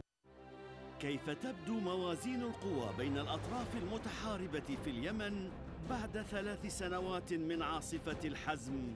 هل سيضع مقتل خاشقجي حداً لهذه الحرب؟ وهل حقاً ستتوقف كما طلبت واشنطن؟ كيف تبدو موازين القوى بين الأطراف المتحاربة في اليمن بعد 3 سنوات من عاصفة الحزم؟ هل سيضع مقتل خاشقجي حداً لهذه الحرب؟ وهل حقا ستتوقف كما طلبت واشنطن؟ كيف تبدو موازين القوى بين الأطراف المتحاربة في اليمن بعد 3 سنوات من عاصفة الحزم؟ هل سيضع مقتل خاشقجي حداً لهذه الحرب؟ وهل حقاً ستتوقف كما طلبت واشنطن؟ كيف تبدو موازين القوى بين الأطراف المتحاربة في اليمن بعد 3 سنوات من عاصفة الحزم؟ هل سيضع مقتل خاشقجي حداً لهذه الحرب؟ وهل حقاً ستتوقف كما طلبت واشنطن؟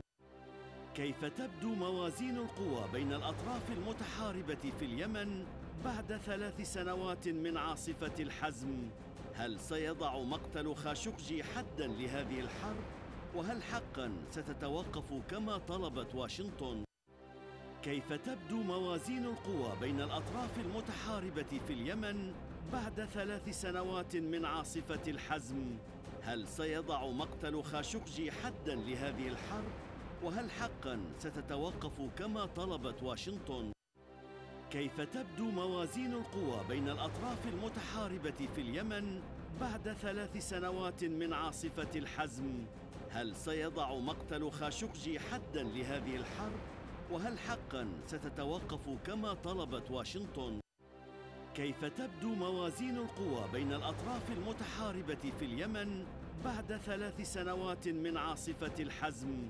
هل سيضع مقتل خاشقجي حداً لهذه الحرب؟ وهل حقاً ستتوقف كما طلبت واشنطن؟ كيف تبدو موازين القوى بين الأطراف المتحاربة في اليمن بعد 3 سنوات من عاصفة الحزم؟ هل سيضع مقتل خاشقجي حداً لهذه الحرب؟ وهل حقاً ستتوقف كما طلبت واشنطن؟ كيف تبدو موازين القوى بين الأطراف المتحاربة في اليمن بعد 3 سنوات من عاصفة الحزم؟ هل سيضع مقتل خاشقجي حداً لهذه الحرب؟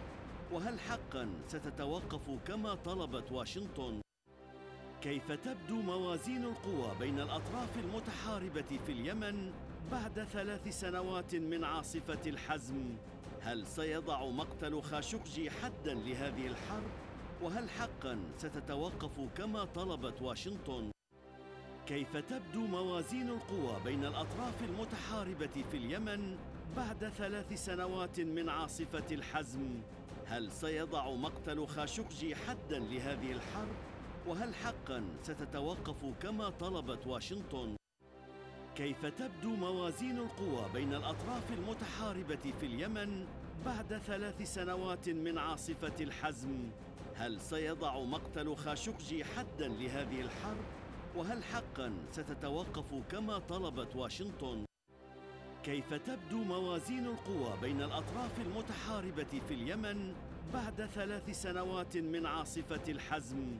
هل سيضع مقتل خاشقجي حداً لهذه الحرب؟ وهل حقاً ستتوقف كما طلبت واشنطن؟ كيف تبدو موازين القوى بين الأطراف المتحاربة في اليمن بعد 3 سنوات من عاصفة الحزم؟ هل سيضع مقتل خاشقجي حداً لهذه الحرب؟ وهل حقاً ستتوقف كما طلبت واشنطن؟ كيف تبدو موازين القوى بين الأطراف المتحاربة في اليمن بعد 3 سنوات من عاصفة الحزم؟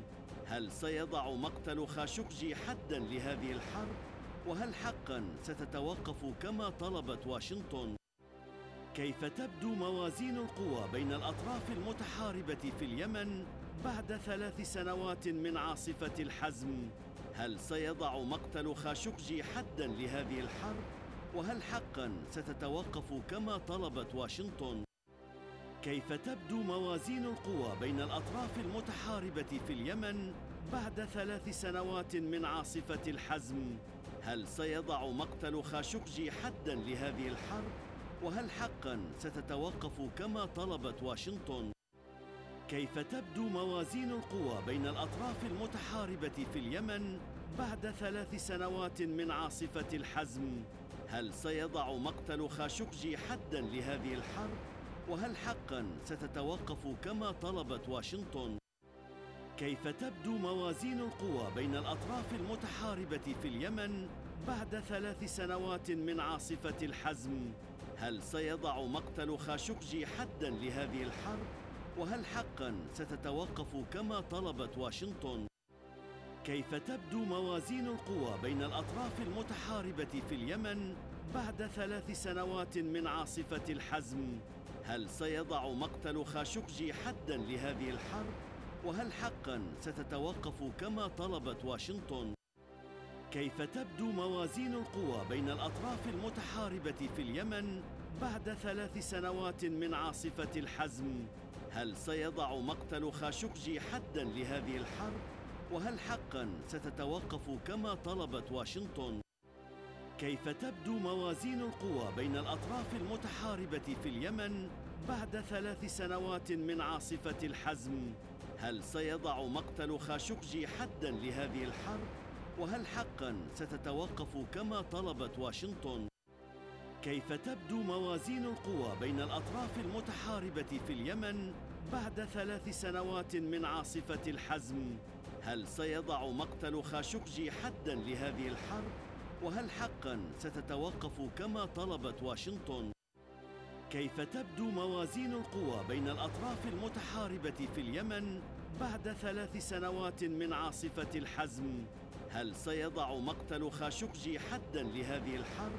وهل حقاً ستتوقف كما طلبت واشنطن؟ كيف تبدو موازين القوى بين الأطراف المتحاربة في اليمن بعد 3 سنوات من عاصفة الحزم؟ هل سيضع مقتل خاشقجي حداً لهذه الحرب؟ وهل حقاً ستتوقف كما طلبت واشنطن؟ كيف تبدو موازين القوى بين الأطراف المتحاربة في اليمن بعد 3 سنوات من عاصفة الحزم؟ هل سيضع مقتل خاشقجي حداً لهذه الحرب؟ وهل حقاً ستتوقف كما طلبت واشنطن؟ كيف تبدو موازين القوى بين الأطراف المتحاربة في اليمن بعد 3 سنوات من عاصفة الحزم؟ هل سيضع مقتل خاشقجي حداً لهذه الحرب؟ وهل حقاً ستتوقف كما طلبت واشنطن؟ كيف تبدو موازين القوى بين الأطراف المتحاربة في اليمن بعد 3 سنوات من عاصفة الحزم؟ هل سيضع مقتل خاشقجي حداً لهذه الحرب؟ وهل حقاً ستتوقف كما طلبت واشنطن؟ كيف تبدو موازين القوى بين الأطراف المتحاربة في اليمن بعد 3 سنوات من عاصفة الحزم؟ هل سيضع مقتل خاشقجي حداً لهذه الحرب؟ وهل حقاً ستتوقف كما طلبت واشنطن؟ كيف تبدو موازين القوى بين الأطراف المتحاربة في اليمن بعد 3 سنوات من عاصفة الحزم؟ هل سيضع مقتل خاشقجي حداً لهذه الحرب؟ وهل حقاً ستتوقف كما طلبت واشنطن؟ كيف تبدو موازين القوى بين الأطراف المتحاربة في اليمن بعد 3 سنوات من عاصفة الحزم؟ هل سيضع مقتل خاشقجي حداً لهذه الحرب؟ وهل حقاً ستتوقف كما طلبت واشنطن؟ كيف تبدو موازين القوى بين الأطراف المتحاربة في اليمن بعد 3 سنوات من عاصفة الحزم؟ هل سيضع مقتل خاشقجي حداً لهذه الحرب؟ وهل حقاً ستتوقف كما طلبت واشنطن؟ كيف تبدو موازين القوى بين الأطراف المتحاربة في اليمن بعد 3 سنوات من عاصفة الحزم؟ هل سيضع مقتل خاشقجي حداً لهذه الحرب؟ وهل حقاً ستتوقف كما طلبت واشنطن؟ كيف تبدو موازين القوى بين الأطراف المتحاربة في اليمن بعد 3 سنوات من عاصفة الحزم؟ هل سيضع مقتل خاشقجي حداً لهذه الحرب؟ وهل حقاً ستتوقف كما طلبت واشنطن؟ كيف تبدو موازين القوى بين الأطراف المتحاربة في اليمن بعد 3 سنوات من عاصفة الحزم؟ هل سيضع مقتل خاشقجي حداً لهذه الحرب؟ وهل حقاً ستتوقف كما طلبت واشنطن؟ كيف تبدو موازين القوى بين الأطراف المتحاربة في اليمن بعد 3 سنوات من عاصفة الحزم؟ هل سيضع مقتل خاشقجي حداً لهذه الحرب؟ وهل حقاً ستتوقف كما طلبت واشنطن؟ كيف تبدو موازين القوى بين الأطراف المتحاربة في اليمن بعد 3 سنوات من عاصفة الحزم، هل سيضع مقتل خاشقجي حداً لهذه الحرب؟ وهل حقاً ستتوقف كما طلبت واشنطن؟ كيف تبدو موازين القوى بين الأطراف المتحاربة في اليمن بعد 3 سنوات من عاصفة الحزم؟ هل سيضع مقتل خاشقجي حداً لهذه الحرب؟ وهل حقاً ستتوقف كما طلبت واشنطن؟ كيف تبدو موازين القوى بين الأطراف المتحاربة في اليمن بعد 3 سنوات من عاصفة الحزم؟ هل سيضع مقتل خاشقجي حداً لهذه الحرب؟ وهل حقاً ستتوقف كما طلبت واشنطن؟ كيف تبدو موازين القوى بين الأطراف المتحاربة في اليمن بعد 3 سنوات من عاصفة الحزم؟ هل سيضع مقتل خاشقجي حداً لهذه الحرب؟ وهل حقاً ستتوقف كما طلبت واشنطن؟ كيف تبدو موازين القوى بين الأطراف المتحاربة في اليمن بعد 3 سنوات من عاصفة الحزم؟ هل سيضع مقتل خاشقجي حداً لهذه الحرب؟ وهل حقاً ستتوقف كما طلبت واشنطن؟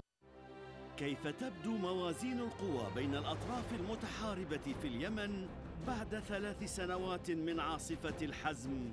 هل سيضع مقتل خاشقجي حداً لهذه الحرب؟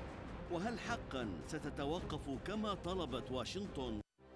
كيف تبدو موازين القوى بين الأطراف المتحاربة في اليمن بعد 3 سنوات من عاصفة الحزم؟ هل سيضع مقتل خاشقجي حداً لهذه الحرب؟ وهل حقاً ستتوقف كما طلبت واشنطن؟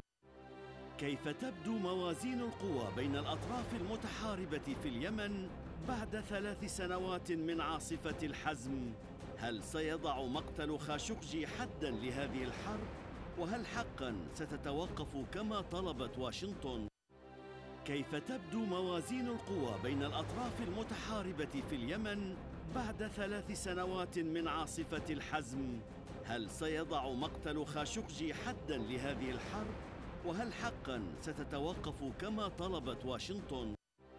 كيف تبدو موازين القوى بين الأطراف المتحاربة في اليمن بعد 3 سنوات من عاصفة الحزم؟ هل سيضع مقتل خاشقجي حداً لهذه الحرب؟ وهل حقاً ستتوقف كما طلبت واشنطن؟ كيف تبدو موازين القوى بين الأطراف المتحاربة في اليمن بعد 3 سنوات من عاصفة الحزم؟ هل سيضع مقتل خاشقجي حداً لهذه الحرب؟ وهل حقاً ستتوقف كما طلبت واشنطن؟ كيف تبدو موازين القوى بين الأطراف المتحاربة في اليمن بعد 3 سنوات من عاصفة الحزم؟ هل سيضع مقتل خاشقجي حداً لهذه الحرب؟ وهل حقاً ستتوقف كما طلبت واشنطن؟ كيف تبدو موازين القوى بين الأطراف المتحاربة في اليمن بعد 3 سنوات من عاصفة الحزم؟ هل سيضع مقتل خاشقجي حداً لهذه الحرب؟ وهل حقاً ستتوقف كما طلبت واشنطن؟ كيف تبدو موازين القوى بين الأطراف المتحاربة في اليمن بعد 3 سنوات من عاصفة الحزم؟ هل سيضع مقتل خاشقجي حداً لهذه الحرب؟ وهل حقاً ستتوقف كما طلبت واشنطن؟ كيف تبدو موازين القوى بين الأطراف المتحاربة في اليمن بعد 3 سنوات من عاصفة الحزم؟ هل سيضع مقتل خاشقجي حداً لهذه الحرب؟ وهل حقاً ستتوقف كما طلبت واشنطن؟ كيف تبدو موازين القوى بين الأطراف المتحاربة في اليمن بعد 3 سنوات من عاصفة الحزم؟ هل سيضع مقتل خاشقجي حداً لهذه الحرب؟ وهل حقاً ستتوقف كما طلبت واشنطن؟ كيف تبدو موازين القوى بين الأطراف المتحاربة في اليمن بعد 3 سنوات من عاصفة الحزم؟ هل سيضع مقتل خاشقجي حداً لهذه الحرب؟ وهل حقاً ستتوقف كما طلبت واشنطن؟ كيف تبدو موازين القوى بين الأطراف المتحاربة في اليمن بعد 3 سنوات من عاصفة الحزم؟ هل سيضع مقتل خاشقجي حداً لهذه الحرب؟ وهل حقاً ستتوقف كما طلبت واشنطن؟ كيف تبدو موازين القوى بين الأطراف المتحاربة في اليمن بعد 3 سنوات من عاصفة الحزم؟ هل سيضع مقتل خاشقجي حداً لهذه الحرب؟ وهل حقاً ستتوقف كما طلبت واشنطن؟ كيف تبدو موازين القوى بين الأطراف المتحاربة في اليمن بعد 3 سنوات من عاصفة الحزم؟ هل سيضع مقتل خاشقجي حداً لهذه الحرب؟ وهل حقاً ستتوقف كما طلبت واشنطن؟ كيف تبدو موازين القوى بين الأطراف المتحاربة في اليمن بعد 3 سنوات من عاصفة الحزم؟ هل سيضع مقتل خاشقجي حداً لهذه الحرب؟ وهل حقاً ستتوقف كما طلبت واشنطن؟ كيف تبدو موازين القوى بين الأطراف المتحاربة في اليمن بعد 3 سنوات من عاصفة الحزم؟ هل سيضع مقتل خاشقجي حداً لهذه الحرب؟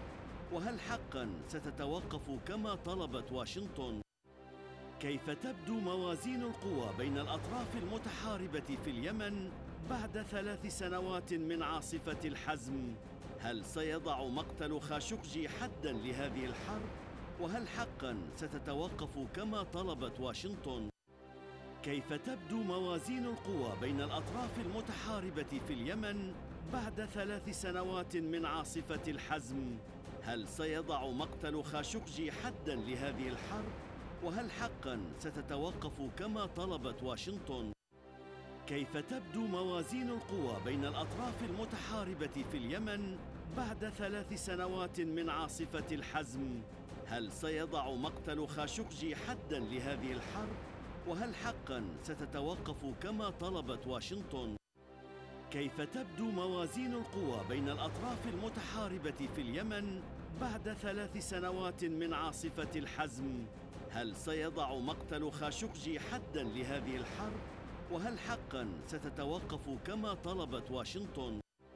كيف تبدو موازين القوى بين الأطراف المتحاربة في اليمن بعد 3 سنوات من عاصفة الحزم؟ هل سيضع مقتل خاشقجي حداً لهذه الحرب؟ وهل حقاً ستتوقف كما طلبت واشنطن؟ كيف تبدو موازين القوى بين الأطراف المتحاربة في اليمن بعد 3 سنوات من عاصفة الحزم؟ هل سيضع مقتل خاشقجي حداً لهذه الحرب؟ وهل حقاً ستتوقف كما طلبت واشنطن؟ كيف تبدو موازين القوى بين الأطراف المتحاربة في اليمن بعد 3 سنوات من عاصفة الحزم؟ هل سيضع مقتل خاشقجي حداً لهذه الحرب؟ وهل حقاً ستتوقف كما طلبت واشنطن؟ كيف تبدو موازين القوى بين الأطراف المتحاربة في اليمن بعد 3 سنوات من عاصفة الحزم؟ هل سيضع مقتل خاشقجي حداً لهذه الحرب؟ وهل حقاً ستتوقف كما طلبت واشنطن؟ كيف تبدو موازين القوى بين الأطراف المتحاربة في اليمن بعد 3 سنوات من عاصفة الحزم؟ هل سيضع مقتل خاشقجي حداً لهذه الحرب؟ وهل حقاً ستتوقف كما طلبت واشنطن؟ كيف تبدو موازين القوى بين الأطراف المتحاربة في اليمن بعد 3 سنوات من عاصفة الحزم؟ هل سيضع مقتل خاشقجي حداً لهذه الحرب؟ وهل حقاً ستتوقف كما طلبت واشنطن؟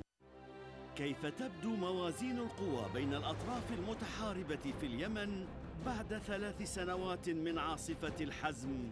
هل سيضع مقتل خاشقجي حداً لهذه الحرب؟ وهل حقاً ستتوقف كما طلبت واشنطن؟ كيف تبدو موازين القوى بين الأطراف المتحاربة في اليمن بعد 3 سنوات من عاصفة الحزم؟ هل سيضع مقتل خاشقجي حداً لهذه الحرب؟ وهل حقاً ستتوقف كما طلبت واشنطن؟ كيف تبدو موازين القوى بين الأطراف المتحاربة في اليمن بعد 3 سنوات من عاصفة الحزم؟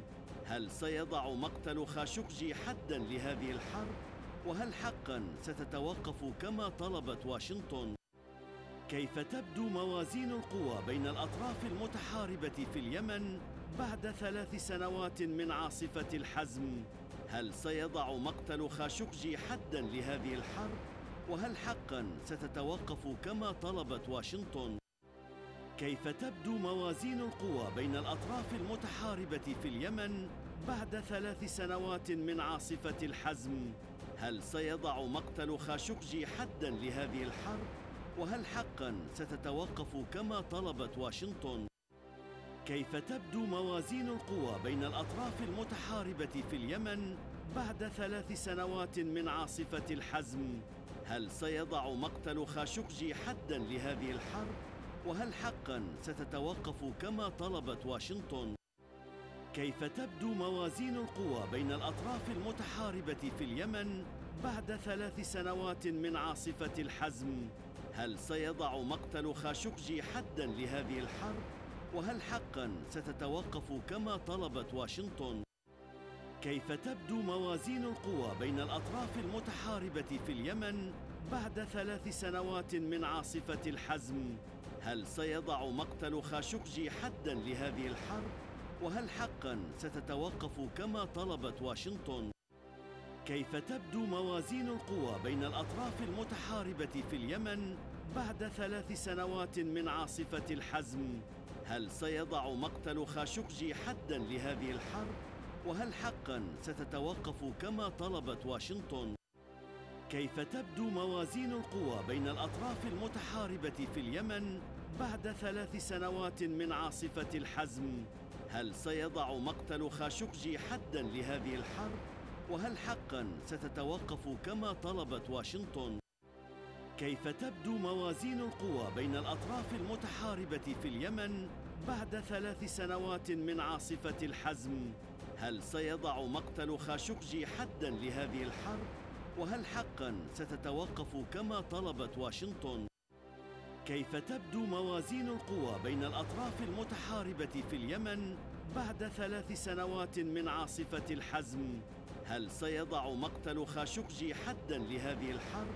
وهل حقا ستتوقف كما طلبت واشنطن؟ كيف تبدو موازين القوى بين الأطراف المتحاربة في اليمن بعد 3 سنوات من عاصفة الحزم؟ هل سيضع مقتل خاشقجي حدا لهذه الحرب؟ وهل حقا ستتوقف كما طلبت واشنطن؟ كيف تبدو موازين القوى بين الأطراف المتحاربة في اليمن بعد 3 سنوات من عاصفة الحزم؟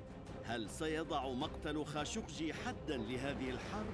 وهل حقا ستتوقف كما طلبت واشنطن؟ كيف تبدو موازين القوى بين الأطراف المتحاربة في اليمن بعد 3 سنوات من عاصفة الحزم؟ هل سيضع مقتل خاشقجي حدا لهذه الحرب؟ وهل حقا ستتوقف كما طلبت واشنطن؟ كيف تبدو موازين القوى بين الأطراف المتحاربة في اليمن بعد 3 سنوات من عاصفة الحزم؟ هل سيضع مقتل خاشقجي حدا لهذه الحرب؟ وهل حقا ستتوقف كما طلبت واشنطن؟ كيف تبدو موازين القوى بين الأطراف المتحاربة في اليمن بعد 3 سنوات من عاصفة الحزم؟ هل سيضع مقتل خاشقجي حدا لهذه الحرب؟ وهل حقا ستتوقف كما طلبت واشنطن؟ كيف تبدو موازين القوى بين الأطراف المتحاربة في اليمن بعد 3 سنوات من عاصفة الحزم؟ هل سيضع مقتل خاشقجي حدا لهذه الحرب؟ وهل حقا ستتوقف كما طلبت واشنطن؟ كيف تبدو موازين القوى بين الأطراف المتحاربة في اليمن بعد 3 سنوات من عاصفة الحزم؟ هل سيضع مقتل خاشقجي حدا لهذه الحرب؟ وهل حقا ستتوقف كما طلبت واشنطن؟ كيف تبدو موازين القوى بين الأطراف المتحاربة في اليمن بعد 3 سنوات من عاصفة الحزم؟ هل سيضع مقتل خاشقجي حدا لهذه الحرب؟ وهل حقا ستتوقف كما طلبت واشنطن؟ كيف تبدو موازين القوى بين الأطراف المتحاربة في اليمن بعد 3 سنوات من عاصفة الحزم؟ هل سيضع مقتل خاشقجي حدا لهذه الحرب؟ وهل حقا ستتوقف كما طلبت واشنطن؟ كيف تبدو موازين القوى بين الأطراف المتحاربة في اليمن بعد 3 سنوات من عاصفة الحزم؟ هل سيضع مقتل خاشقجي حداً لهذه الحرب؟ وهل حقاً ستتوقف كما طلبت واشنطن؟ كيف تبدو موازين القوى بين الأطراف المتحاربة في اليمن بعد 3 سنوات من عاصفة الحزم؟ هل سيضع مقتل خاشقجي حداً لهذه الحرب؟ وهل حقاً ستتوقف كما طلبت واشنطن؟ كيف تبدو موازين القوى بين الأطراف المتحاربة في اليمن بعد 3 سنوات من عاصفة الحزم؟ هل سيضع مقتل خاشقجي حداً لهذه الحرب؟ وهل حقاً ستتوقف كما طلبت واشنطن؟ كيف تبدو موازين القوى بين الأطراف المتحاربة في اليمن بعد 3 سنوات من عاصفة الحزم؟ هل سيضع مقتل خاشقجي حداً لهذه الحرب؟ وهل حقاً ستتوقف كما طلبت واشنطن؟ كيف تبدو موازين القوى بين الأطراف المتحاربة في اليمن بعد 3 سنوات من عاصفة الحزم؟ هل سيضع مقتل خاشقجي حداً لهذه الحرب؟ وهل حقاً ستتوقف كما طلبت واشنطن؟ كيف تبدو موازين القوى بين الأطراف المتحاربة في اليمن بعد 3 سنوات من عاصفة الحزم؟ هل سيضع مقتل خاشقجي حداً لهذه الحرب؟ وهل حقاً ستتوقف كما طلبت واشنطن؟ كيف تبدو موازين القوى بين الأطراف المتحاربة في اليمن بعد 3 سنوات من عاصفة الحزم؟ هل سيضع مقتل خاشقجي حداً لهذه الحرب؟ وهل حقاً ستتوقف كما طلبت واشنطن؟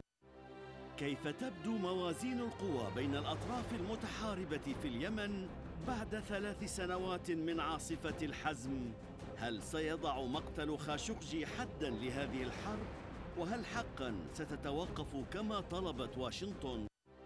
كيف تبدو موازين القوى بين الأطراف المتحاربة في اليمن بعد 3 سنوات من عاصفة الحزم؟ هل سيضع مقتل خاشقجي حداً لهذه الحرب؟ وهل حقاً ستتوقف كما طلبت واشنطن؟ كيف تبدو موازين القوى بين الأطراف المتحاربة في اليمن بعد 3 سنوات من عاصفة الحزم؟ هل سيضع مقتل خاشقجي حداً لهذه الحرب؟ وهل حقاً ستتوقف كما طلبت واشنطن؟ كيف تبدو موازين القوى بين الأطراف المتحاربة في اليمن بعد 3 سنوات من عاصفة الحزم؟ هل سيضع مقتل خاشقجي حداً لهذه الحرب؟ وهل حقاً ستتوقف كما طلبت واشنطن؟ كيف تبدو موازين القوى بين الأطراف المتحاربة في اليمن بعد 3 سنوات من عاصفة الحزم؟ هل سيضع مقتل خاشقجي حداً لهذه الحرب؟ وهل حقاً ستتوقف كما طلبت واشنطن؟ كيف تبدو موازين القوى بين الأطراف المتحاربة في اليمن بعد 3 سنوات من عاصفة الحزم؟ هل سيضع مقتل خاشقجي حداً لهذه الحرب؟ وهل حقاً ستتوقف كما طلبت واشنطن؟ كيف تبدو موازين القوى بين الأطراف المتحاربة في اليمن بعد 3 سنوات من عاصفة الحزم؟ هل سيضع مقتل خاشقجي حداً لهذه الحرب؟ وهل حقاً ستتوقف كما طلبت واشنطن؟ كيف تبدو موازين القوى بين الأطراف المتحاربة في اليمن بعد 3 سنوات من عاصفة الحزم؟ هل سيضع مقتل خاشقجي حداً لهذه الحرب؟ وهل حقاً ستتوقف كما طلبت واشنطن؟ كيف تبدو موازين القوى بين الأطراف المتحاربة في اليمن بعد 3 سنوات من عاصفة الحزم؟ هل سيضع مقتل خاشقجي حداً لهذه الحرب؟ وهل حقاً ستتوقف كما طلبت واشنطن؟ كيف تبدو موازين القوى بين الأطراف المتحاربة في اليمن بعد 3 سنوات من عاصفة الحزم؟ هل سيضع مقتل خاشقجي حداً لهذه الحرب؟ وهل حقاً ستتوقف كما طلبت واشنطن؟ كيف تبدو موازين القوى بين الأطراف المتحاربة في اليمن بعد 3 سنوات من عاصفة الحزم؟ هل سيضع مقتل خاشقجي حداً لهذه الحرب؟ وهل حقاً ستتوقف كما طلبت واشنطن؟ كيف تبدو موازين القوى بين الأطراف المتحاربة في اليمن بعد 3 سنوات من عاصفة الحزم، هل سيضع مقتل خاشقجي حداً لهذه الحرب؟ وهل حقاً ستتوقف كما طلبت واشنطن؟ كيف تبدو موازين القوى بين الأطراف المتحاربة في اليمن بعد 3 سنوات من عاصفة الحزم؟ هل سيضع مقتل خاشقجي حداً لهذه الحرب؟ وهل حقاً ستتوقف كما طلبت واشنطن؟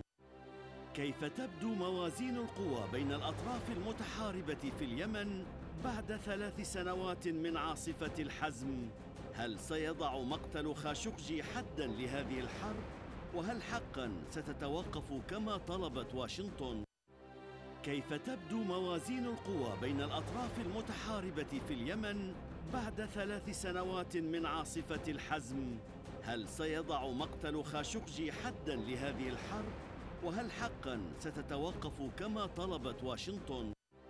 كيف تبدو موازين القوى بين الأطراف المتحاربة في اليمن بعد 3 سنوات من عاصفة الحزم؟ هل سيضع مقتل خاشقجي حداً لهذه الحرب؟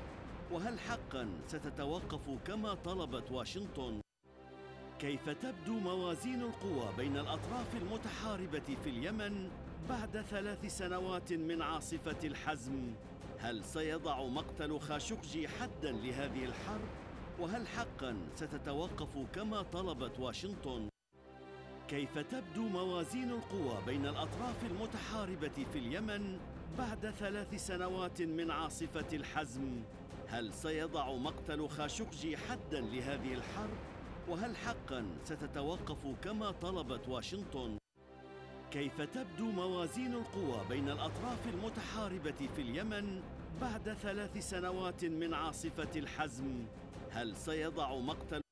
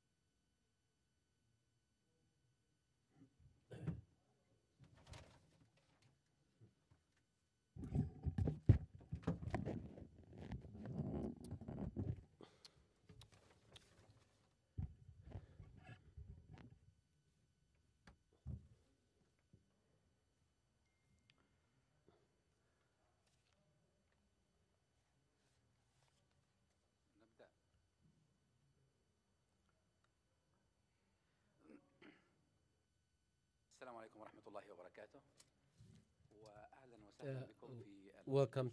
Would like to welcome you to the third session في هذه الندوة التي of the تناقش seminar that المستنقع in which we will discuss اليمني. the وطبعا نحن كنا أمام 3 Quagmire جلسات. في Yemen. This is the third session, as you said. In the first session, تحدثنا عن we موازين القوى بعد have 3 talked about سنوات. the balance of powers في after 3 years of الجلسة the war. الثانية In the session 2, we have discussed the war's economic and humanitarian cost, and the third session we'll be listening to 4 key speakers. We'll discuss the different scenarios of the future warfare under the current blockade, international pressure, and the clashing agendas of the Arab Alliance. Of course, when we don't want to repeat or we don't want to say for those for observers or Yemeni citizens, we don't want to explain the Yemeni crisis to say that it should end as such, because there are so many inputs or so many factors, either local factors, regional factors, as well as international factor that has impact on the crisis, including America, Iran, and Europe that recently witnessed that started to press on the Arab coalition. So I'm as a chairman of this or the moderator. I would like just to take just a few. First, I'd like to introduce the speakers in session 3. Dr. Mahjoub Azweri.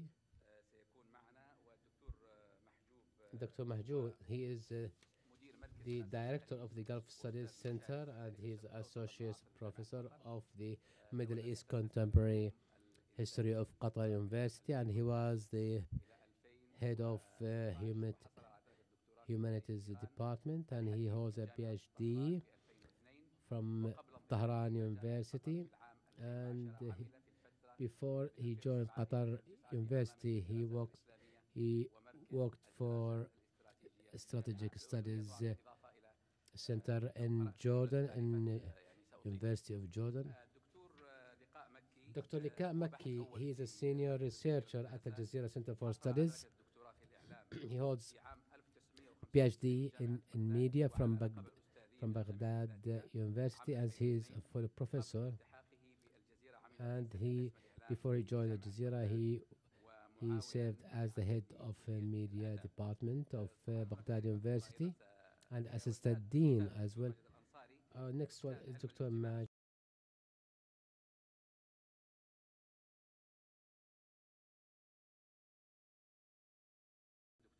a researcher at Survey and Research Center, and he holds a PhD from Manchester University.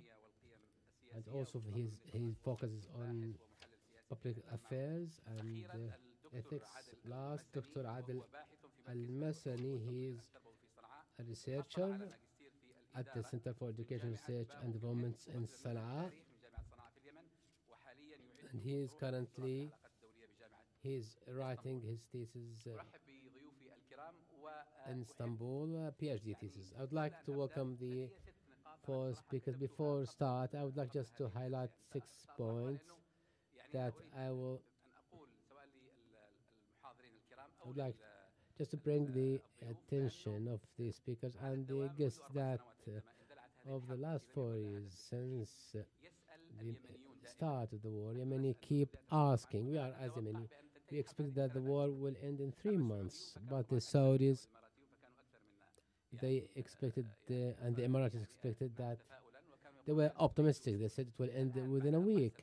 After 4 years, after all what happened in Yemen, we are entitled as Yemeni to ask, how do we expect this war will look like? Second thing, what's the goal of this war and where it will lead to after 4 years? Are we going to witness 4 years more of war?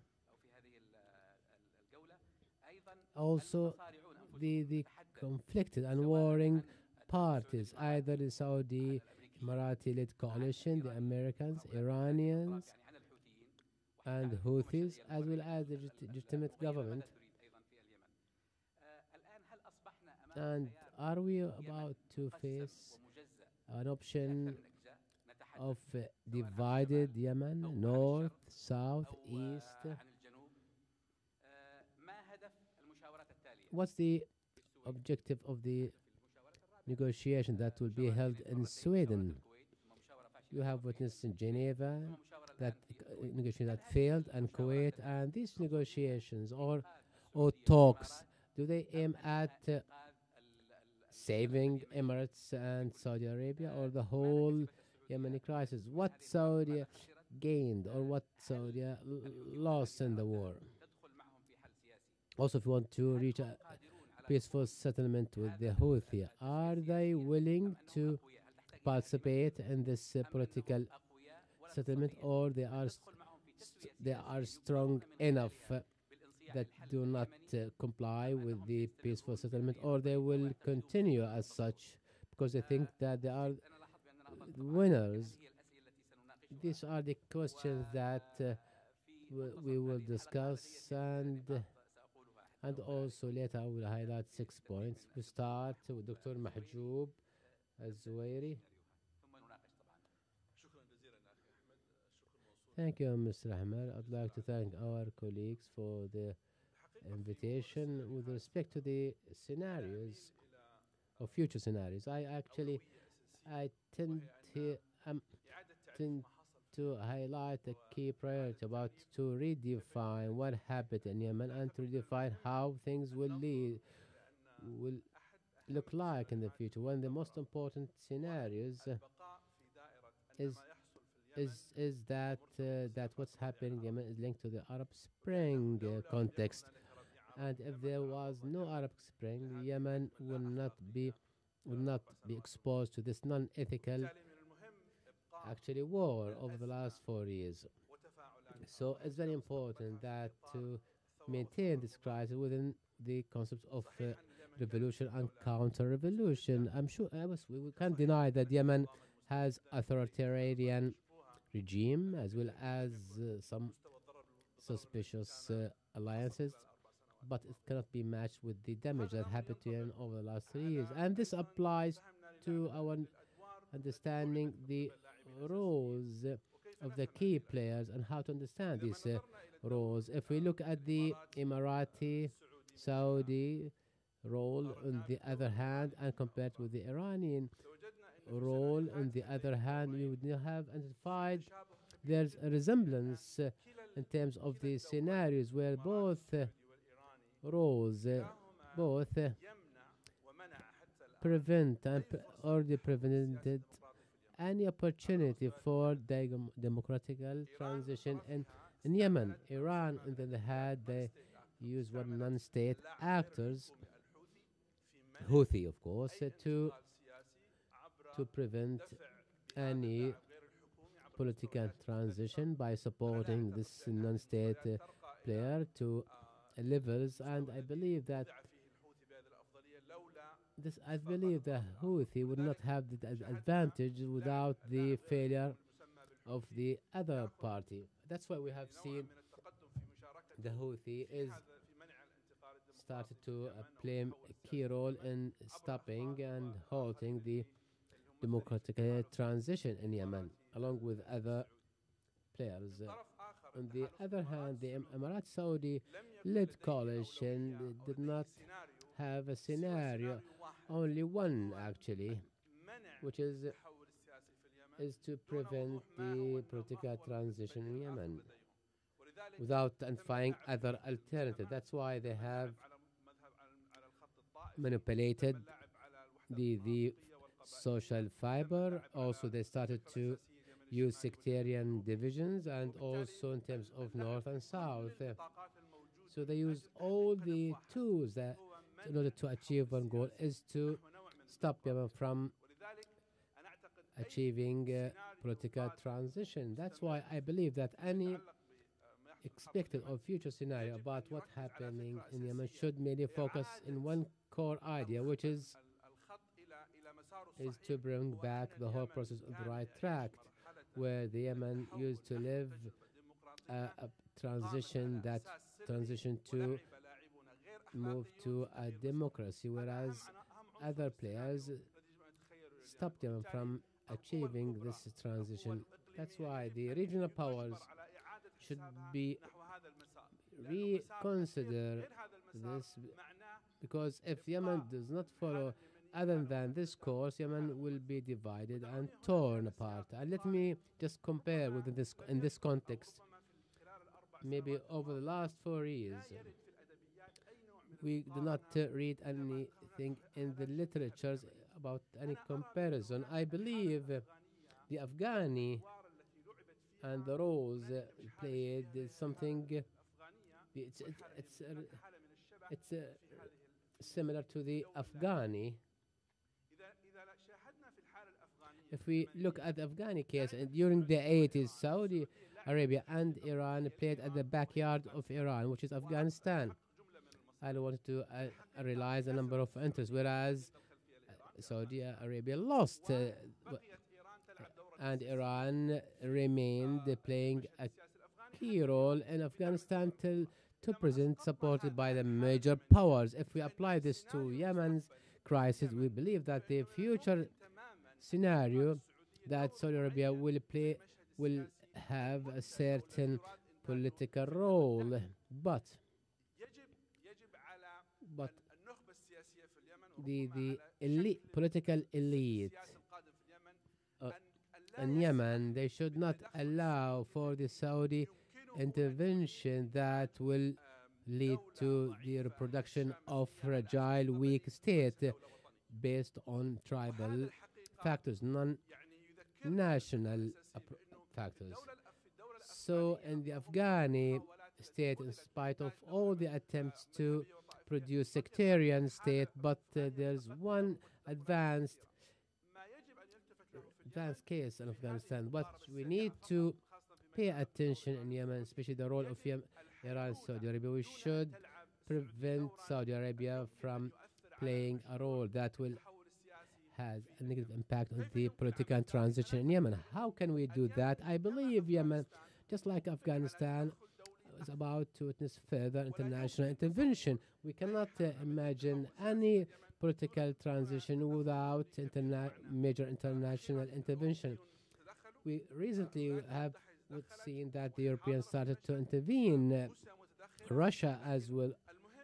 But what matters, how this agenda will look like and how will they support the political transition in Yemen.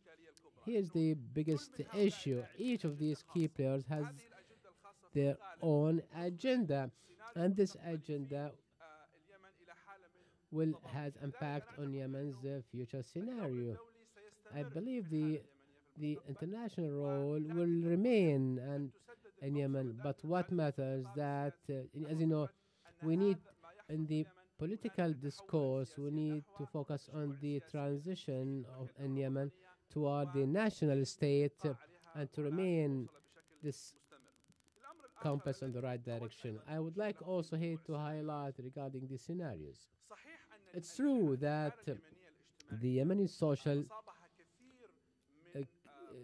status has experienced so many weakness, and it was not part. It's something has been imported from outside Yemen, and this reminds us. I'd like to recall that we need to link what's happening in Yemen with the Arab Spring and counter-revolution. We see that so many negative phenomena have been exported to Yemen in order to damage the Yemeni project. That's why one of the future scenarios is need to get rid to eliminate this kind of imported projects that have a negative impact on Yemen's scenario, because these scenarios will give a negative idea about the Yemen's community is not ready for change. We need a living powers in Yemen that to change this misconception about. I have authored a number of papers on Yemen, and I have recently witnessed there's an increase of such negative projects that came from outside, or we hear someone say that Yemen's people are not ready for any political transition for democracy. And last thing regarding to conclude regarding the have the government outside Yemen. This is part of the failure of resolving Yemen crisis. That's why any future scenario should aim at creating further pressure on the international community, including United Nations, to ensure that the Yemeni government will return back to Yemen. If they remain outside, this will result on no control over the political or regional or economical elements of Yemen. The Houthi, they actually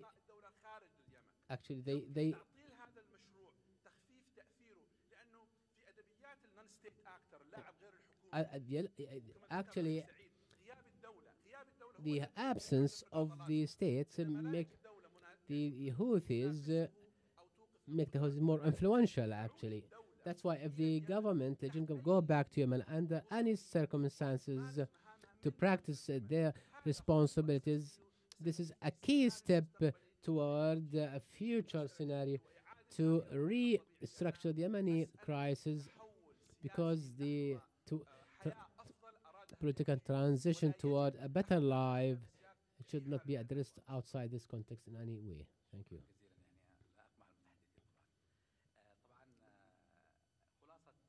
Just to sum up what Dr. Mahjoub said, as I understood it quickly here, we need to redefine the Yemeni crisis and the war in Yemen. Also, he talked about the role of the key players, including Saudi Arabia, Emirates, and how this role will look like in the future. Either or even Iran or other key players. Also, he stated about that the Arab Spring is the dominating factor in what's happening in Yemen, without any link to the sectarianism. And the most important is the Houthi actually exploit the failure of the legitimate government for their best interest and to save their interest. Dr. Liqa Makki talk about these scenarios as well. Thank you, Mr. Chairman. In fact, we don't want. I'm not a soothsayer or fortune teller, but what we have observed can give us an idea about what happened in Yemen at the short term or the mid term. Geography would help us to identify a number of details. And this morning in session 1, we have heard so many of us talk about the what's happening on the ground, the areas of control, and how the war will end in certain areas of conflict and the areas that are under the Houthis or the coalition control. I'm gonna here show you a map.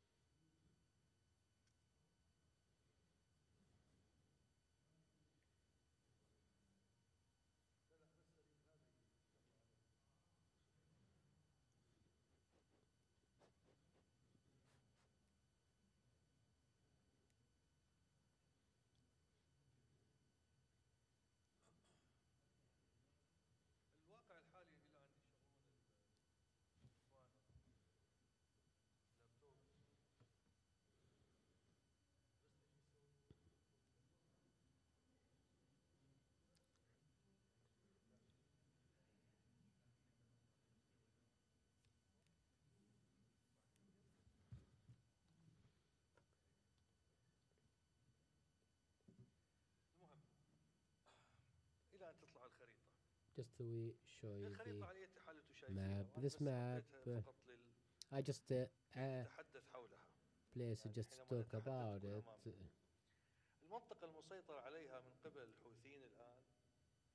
The area controlled by the Houthi consists a core part of Yemen, a very important part of Yemen, which hosts more than half of the Yemeni population, including the capital Sana'a, as part of big cities like Taz, which is the highly populated city in Yemen, as well as Al-Hudaydah, including some parts taken of the Halif.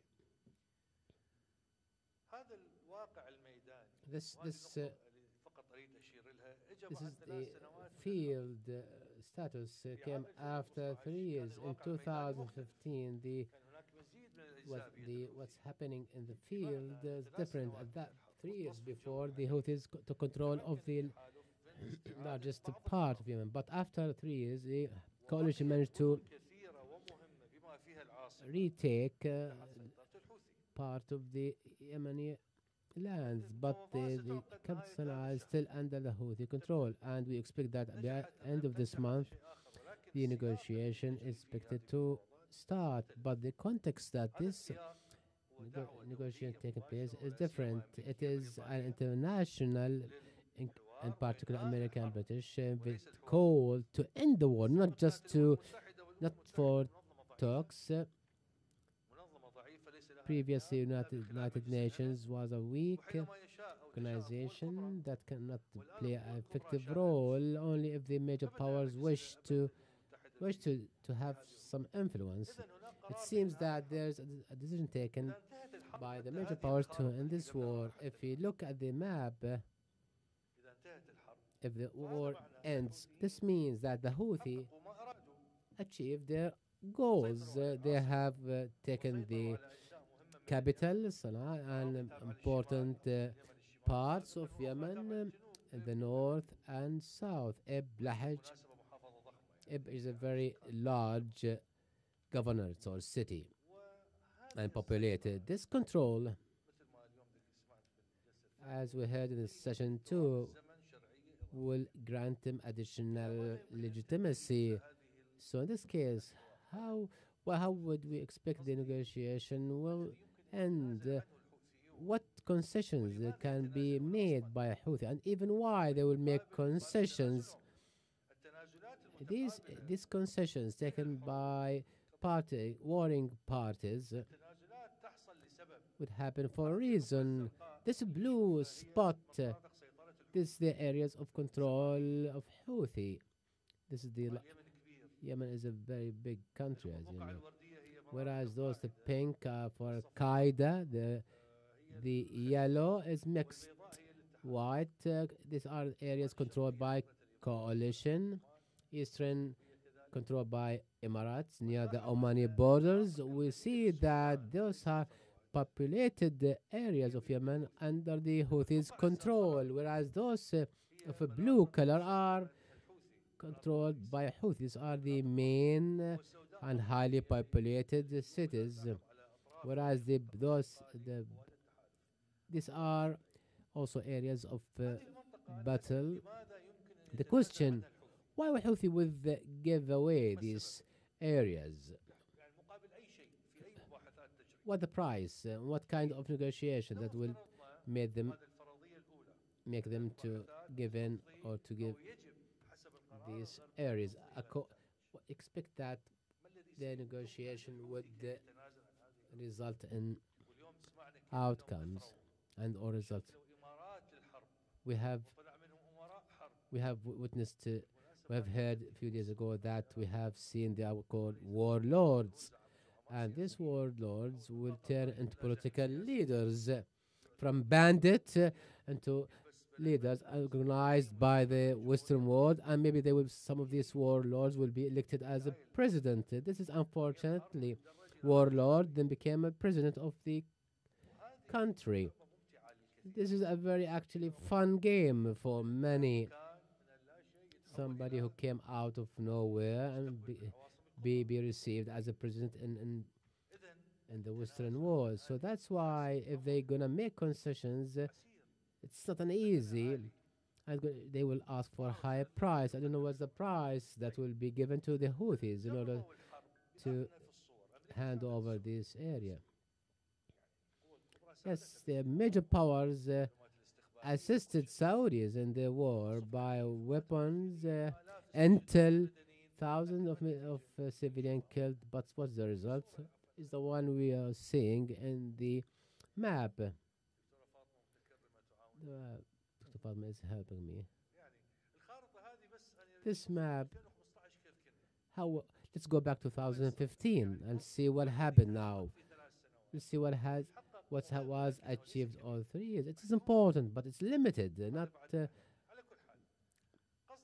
So what I mean here that this war, even if this negotiation failed, let's suppose, hypothetically speaking, let's imagine that this negotiation failed and the war started again. This is the map of 2015 after the Houthi took most of the areas of Yemen. If we compare it, we see that the areas that were retaken are not much, and due to the poor arrangement, especially in what happened Taz, where people of Taz were, are disappointed we failed them due to al-Islah part. It was a betrayal, actually. What would happen now if we keep on fighting within the same context 3 years? And this, of course, will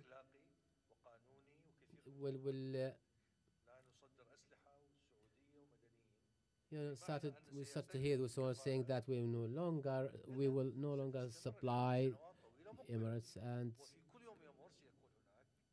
and Saudi Arabia with weapons, whereas if the war ended with no winner, or loser, it will end at a certain point. No one. So in this case, what would happen? In this case, Yemen will be left on its own. But Yemen, even I remember in 2010, even before the Arab Spring, there was 50 million piece of weapon. It was in Aden at that time. President Ali Abdullah Saleh, he stood in front of us and said we have 55 million piece of weapon. At that time, we see the tribals hold these weapons, but they don't use them because they follow certain values, certain ethics that prevent them from using weapons. There's a limit. There are norms. Nowadays, there are no norms. There are militias fighting for money, for wealth, and for control. Warlords who lead for their personal interests. This will lead to a civil war, actually.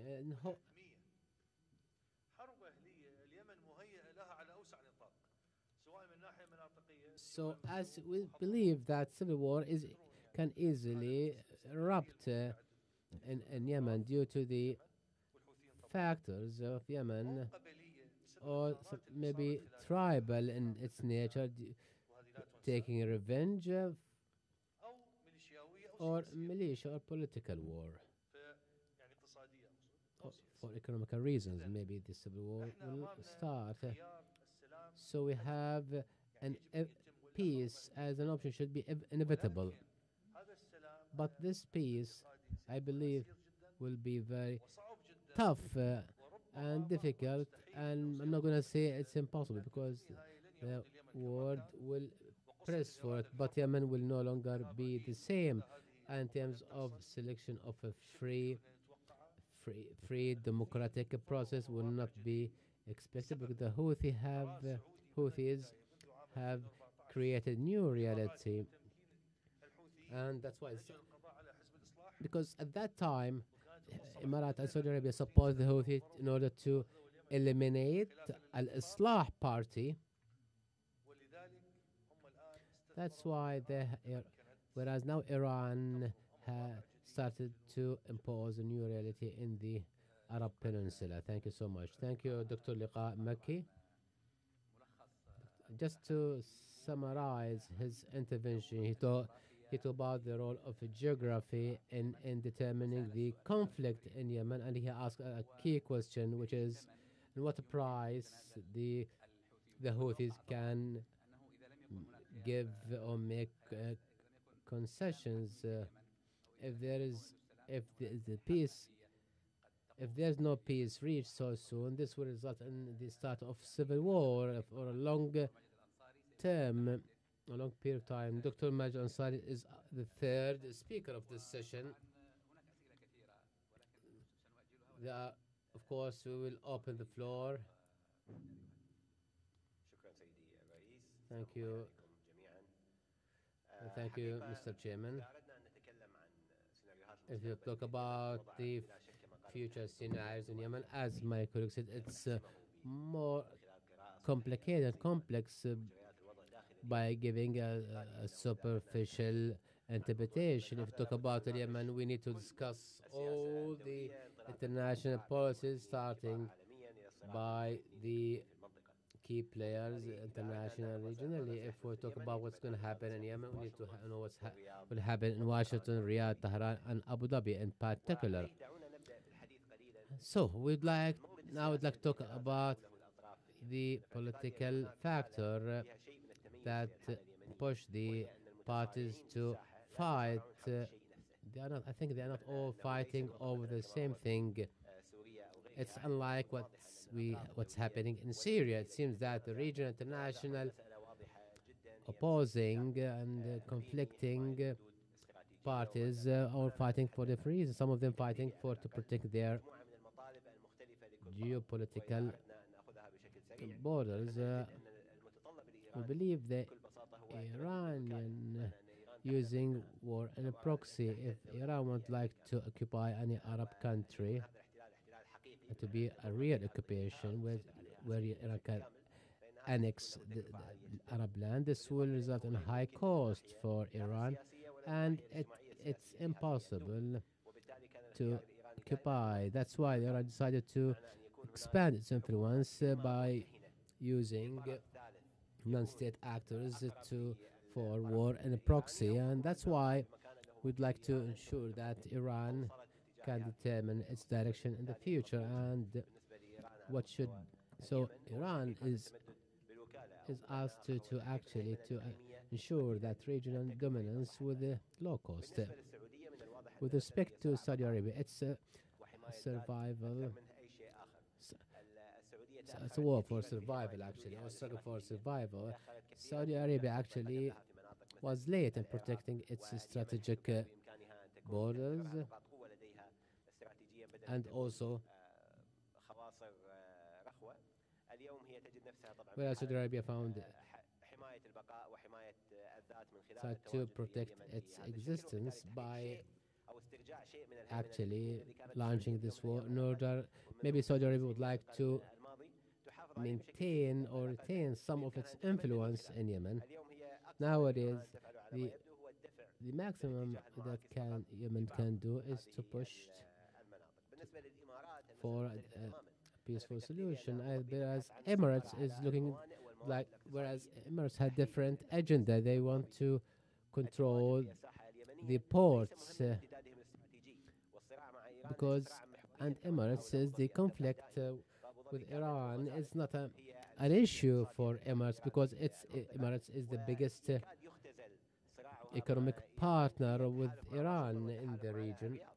At the same time,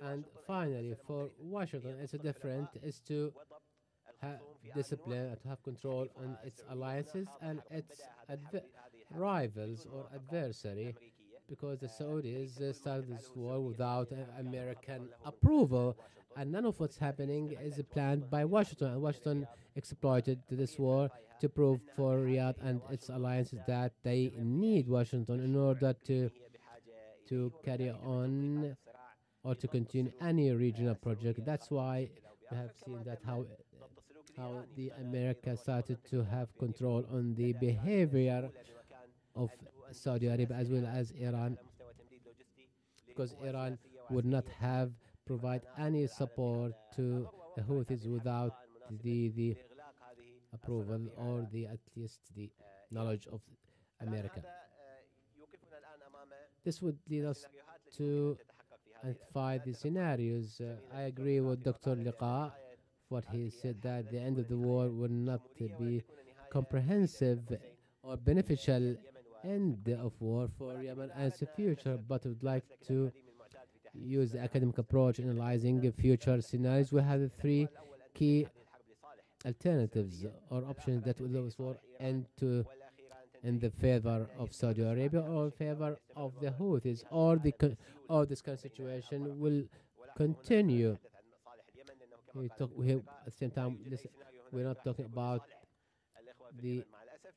are not talking about how to maintain the interests of Yemen, because this war has not taken into account the interests of Yemeni people. How this conflict will end in favor of Iran? First, Saudi will withdraw for three reasons: either through international American pressure, which is we have started to observe, and Washington says that give Saudi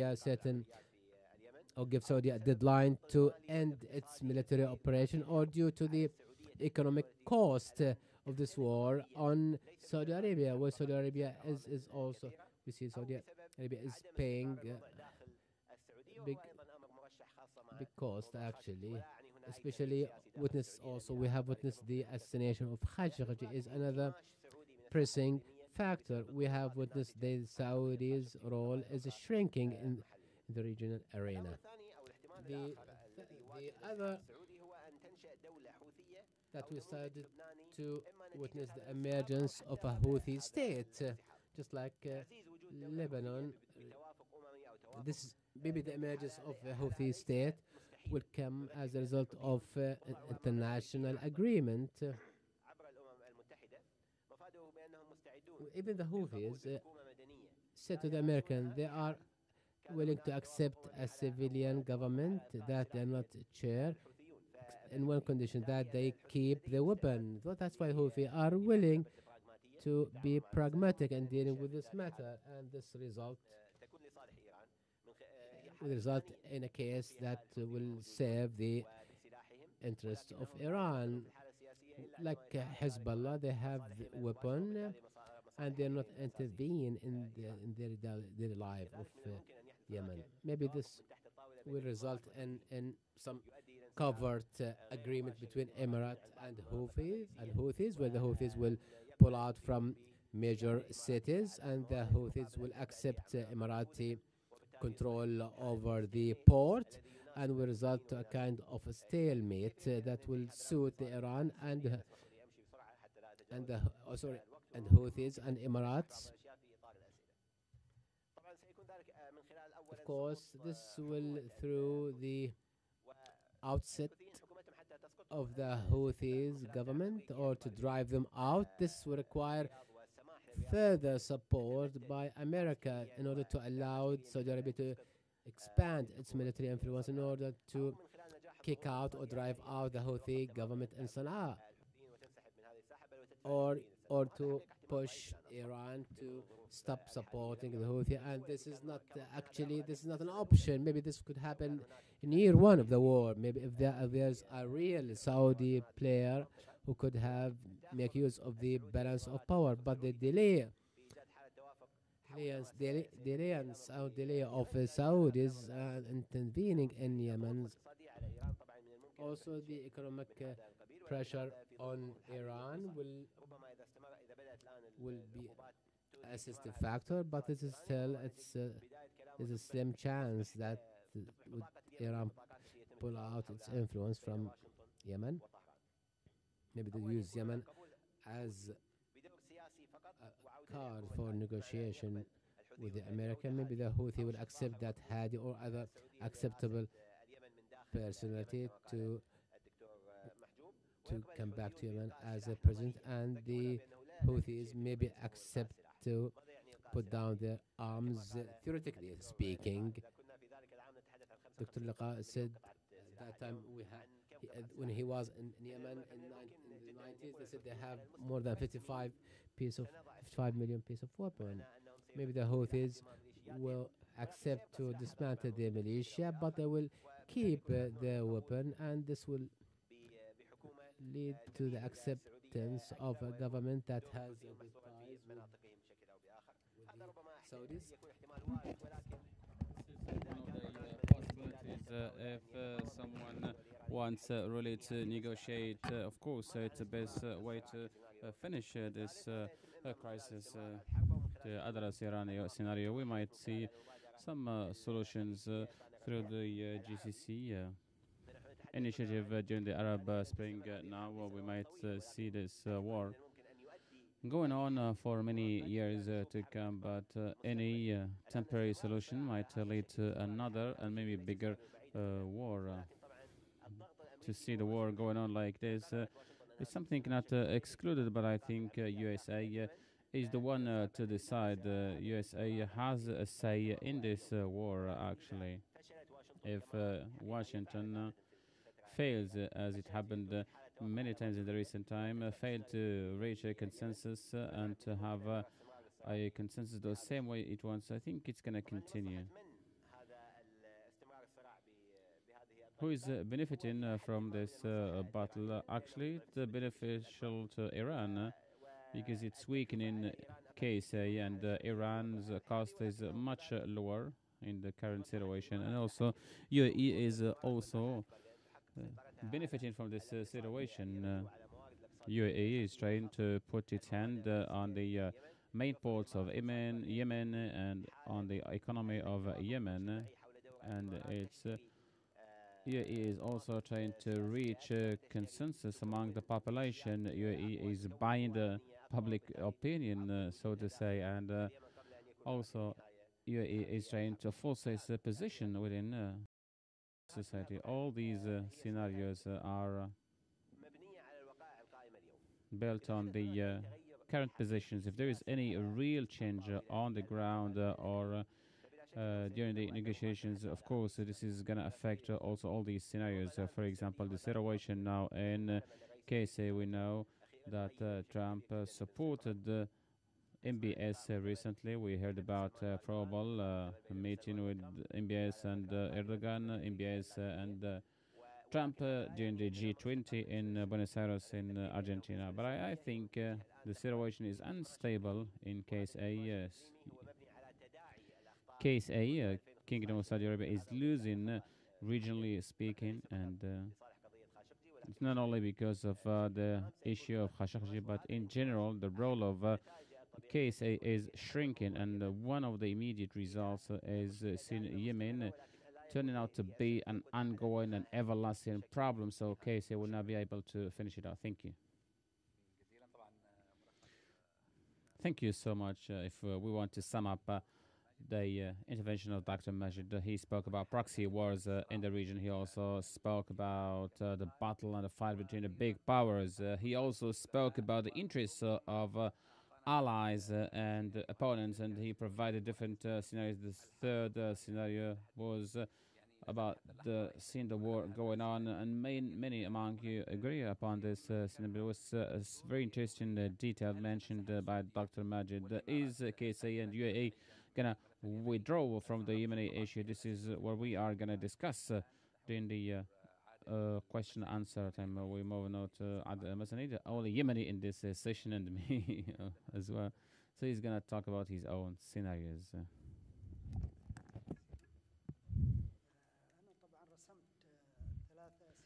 I draw actually three scenarios. The first scenario, to see more escalation coming from the part of the coalition, and to make a change on the ground so it can manage the situation better. The second situation is to see or to keep the status quo, which means the war will go on without any decision, and this might lead to the formation of new powers, whether domestically or internationally. The third scenario is to see an escalation coming from the international community. For example, there might be a resort to adopt an international resolution from the Security Council, which will change the status of the war in Yemen into a illegitimate war. Of course, escalating the war in different fronts is facing a lot of challenges, and one of the challenges is the humanitarian crisis. As many of my colleagues, as many of the previous speakers said, it's only a symptom of the sickness. But I think now the humanitarian crisis is beyond all other concerns, and it's now a huge problem. It's summing up the real catastrophe. It's deleting the right of life, the right for life for more than 14 million Yemeni people. So therefore, the Yemenis now are facing a huge famine and hunger. This humanitarian crisis has become the priority for the international community, and that's why the international community is pressing for putting an end to this war. And also, the international community will put some obstacles on the way of the war. I do agree with Dr. He said that the core problem in Yemen is the Yemeni Spring or the Arab Spring. That's why we saw the intervention of the Arab coalition in Yemen. The coalition wanted to put an end to the Yemeni state at once and for all. And therefore, these results and consequences are actually linked directly to the Yemeni Arab Spring. Many ports, airports, and cities are besieged, and even the central bank is almost non-existent. There is huge devastation and destruction in the country.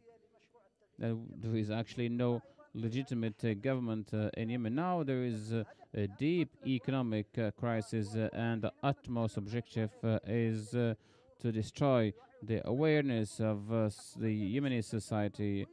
Actually, the government is not absent, but the government was sent out from the Yemeni scene, and it was sent out on purpose, intentionally. We have more than 1 million employees in Yemen, and these employees are not receiving their wages and salaries. Also, children not going to school anymore, and they are brought to fight in the fronts, either by the Houthis or by other conflict parties. So this is a huge problem. We are running into much bigger catastrophe in Yemen. The economic crisis aiming at demolishing the Yemeni awareness and seeding the scene for the Arab coalition, and the situation is turning out to be colonization. And of course, every country interfering, involved in the crisis, is looking after its own interest through gaining economic influence and power. As I said, now it's a big catastrophe, and famine is threatening all Yemenis, and Yemen is entering the era of famine. And I think this is one of the most aspect we can use and mention to press for putting an end to the war, because putting the war end to the war is an advantage, is an achievement for the national project. As I said, the legitimacy now, what is it? It's an exile. It's in case A. There is a huge famine. Children are not going to school. There are no medical services, and all economic centers of the country are under siege. So I think solving the humanitarian crisis is not only through opening Al Hudaydah port, but also all ports, all airports closed down, shut down by the coalition countries, and I think this is an existential challenge to put an end to this crazy war. Of course, we need to use the mountain and increasing pressure after the murder of Khashoggi. This is all what I have to say. Thank you. Thank you very much, Dr. Adil. He presented a number of scenarios, 3 scenarios in total, but he focused on the role of the coalition in what's going on in Yemen. I'll open the floor to questions. And we take and start with Dr. Mahjoub. You spoke about redefining the war in Yemen, the situation in Yemen.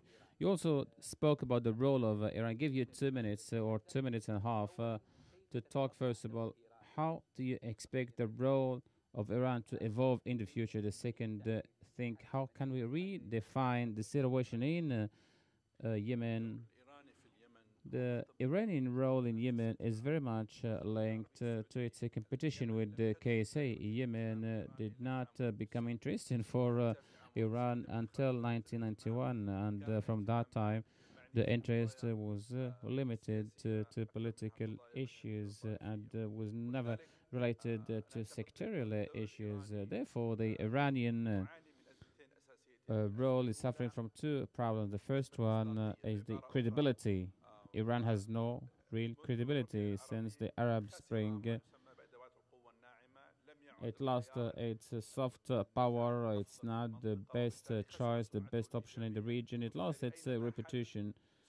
So, wherever you have Iran, people associated with destruction and devastation. The second thing, Iran in Yemen is unable to do anything because it's costly economically speaking. That's why they back the Houthis to control the resources of the country. So for Iran, this is not a cost factor.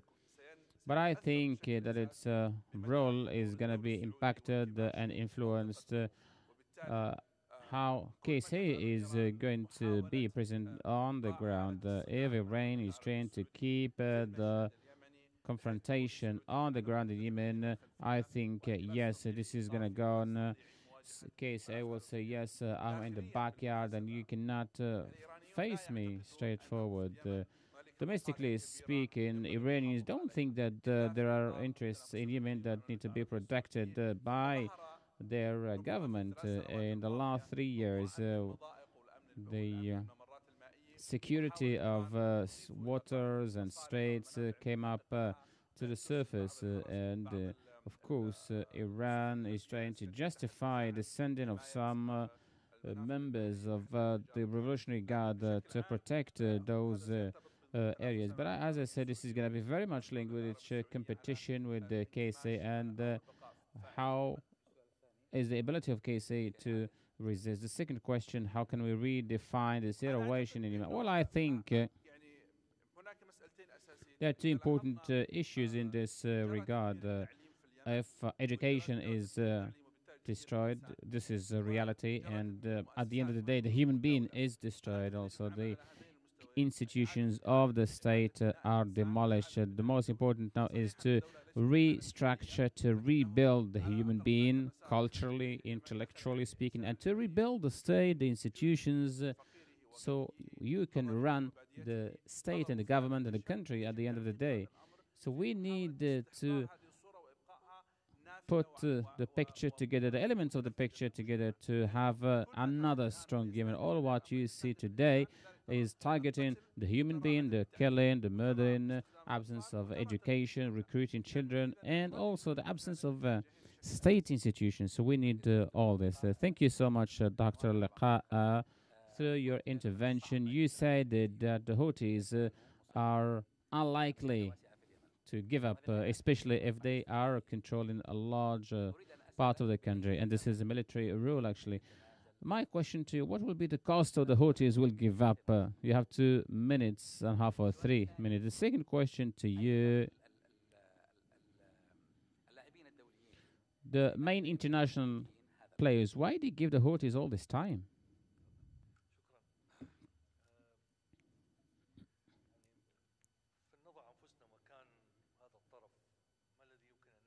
So let us put ourselves in the shoes of this party. What can we do? I don't think that they are going to make big compromises. There is a status quo, there is a situation on the ground, and everyone needs to accept it. And it's all about a regional battle involving Iran and KSA and USA and UAE.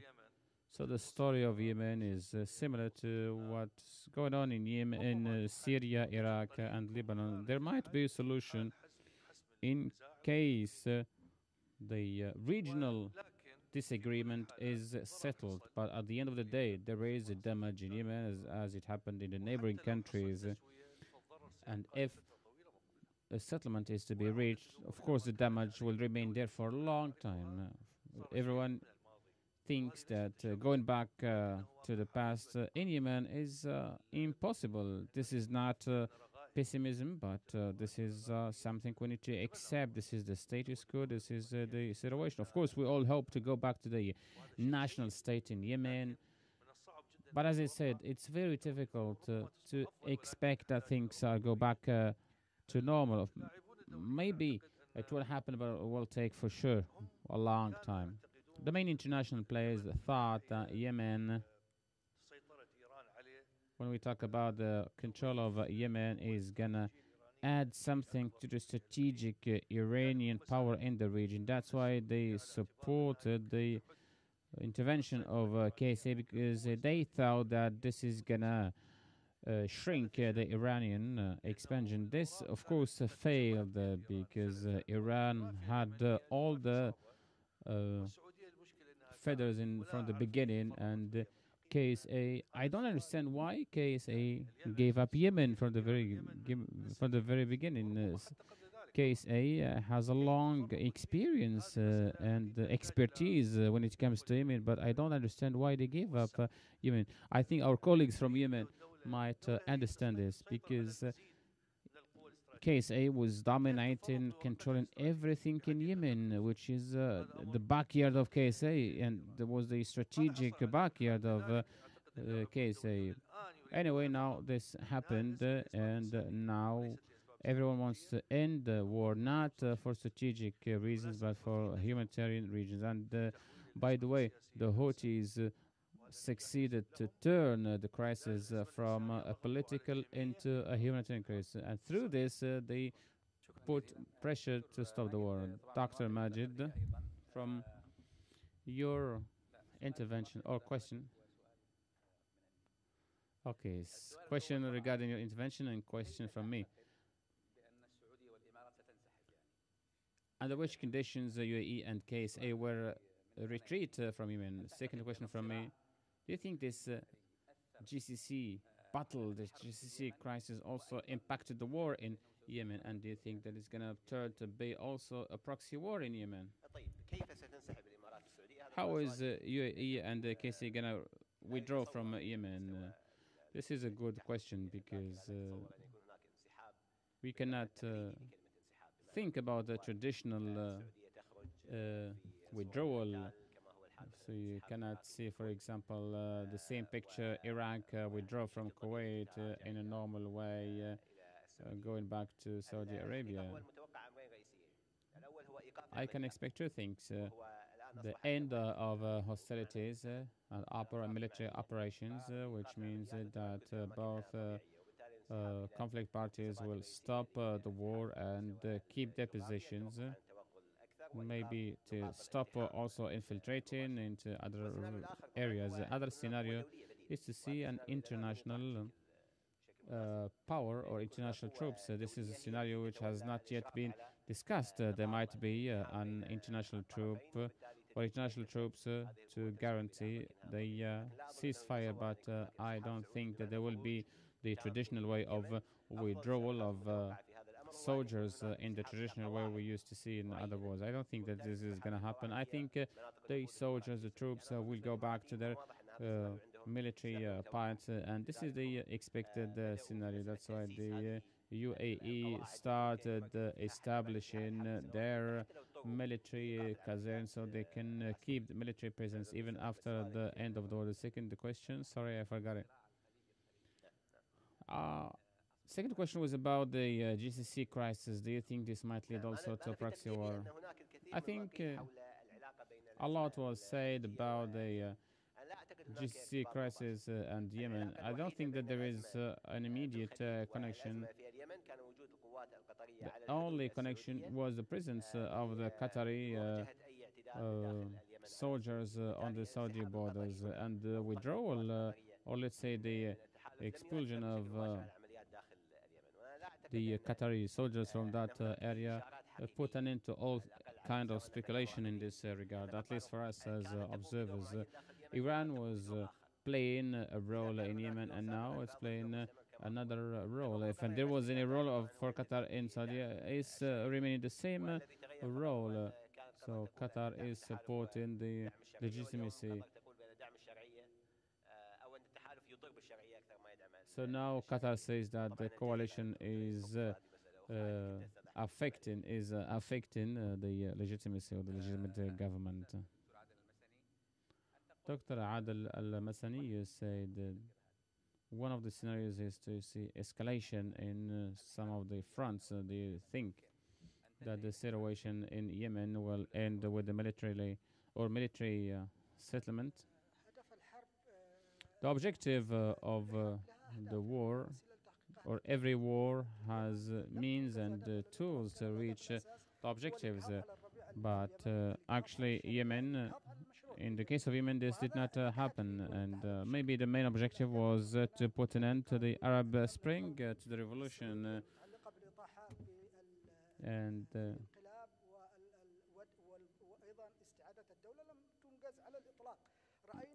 the other objectives of putting an end to the coup of the Houthis and rebuilding the state, these objectives were not achieved at all. So therefore, what we saw actually is putting an end rather to the Arab Spring, to the revolution of the Yemenis in 2011, and also the legitimate government was expelled from the country. Rather, or more than that, there was a coup against the legitimate country.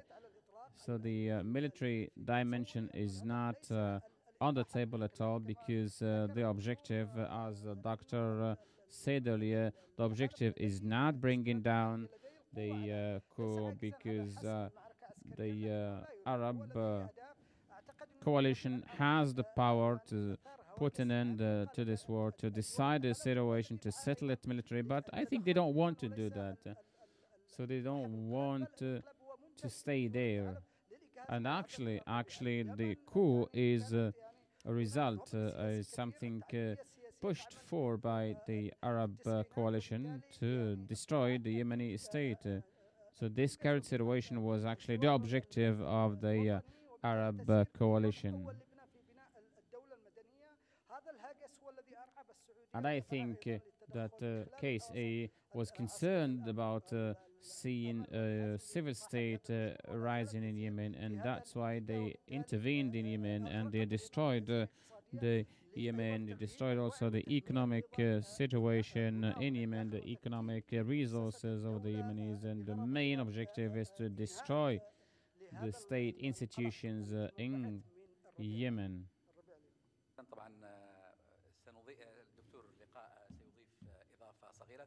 Yeah, maybe you want to add something, and then we open the floor for questions.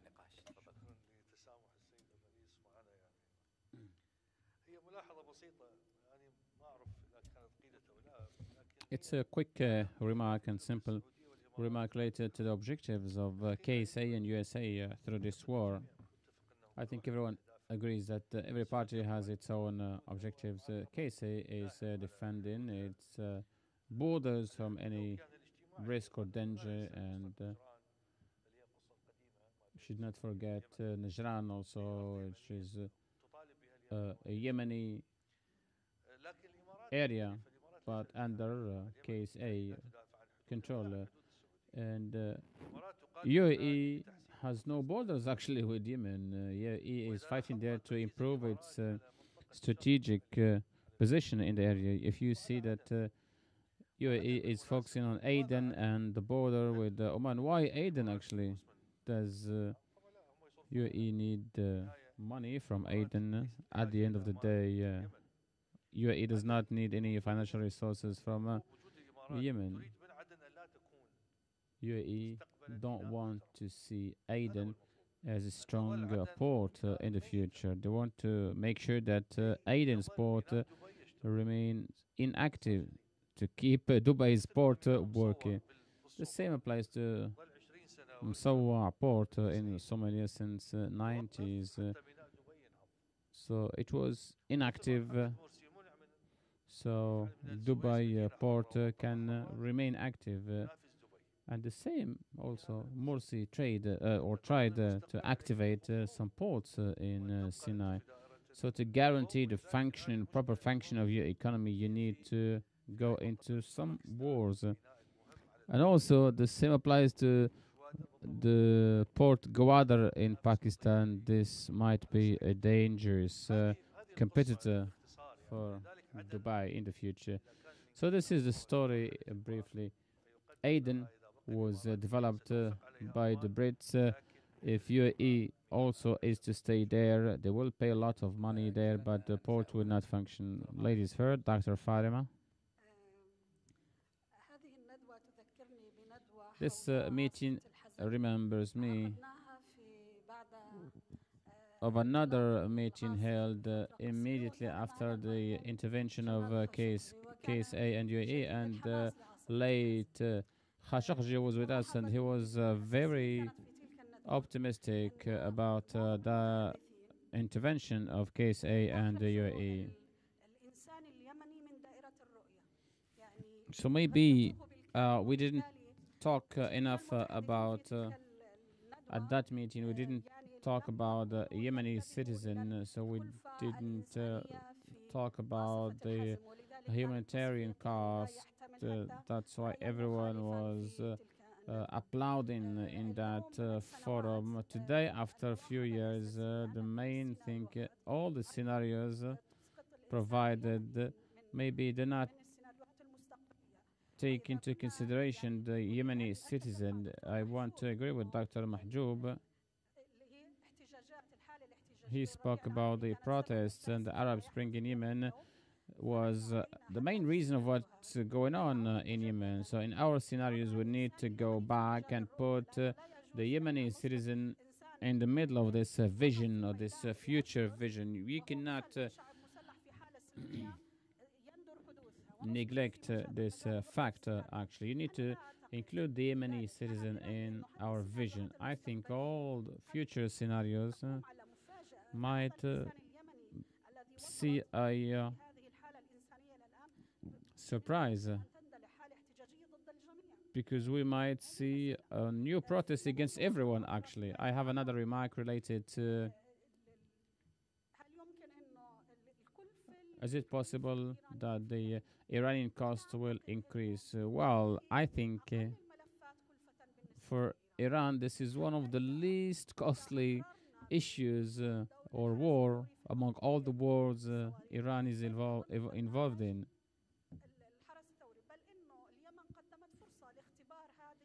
So, and I think Yemen was an opportunity for Iran to test some missiles, and I think Iran benefited a lot from Yemen.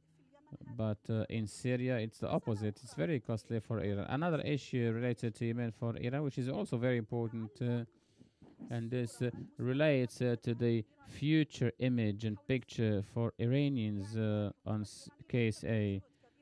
Iran did not deploy big effort to justify its behavior in Yemen, especially after the repeated situation of people passing away in Hajj, and the majority of them are from Iran.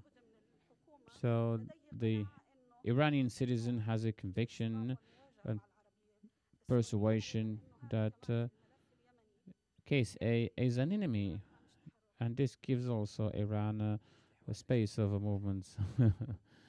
So, thank you. I have quick remarks also. Putting an end to the war does not mean bringing peace to Yemen. To the UAE and the KSA forces are not fighting on the ground, with the exception to Saudis in the south of KSA. So there are actually no troops, no ground troops inside Yemen. Those UAE soldiers who were killed, they were killed by a missile, and they were actually in a military base in the battle in Aden. those who were targeted actually were only supporting, providing logistical support.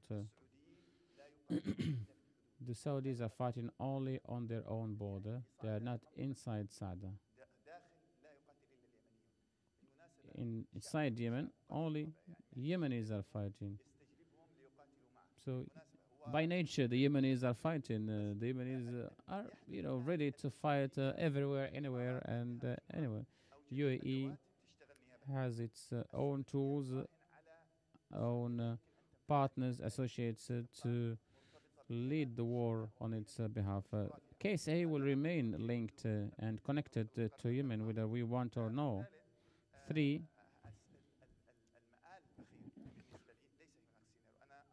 I am not providing a scenario, but I look at Yemen, which is going into disintegration and dismantlement, and maybe to a new restructuring. Maybe it's not going one unified Yemen. We will see maybe more than one Yemen with different names. We might see 2 or 3. To see Yemen going back to before 2011, I think it's very difficult. Although KSA is getting weaker or not, but it's tough to see Yemen going back to normal. Thank you. Dr. Ridwan? After you, Saddam.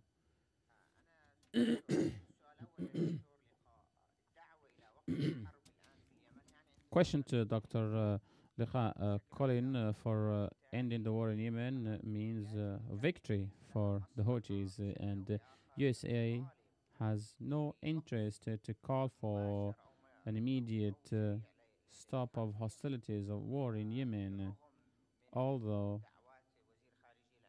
we saw a lot of appeals and calls from the foreign minister or State Department of USA, but in the Congress we have Chris Murphy. Maybe we have more Democrat voices, but the Republicans know that stopping the war in Yemen means victory for the Houthis, and they are aiming at surrounding Iran militarily and financially. So I don't think that USA is really gonna go far in pressurizing KSA to stop the war.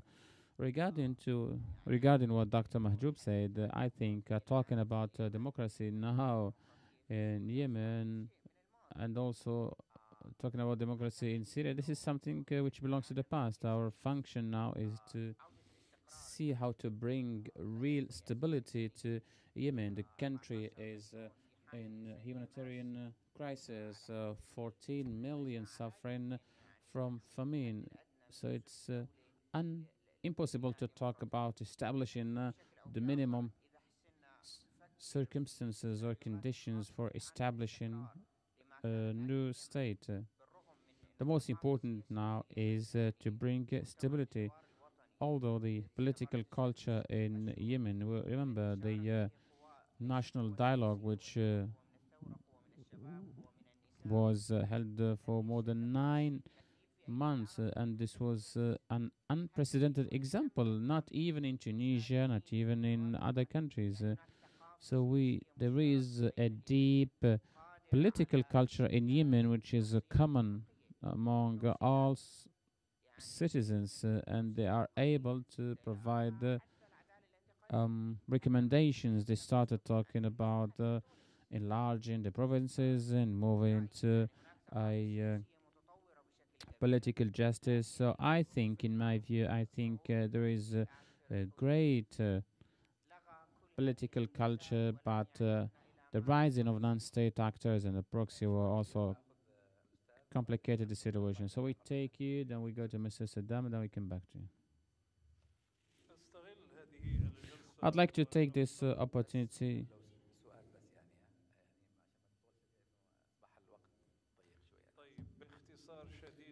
very briefly.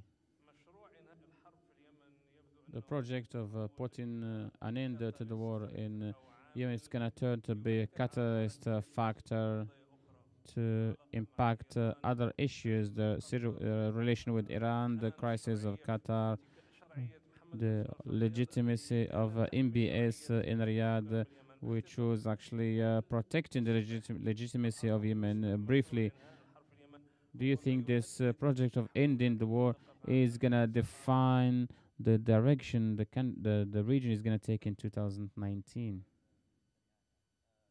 Two quick questions, Dr. Mahmoud and Dr. Majid.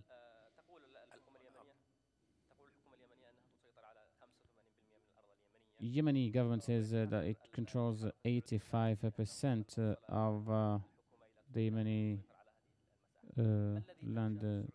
What does Case A fear from seeing Abdul Hadi Rabbu Mansour in Yemen again? Second question to Dr. Majid. Is there any contradiction of interests, interest conflict, or contradiction between countries related to, so for example, in Qatar, some say that there was a conflict of interest between KSA and UAE. KSA has also its own agenda in Shabwa, and when we talk also about Qatar, do you think that there is a conflict of interest between KSA and USA and UAE? We start with Dr. Liqa to answer the questions. Dr. Ridwan did not provide a vision. Yes, the Americans are not ambitious to end the war with regard to the situation on the ground. But with the humanitarian crisis and the pressures and also the nature of the war has become tough for the coalition to reach a military settlement of the war. I think the peace talks might be an opportunity to redesign the military structure or approach. I think it is necessary to prepare the ground. Maybe there will be new alliances with tribes trying to buy the loyalty of other tribes and so on. So maybe there is, in this regard, an attempt to redesign and restructure the Yemeni scene. There is another question asked by the gentleman.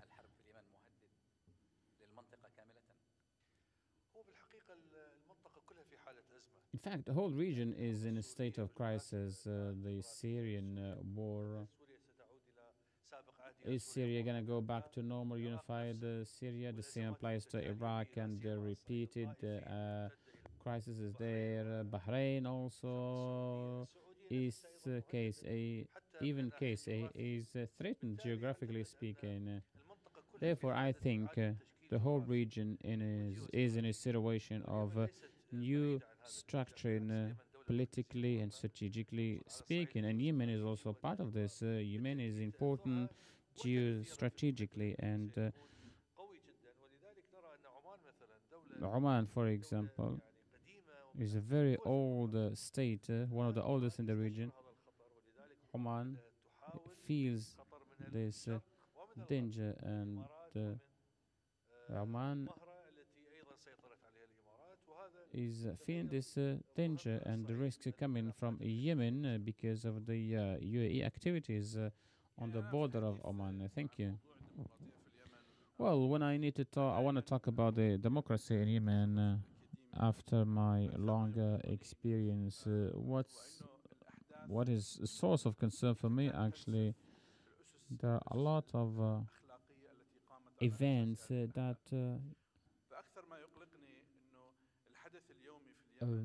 undermine all ethical considerations. So all what happened was against the willingness or the will of Yemeni citizens.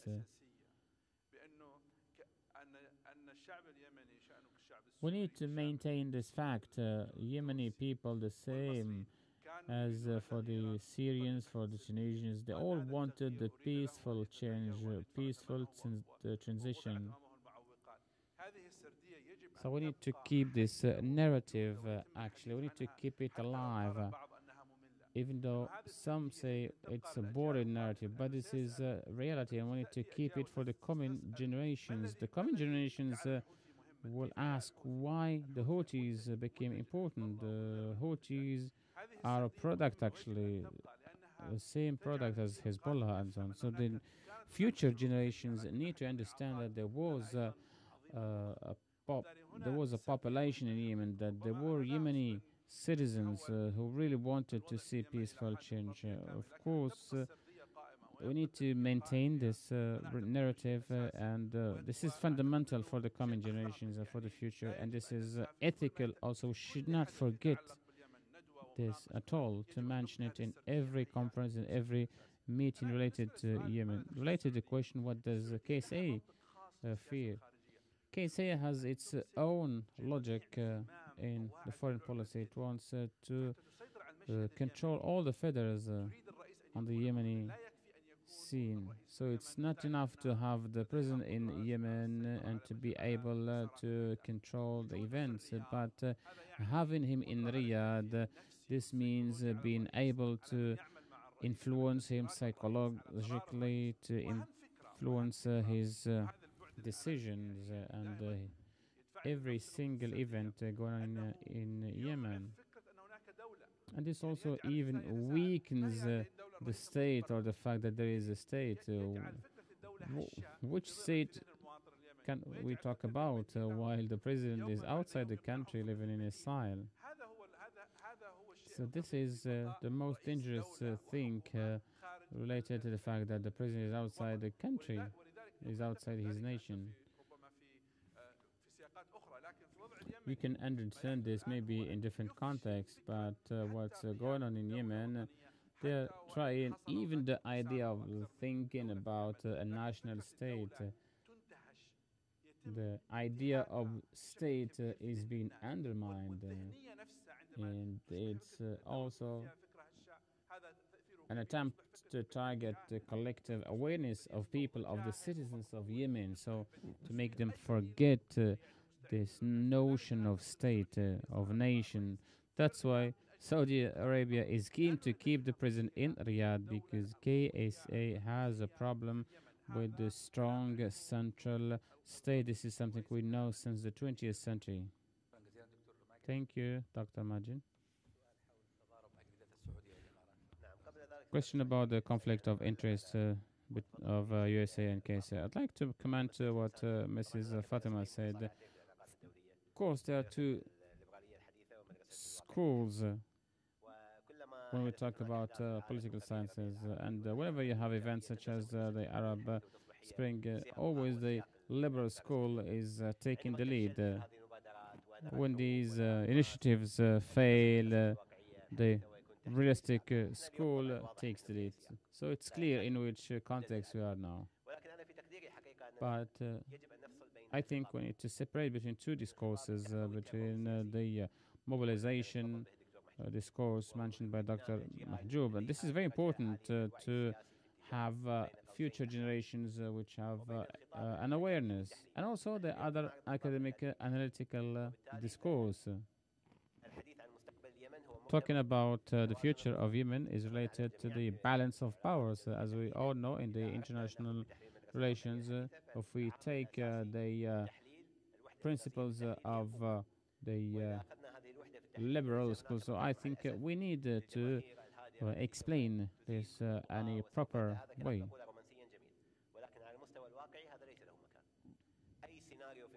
Which scenario is, or any scenario in Yemen, does not need to see, or does not need to have a real change on the demography of Yemen. So I think the regional and international players will play a major role in solving the situation in Yemen. Is there any conflict of interests between KSA and the UAE? There's actually a riddle in this coalition between KSA and UAE. So actually, UAE is manipulating KSA and pushing it to do some roles and play some roles, serving the agenda of UAE. And sometimes UAE is doing the job by itself, but I think the situation is still going on. There is no clear analysis. UAE is ready to follow KSA as far as they serves its own interests. And once we reach this line, I think every country takes a separate path. And when this happens, UAE is always keen not to see this relation break up, relation between KSA and UAE.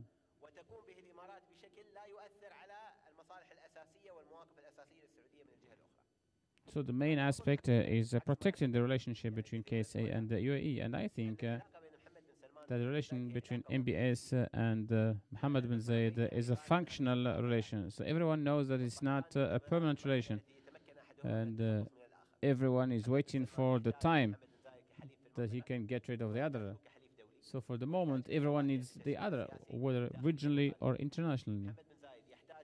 Mohammed bin Zayed needs Riyadh and MBS to guarantee that KSA is going on the same line of UAE. And whenever one of the parties won't need the other, of course there won't be this, there won't be any relation anymore. So I think we're supposed to end here, but I take 5 minutes. Oh, no more questions. Okay, we finish this meeting.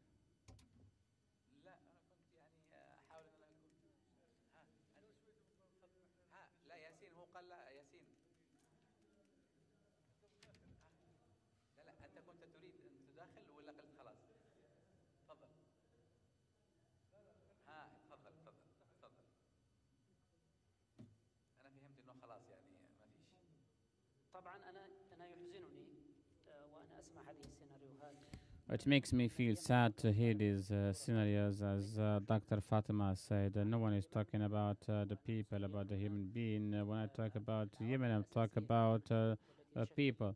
When we talk about the main factors which are actually the guarantee for any legitimate power, any legitimate authority. Also, when you talk about the options,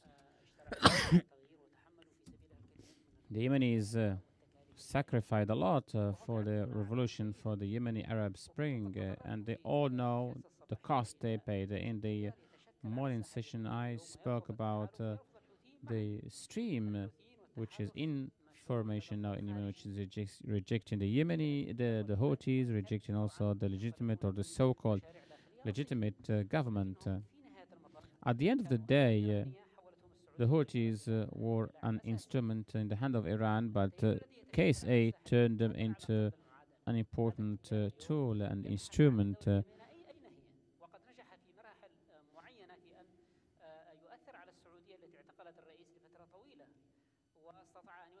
KSA also arrested the president for a long time, and also KSA went out from Socotra after its defeat. I think that KSA and UAE are not really looking for a solution to the war in Yemen, for the war in Yemen, together with the legitimate authority. And this is the biggest catastrophe with regard to this war conducted by UAE and KSA in Yemen. So the main objective is to bring back legitimacy to Yemen, or to re-establish, rebuild the state. As Mr. Said said, they want to disintegrate Yemen, and they want to destroy the Yemeni state. What are they going to tell the international community? Give us more time to continue this war. If there is any consensus at the level of Trump's project, who sees in Iran the priority to be fought, I think everyone is talking about Iran in the American administration, but James Mattis personally, as a defense minister, is going beyond Pompeo here.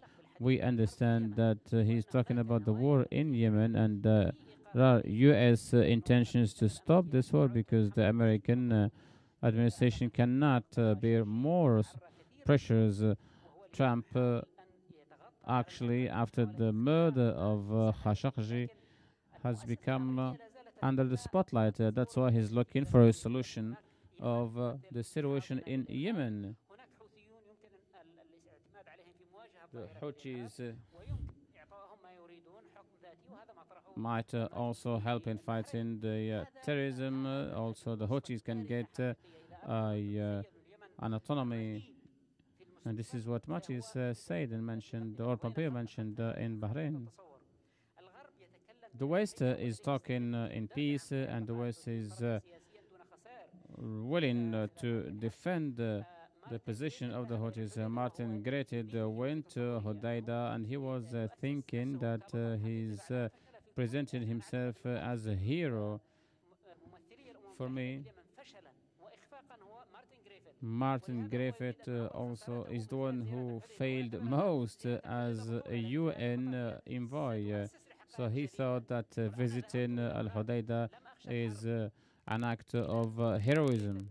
The project of Griffith, UN, and the West is to maintain the political achievements of the Houthis. So they are pushing actually for a settlement with the participation of the Houthis. No longer war, no forgotten war in Yemen. Forget this, forget about it. This is gonna continue only if UAE and KSA is still providing for this war. And also if Iran is financing the Houthis. Iran is not losing nowadays, but when you have a long-term war, Iran is gonna lose. And you will not see other players getting involved in the Yemeni war as it happened in Syria. So keeping the Houthis is a defeat for the coalition.